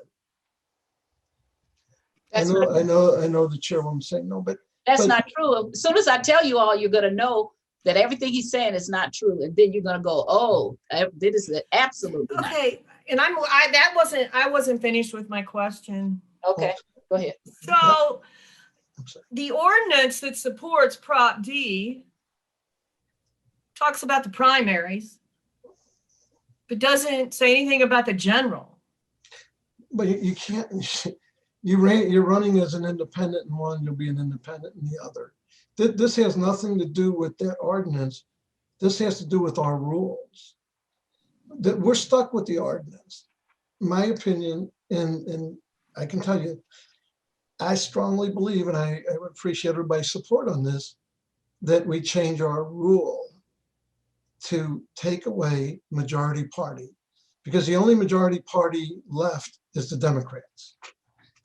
And everywhere I checked, and I even said, well, there's going to be more independents than Democrats, so we should be the majority party because so I checked, and I even checked with a friend of mine who's an attorney. I checked all around, and independent is not a party. So it's important to all of us that we, take out the words majority party, and any other rules we want to make, then we can make at the caucus. I believe we'll all be around for that, I hope. All of us that are up for election, I hope we're all around for the caucus. So hopefully that explains it. Really doesn't have anything to do with it, just changing our rules to take out majority party. And this way, if we have independents, Republicans, Green Party, Purple Party, or whatever party, they would have a seat at the table on rules. At this point, we don't. So I'm just asking everyone's favorable consideration on this. And I do agree with Alderwoman Green that I missed a place and we should take that out. Anything else, Alderwoman Grass? No. So, first of all, what Alderman Vaccaro said is not true. So we do not, the only thing that he said is true is that when we run, that there will be a majority that is that won't be Democrats anymore. The majority is the people who get to decide what the rules are, not the Democratic caucus. In fact, if you all, and some of you all weren't here, every year we have to adopt new rules, okay? These rules do not apply to us when we get elected. The rules that will apply to us will be the ones that we pass on the first day when we come into office, okay? This has nothing to do with our election. In fact, what all the independents should do, or the nonpartisans, you don't have to go to the Democratic caucus. That's their caucus. You have a nonpartisan caucus in which you are the majority. Just like they have a Republican caucus and they have a Democratic caucus. So this thing about, oh, well, we can't go to the caucus is absolutely not true. This resolution does not do anything for us, okay? Because if somebody comes in and changes it on April, when do we come back? April 13th, 14th, whatever it is. Unless it gets passed, then it is not the rules that control us. It is so interesting to me that everybody now is one, and specifically the sponsor of this resolution wants to change, because what the voters did, because the voters made us nonpartisan, but we had a very racist redistricting board bill passed, in which who has more seniority than me? Only Joe Rody. But when I wanted to get my seniority back for my community, because that was not taken away by the voters, it was taken away by a racist redistricting that has never, ever been done before. And so I was just trying to correct it. The alderman told me, oh, I think you should get it, but I want to keep public safety, so I didn't vote for it. So it is also important to note that we took away some of your seniority, Alderwoman Green, by them putting the word continuous in there, as we did for Alderwoman Rice and anybody else. So if we're going to clean up something for all those people who want to keep all their power, then we need to clean up, take the word continuing out so that I can rightfully be where I'm supposed to be, which is the and if you change it right now, that will bump Jeffrey Boyd down and you down, because that's where I'll be, where I'm supposed to be. That's the only thing. It does not change anything. We have to absolutely adopt new rules. So saying that, trying to do the scare tactic, oh, we can't go to the Democratic caucus. We don't need to go to the Democratic caucus. The Democratic caucus would need to come to us because we would be the majority. So that and then we can change anything we want to in those rules. So that is not right. That is not correct. And if we adopt these things today and pass them out, they do not have anything to do with what happens on April. What is the first? Let me look at it. I'm talking and you do not have the floor. Thank you.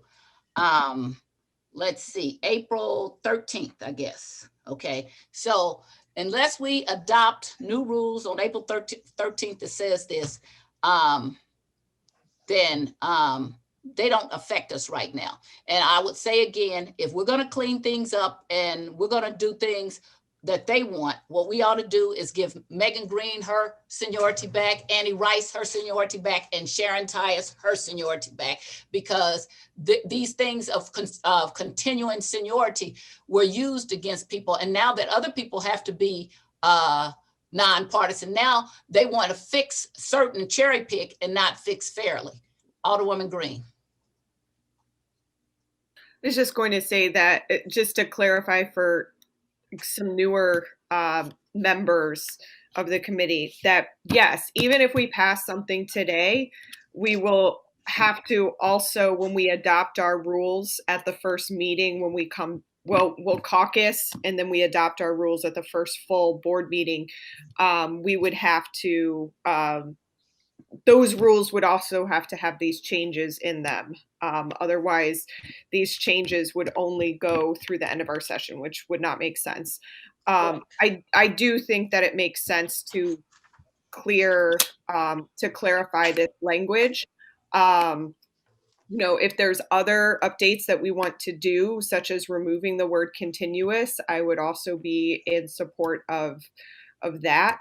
I'm unsure if that fits within this particular resolution, or if that's something that we need, because it's sort of a different change than the partisan nature. But I do think that these are necessary updates, just simply because we're now in a nonpartisan environment. And I think that our rules should reflect that. Okay, our rules can be changed holistically. I'm sorry. Did you still have your hand up? No, that was just the point that I wanted to make, that yes, we will have to adopt rules when we come back that have these same changes in them if we want them to stick for the next session. I don't think that necessarily means that we shouldn't also do this today to set the precedent for our rules being nonpartisan going forward.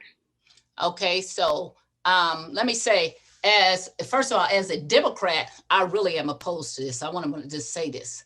I'm really opposed to it. I want to stay a Democrat. I want to change it back. I absolutely hate that nonpartisan. My community does not like the nonpartisan. I don't even want to buy into nonpartisan. I'm a Democrat, and I know my community got fooled, because that's all I hear when they now understand what it is. And I don't like it when people don't understand, when people get fooled. We put the carrot out that Tashara couldn't get elected because the vote got split, and Lyda won with 32% of the vote. She won the Can you mute that? Thank you. She won the Democratic primary. She did not win the election. And one of the aldermen called me, who sits on this board, and was saying, but Lyda did. And then when I said, no, she didn't, they were like, yes, she did. When I said, no, there was another election, that person said, oh, wow, you're right. So there was a misinformation campaign, or a leave campaign out, leave certain information out. And I don't want to be a nonpartisan, but if we're going to change and be fair, the voters put us like this. Mine came from a racist redistricting from the Board of Aldermen, and it made it so that only my community ever in history has ever that happened. So then for the alderman from the 23rd to strut in here and say, oh, we need to fix that, then we need to fix the other things that go along with that we, the board, did. Systemic racism happens when people feel like, oh, I got to take care of my thing, but your issue, oh my God, no, I want to keep it. So I don't care if all of us are nonpartisans, if that's what the voters have told us. That's a much more fair thing than to say, I'm going to draw a ward and make it so the Black people over there can't vote, and so they can't keep their senior alderperson. Now that's racism there. That's what happened in this board, including the alderman from the 23rd, who said, oh no, I don't want to vote for you to have your seniority. That was entrenching racism, and saying that was okay. So now you hurry up in here, and you're calling me all weekend, and you're sending me texts that are not true, saying, oh, you're not hearing my bill. When I told you, Alderman, go listen to your own words, where you said you didn't know if you even wanted to, and then tried to act like I was doing something to you. So if we're going to, you are not recognized, and do not unmute him anymore. I will still recognize you when when I'm finished, okay?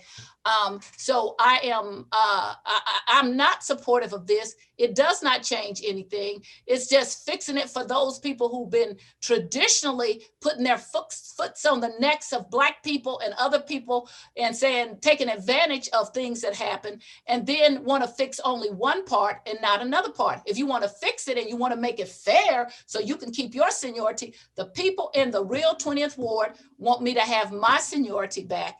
And they also, because you're denying them the right to have a senior alderperson, which is something that has to be very important, because you're running to get yours now, but you've been perfectly comfortable. And you talked about the Republican. Oh, well, that's unfair, because Fred Hyder probably knew everything more than everybody down here, and he didn't have him. Well, I've served 20 years. Have you, Alderman from the 23rd? I don't need you to answer it because you have not. So if we want to be fair about who should be able to have what, then we want to be fair about Black people having their seniority in the wards that they deserve. Those people kept voting for me. The only reason why there's that part in there about continuing is before aldermen who left or got defeated, neither of which I did. Neither of which I did. So then you want to fix one part of it. Alderwoman Green has been continuous, but she just wasn't always a Democrat because she came and ran as an independent. So then if we're going to do that, why would we then not give her parts of seniority back? Why would we give Alderwoman Rice her part of seniority back? Let's just take that continuous right out and make everybody then get what they're deserving. Or else let's just leave it there and say, oh no, the voters voted for this, because that's what I hear about ward redistricting. Oh no, we can't be for this because our voters voted for this. Well, our voters voted for us to be nonpartisan. Alderman from the 18th. You have to unmute.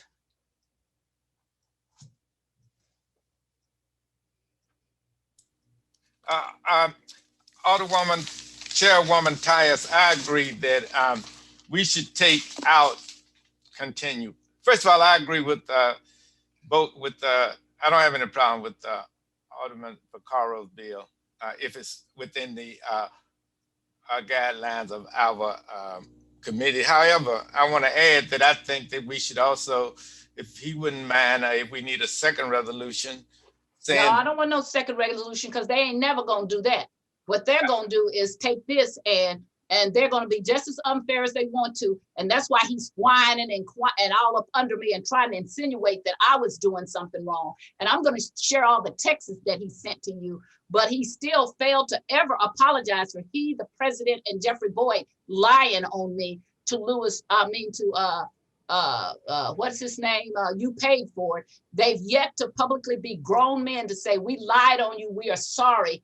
And we want you to know we made a mistake and we're sorry. Now you're going to try to put me on the defense. I was going to have your board, I was going to hear your board bill because I'm fair. That's the problem with me. I'm fair. And many times white people are not fair because there's no reason for me not to have my seniority, except for that there is a superiority about white people who think they're supposed to have things even when somebody has cheated or stolen. If you steal my purse and give it to Megan Green and she keeps it, she's a thief, okay? That's like you are. So no, they're not gonna do it. So if you're making that thing about, we can change these rules right now. If you're gonna do changes, let's change everything. Let's make everybody fair. May I, is it possible? I'm sorry, Mr.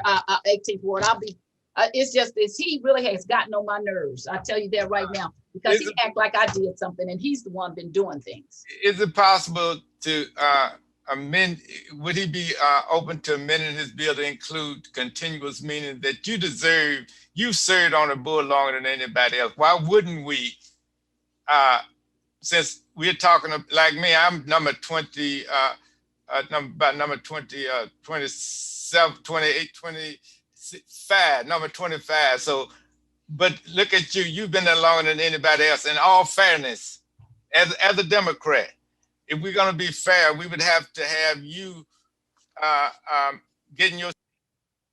I'm sorry, here I was trying to put your hand down. Unmute again. I hit the wrong thing. I'm sorry. Alderman? Okay. Okay. I was trying to put your hand down. I'm sorry. Right. I'm talking about when we talk about fairness, this is the most unfair thing. Even I think you're probably the only one. This is both sexist and it's racist. I'm not going to sugarcoat it.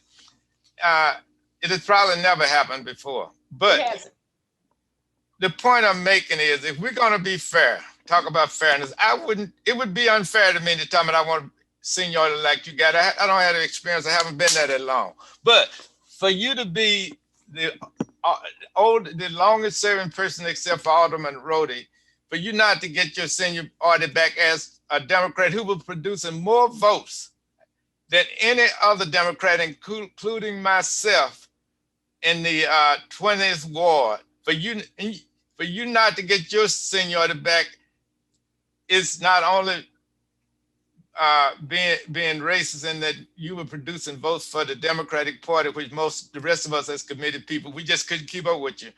And then they had the seniority, and then being a female, and we're getting ready to change the charter.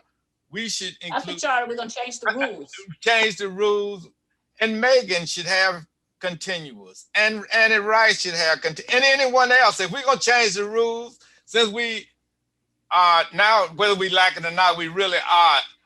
And the voters voted for us to become nonpartisan. I'm not gonna change anything else about being nonpartisan because the voters said that's what they want to. Now, if people want to go out and get petitions, but I do think we should make sure that all the people who've been on that board should get their seniority regardless as to whether they're independents or Democrats. It should be continued. If you continually serve like Annie Rice, Megan Green, and anybody else, if I miss you, you should get your seniority too. So we should be consistent. That's all I'm saying, and be fair. And it seems like people I've named are all women. So I want to make sure that we as men, who all of us have privileges in our ethnic group and racial group, we need to make sure that we're not discriminating against females at any time.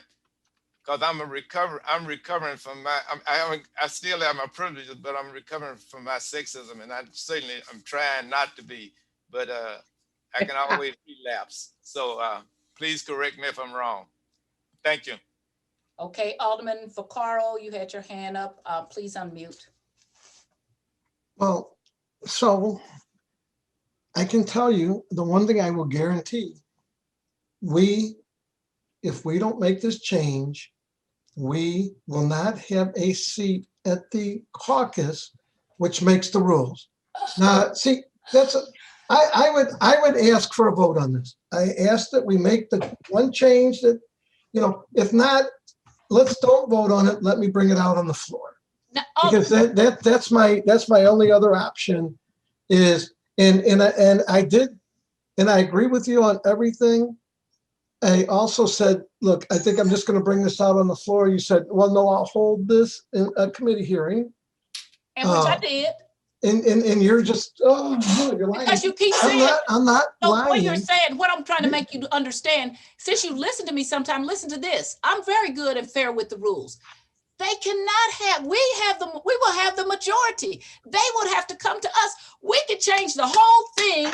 We do not have to go along. So when you're saying that we can't come to the caucus meeting, what I'm trying to tell you is we don't need to come to the caucus meeting, because the people who will get elected in, why would I'm trying to be as fair to you as always. When I try to tell you the truth about the rules, so we don't have to go to their caucus meeting. We can call a nonpartisan caucus meeting, vote on the rules, but I guarantee you they're not going to exclude us. We're the majority. That doesn't make any sense. That's the reason why. So I'm trying to make you understand. Bernie Sanders caucuses with the Democrats, 2 independent caucus with the Democrats. That's how we have equal in the Senate. Now, the reason why they do that is because they need those 2 independents. Otherwise, they don't have the majority. So there's no reason to keep us out of anything, because we are. If they try to keep us out, we'll write our own rules. We'll write out the Democrats and put you have to be nonpartisan, and then we would be the majority. So when you say that, that is not true. That's what I'm telling you. I'm not trying to say do that, because I think we all should caucus. This was something that we came through together, and I think we should all have a caucus. But to tell people scare tactics like, oh my God, we can't go to the caucus meeting. Yes, we can. Don't you know that Bernie Sanders goes to the caucus meeting? We can't. Yes, we can. We can't. Yeah, well, we don't have, okay, so you all have to decide who you believe. So I've given you a good example right there of Bernie Sanders and whoever the other independent is. They caucus with the Democrats at the federal level, because the Democrats really, when they say we have 50, we only have 48. But we get to 50, and that's why the vice president gets to vote, is because those 2 independents make us have the majority. The Democrats that will be left do not have a majority to do anything. So when he tells you that, that is just not true. So those of you who know me very long, I'm being fair to him and having his hearing after everything he's done. That's just not true. We don't have to go to their caucus. We can call a caucus of the nonpartisans and set the rules. I would not want to do that either, because I think that's ridiculous, okay? But I do want to be fair and say, if we're going to try to get something out of here and change these rules, that we change the rules to make sure everybody is given fairness, not the people who've been in control. And they're all, I knew this was going on. I, in fact, told a person who told a president who told him. I knew this when we were going to the vote, that we were going to lose our seniority. We're also going to lose some other things, which I'm not going to open my mouth because I wanted to test that person. They ran their mouth. So you're going to find out there's some other problems with Proposition D also. But one of them is not that we can't go to the caucus meeting. That is not true. And I would tell you, you can just check with who caucuses with the Democrats. And if you've watched the news any at all, you will know that Bernie Sanders and whoever the other independent caucus with the Democrats, because they would not have a majority without that. So the only thing if I'm to close, the only thing I can say is I cannot recognize you to close. You do not. If you would stop, if you want to run my meeting, you have to be the chair of rules. If you didn't, if you want to be the chair of rules, you should have picked rules, but you didn't. So you are not recognized to close. Okay. Am I okay to speak? Yes. Or are you going to have me muted again? No, I want you to speak. So everything she's saying is not true, because in our rules, and I've checked with Dave's agreeing with you, everybody in our rules, if you're not at the caucus, and we're not allowed to be at that caucus because it's only the majority party, it's in our rules, majority party. We can't jump in there. So they're at that meeting, at their caucus, that's where the chairman of the different committees are picked. It's not done on the floor. Now, if you want to go there and everything's already pre-picked and you have no seniority, then yes, you can vote against the rules on the floor and say, I don't want to adopt the rules the way they are. But you won't be there. You won't be at that caucus. Not one of us here, except for Jesse Todd, will be at that. In order to have a seat and make this right as we go through this session, the right thing to do is take out the word, like I said, that says majority party. This is not the place to fix or say, gee, and I guess that's why, Sharon insisted that we send it here, because she'd vote for this tomorrow if I said, well, contiguous or versus whatever. The right thing to do, I'm asking for a favorable vote. If you don't want to vote at all, that's good. Then I'll just do it on the floor. But I know the rules. I've been around. So does Alderwoman Green. We don't even get a seat at the Democratic caucus. The caucus will make the rules, and then we come back and we can say, oh, we want to challenge the rules. Well, good luck. That they will already have all the committee chairs picked. Everything will be all said and done. And then you'll all be able to say, well, you know what, Joe was right. And that Sharon, who calls me a racist, which I'm not, calls me a misogynist, which I'm not, and I'm starting to get tired of it because I'm not. First of all, Alderman I'm Todd not. is the I'm one talking. that it was racist. Remember, you Okay. always tell me, don't talk over me. Don't talk over me. You're I correct. am not a racist, and I'm so sick and tired. You are. The only racist. I'm not going to even go down that road. I'm going to say right now, I would like to see this come out of committee with the one change that Alderwoman Green said. If we're not going to do it, I just assume do it on the floor. Because if we don't do it, it's a major mistake. And you will not have a seat at the caucus. You will not have a seat to make the rules of the Board of Aldermen. This is a fact. If the chairwoman would allow it, have Chairman Kennedy or have Terry Kennedy, the clerk, come on and explain the rules. I'm not making this up. I looked at this. Are you finished? Huh? Are you finished? Well, have Terry Kennedy come on. I think when he explains to everybody, we cannot just jump in on the Democratic caucus. It's just how it is. I strongly recommend we pass this, you know, but whatever. I can tell you that not only will Megan Green have no seniority, our chairwoman will have no seniority. She drops to the bottom of the list. You know, the only one in this whole group that will have seniority, believe this or not, is Jesse Todd. So Jesse, you could be the head of a committee, which means you'd have to run a, which, Okay, I could take a joke, Alderman Vaccaro. it's not a joke. It's not a joke. You're not having to run this time, so you're still a Democrat. So you'll have a seat at the caucus. You're a good But Democrat. You will be the only one of us with a seat at that caucus. You're a good Democrat. Okay, Alderman, But let you him still finish. won't have a seat at the caucus. Yeah, whatever. Are you finished? Yeah, do whatever you're gonna do. Okay, But I just a won't minute, accept. Alderman. Okay, you said you were finished. I'm sorry. If you weren't, I'm unmuting you. Are you finished or not? Because I muted you because you said you were finished. But if you're not, unmute yourself. The only change that I am willing to make to my resolution is the, 19, page 14, to change exactly what Alderwoman Green said, where I missed majority party. Majority party needs to be taken out. Independents are not a party. And I don't care. At this point, Are you finished?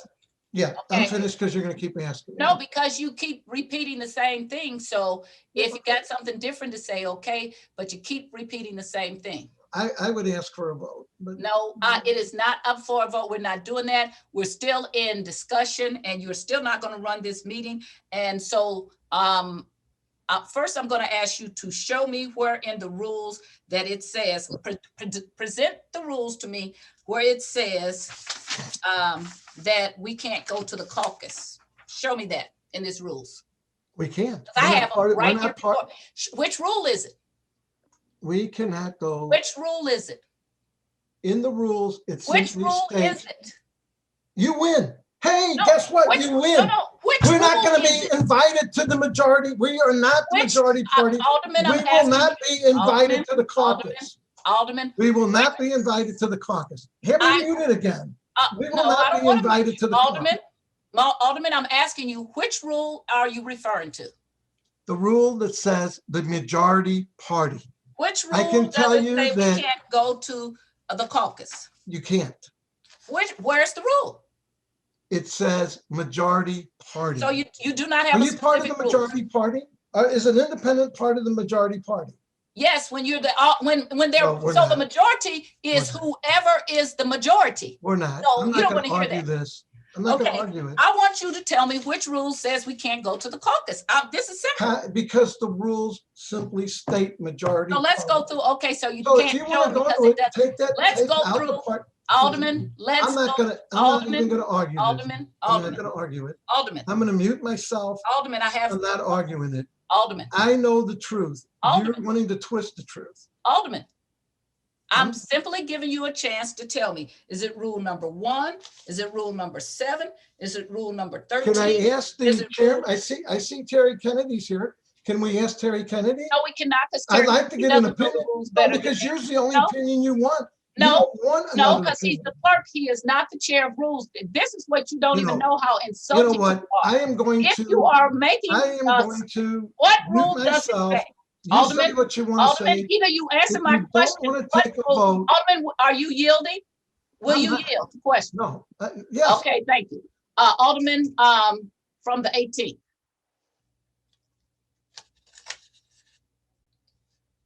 Alderman I Todd. just wanted to be very clear. I did not, I want to make sure no one says I called anyone a racist. First of all, let me make it clear, I'm against colonialism. Racism does, and I don't think, so I wouldn't disrespect any of my colleagues like that, but however, and what I mean is Black people are responsible for controlling our community.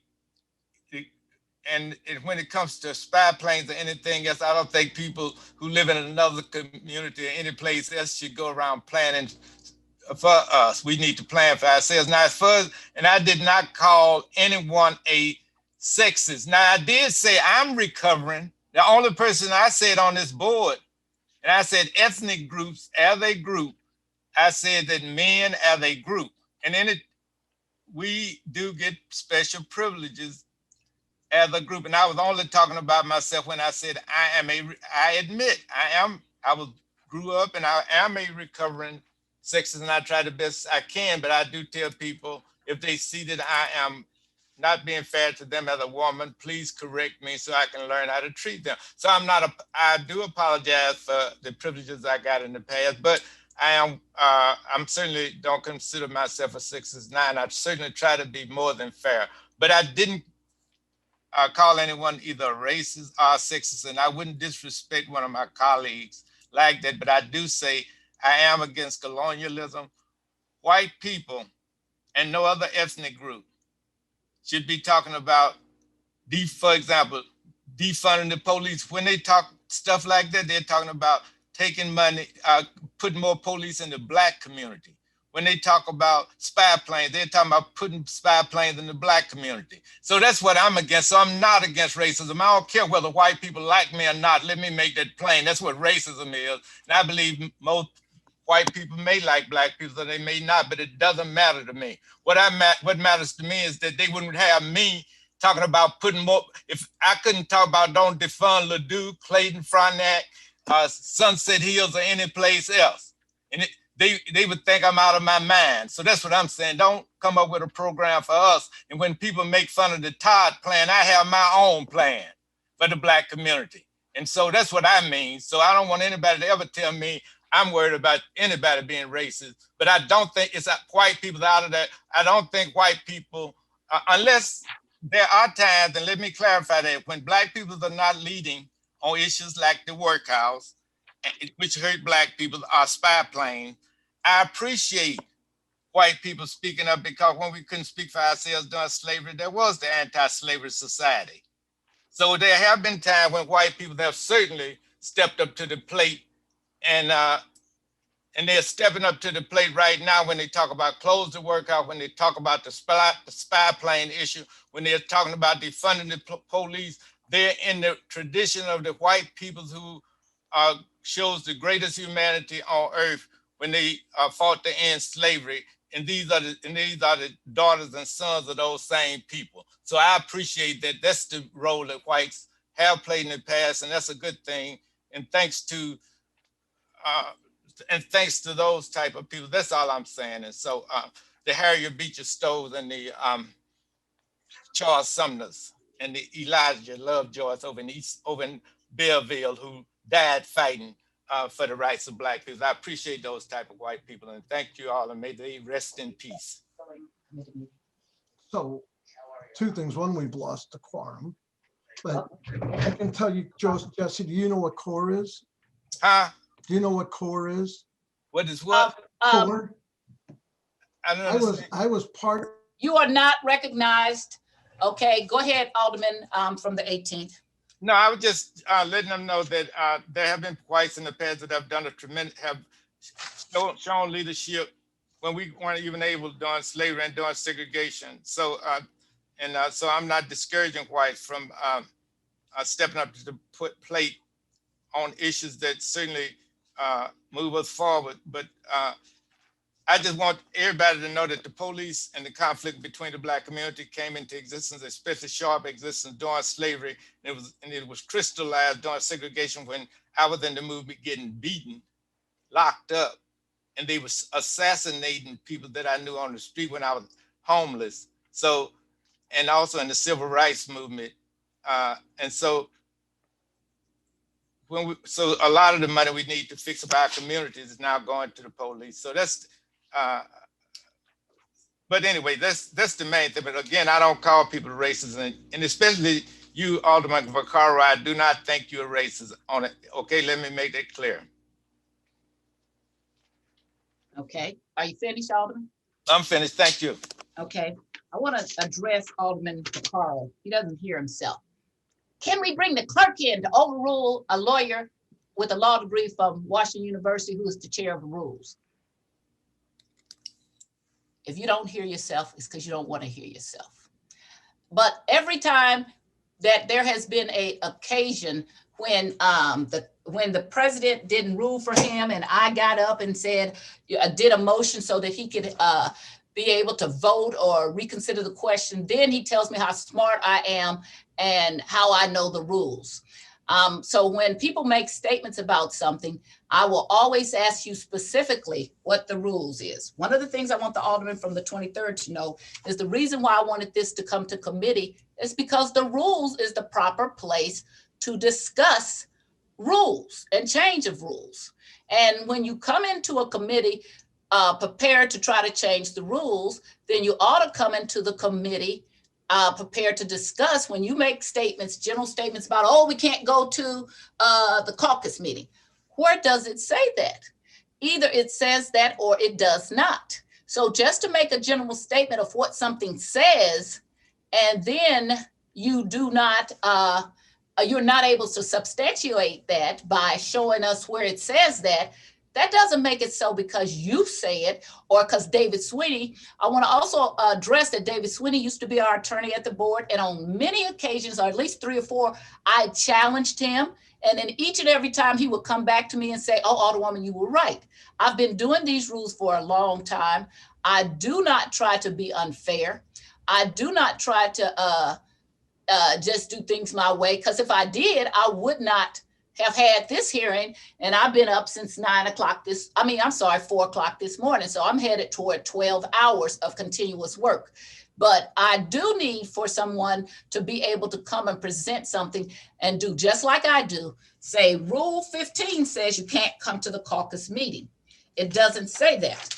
So I have challenged the alderman and asked him to come up with where it says that the nonpartisans cannot come up to the caucus meeting. He says, oh, get the clerk. No, he's presenting the resolution. So he should be able to show me where in these rules, these marked copies rules, that it says that nonpartisans cannot come to the caucus. Again, he should also be able to show me where it says that nonpartisans couldn't have their own caucus. He should also be able to show me where it says that if we got 13 Democrats and 14 with the president, and so that leaves 15 that are nonpartisan, how 14 outvotes 15? It doesn't. So if the nonpartisans wanted to be together, we could then pursue our own course and pass our own rules. So when I ask, oh my God. Okay, when I ask questions, I want specific answers. If you show me in here, it says, the alderman from the 23rd, show me where it says that we cannot come to a caucus meeting. I want to see. Now I've only had Democrats because we never needed anybody else to come to a caucus meeting because we had the majority Democrats. It is important to me to note that the alderman from the 23rd said it was unfair for the former alderman from the 12th not to be able to come to the meeting because he was a Republican and he probably knew more than anything. And he thinks that all the men know everything and that I don't know anything as a female Black attorney, chair of rules. That is important, and that speaks to who you are. That speaks to that ability to diminish and try to say, bring the clerk in here, and he knows more than you. No, he doesn't. No, he doesn't. And I know exactly what the rule you're talking about, but since you're making this issue about what it says, then you should be able to bring forth to this committee where it says, where in this set of rules, where does it say that nonpartisans cannot come to the caucus? Now, it's a Democratic caucus, but I will say again, if you don't have a majority, you can't pass anything on the floor. So the Democrats have to invite people in, or we can have a nonpartisan caucus and adopt our own set of rules, which I hope our rules would be more fair And they would then say, let's get rid of that continuous seniority, since that was done with racism to keep a certain segment of people not to have fairness. And I would say that to continue to say that without producing any proof is not proof, because you say it. If you are saying it, produce it. Now, you got off of here. You could have go talk to the clerk. Come back here. Can you show me in our rules, because I read them all the time. I have never seen anything that says that independents cannot come to the Democratic caucus, nor do I see anything that says that Democrats can't come to the nonpartisan caucus. So tell me where it says that. And then the other thing I want you to know, we will not be operating with these set of rules. They have to be voted on. We have to vote on it the first day. So when you change any of this, that's not to say that 15 people could not go right behind you and change it back to something else. I think it's telling that you want fairness for yourself, or what you consider to be fairness for you and the people that you want to have it, but you don't want fairness for the people who voted for 20 years for me to come down to the Board of Aldermen. You don't want them to have equality, because that you can't stomach, because you want to control everything. I have never come to your committee and been anything but respectful. You continually come into this committee and you're disrespectful, and you don't know the rules. You do not present the rules. And when you are asked to present the rules, you do not do them. And when you're asked to ask questions about where they are, when Alderwoman Green presented her changes, she then told you on what line and what page. That's what you should be able to do. If you're not doing it, stop saying things that are not true. I will stake my career on there's nothing in here that says that. And if it is, I will again ask you to say and show me where it is in these rules that say that. And that's all I'm asking you. And if you don't know that rules belong in the Rules Committee, I don't see why you think that the police issues belong in public safety, or HUD's gets anything. Is it only the committee chaired by a Black woman that shouldn't have say-so over what is under her domain? Is that what makes you say that? I don't understand that. You say I'm not racist, but the things you say are racist and they're sexist. So if you're not a racist, the things you are saying, and I've told you this on more occasions, are sexist and racist. You do not say the chair knows anything. You know it because you think it, and you want to bring somebody else. Do you bring the clerk in and say, overrule you when you're the chair? But here you're telling me, oh, you don't know what you're talking about. And let's bring the clerk in here, because he's going to tell us that, what it says. So I'm still asking you, and I will ask you again, where in our rules does it say that if you're not going to answer, I'm going to mute you again. I want you to tell me. And I've said it over and over. Our rules say it's a Democratic caucus. We don't Where in our rules? The only ones left in this meeting is the three of us. Where in our rules does it say that? We can't even vote on this right now. Where is in our rules does it say that? We can't even vote on this right now. Where in our rules does it say that? I guarantee it. And so you don't know? I don't want to risk what you're saying. I am so tired of you saying that I'm racist. No, I said the things that you say are racist and sexist, and they are. No, you do not get to argue with me, and you get to answer my question. Okay? You do not get to come in here and argue. You're not going to do it. Where in our rules does it say that? That's all I'm asking you. And I've been going through it. Me because you don't like my point. Okay, mute him and do not unmute him, and do not let him unmute. He has to raise his hand and be recognized. So he can do all of that. If he's not going to answer the question, I'm going to keep the floor. This is the most mute him back, and STL TV, mute him and do not let him unmute. Thank you. So I'm going through these rules because I'm trying to find something that will verify what he says. And I've gone through this rule on several occasions. I'm looking for where it says this. So I'm going to each thing, okay? Our committees, personnel, special committees, committee powers and limitations, selection of chairs, appointment of committee members, removal of committee members, prohibited, meeting notice to be published and posted, all meetings and hearings open to the public, public hearing procedures, committee, I'm just admission to the chambers, procedure for recognition, presenting motion, withdrawing motion, so none of that, voting procedures.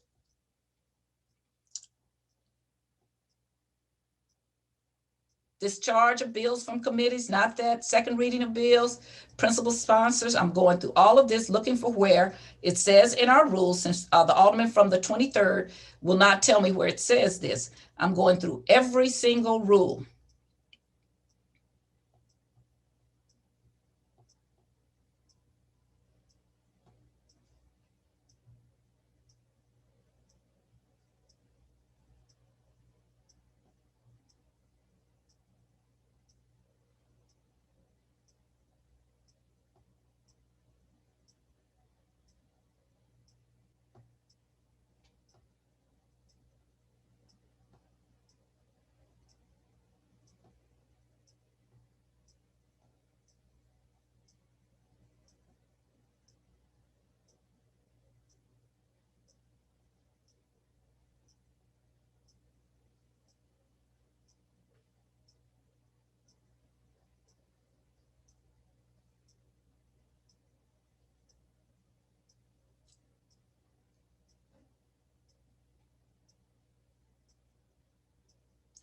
And so just again to reiterate, the alderman was complaining about this rule change being sent to rules. Here is what, this is how you do it.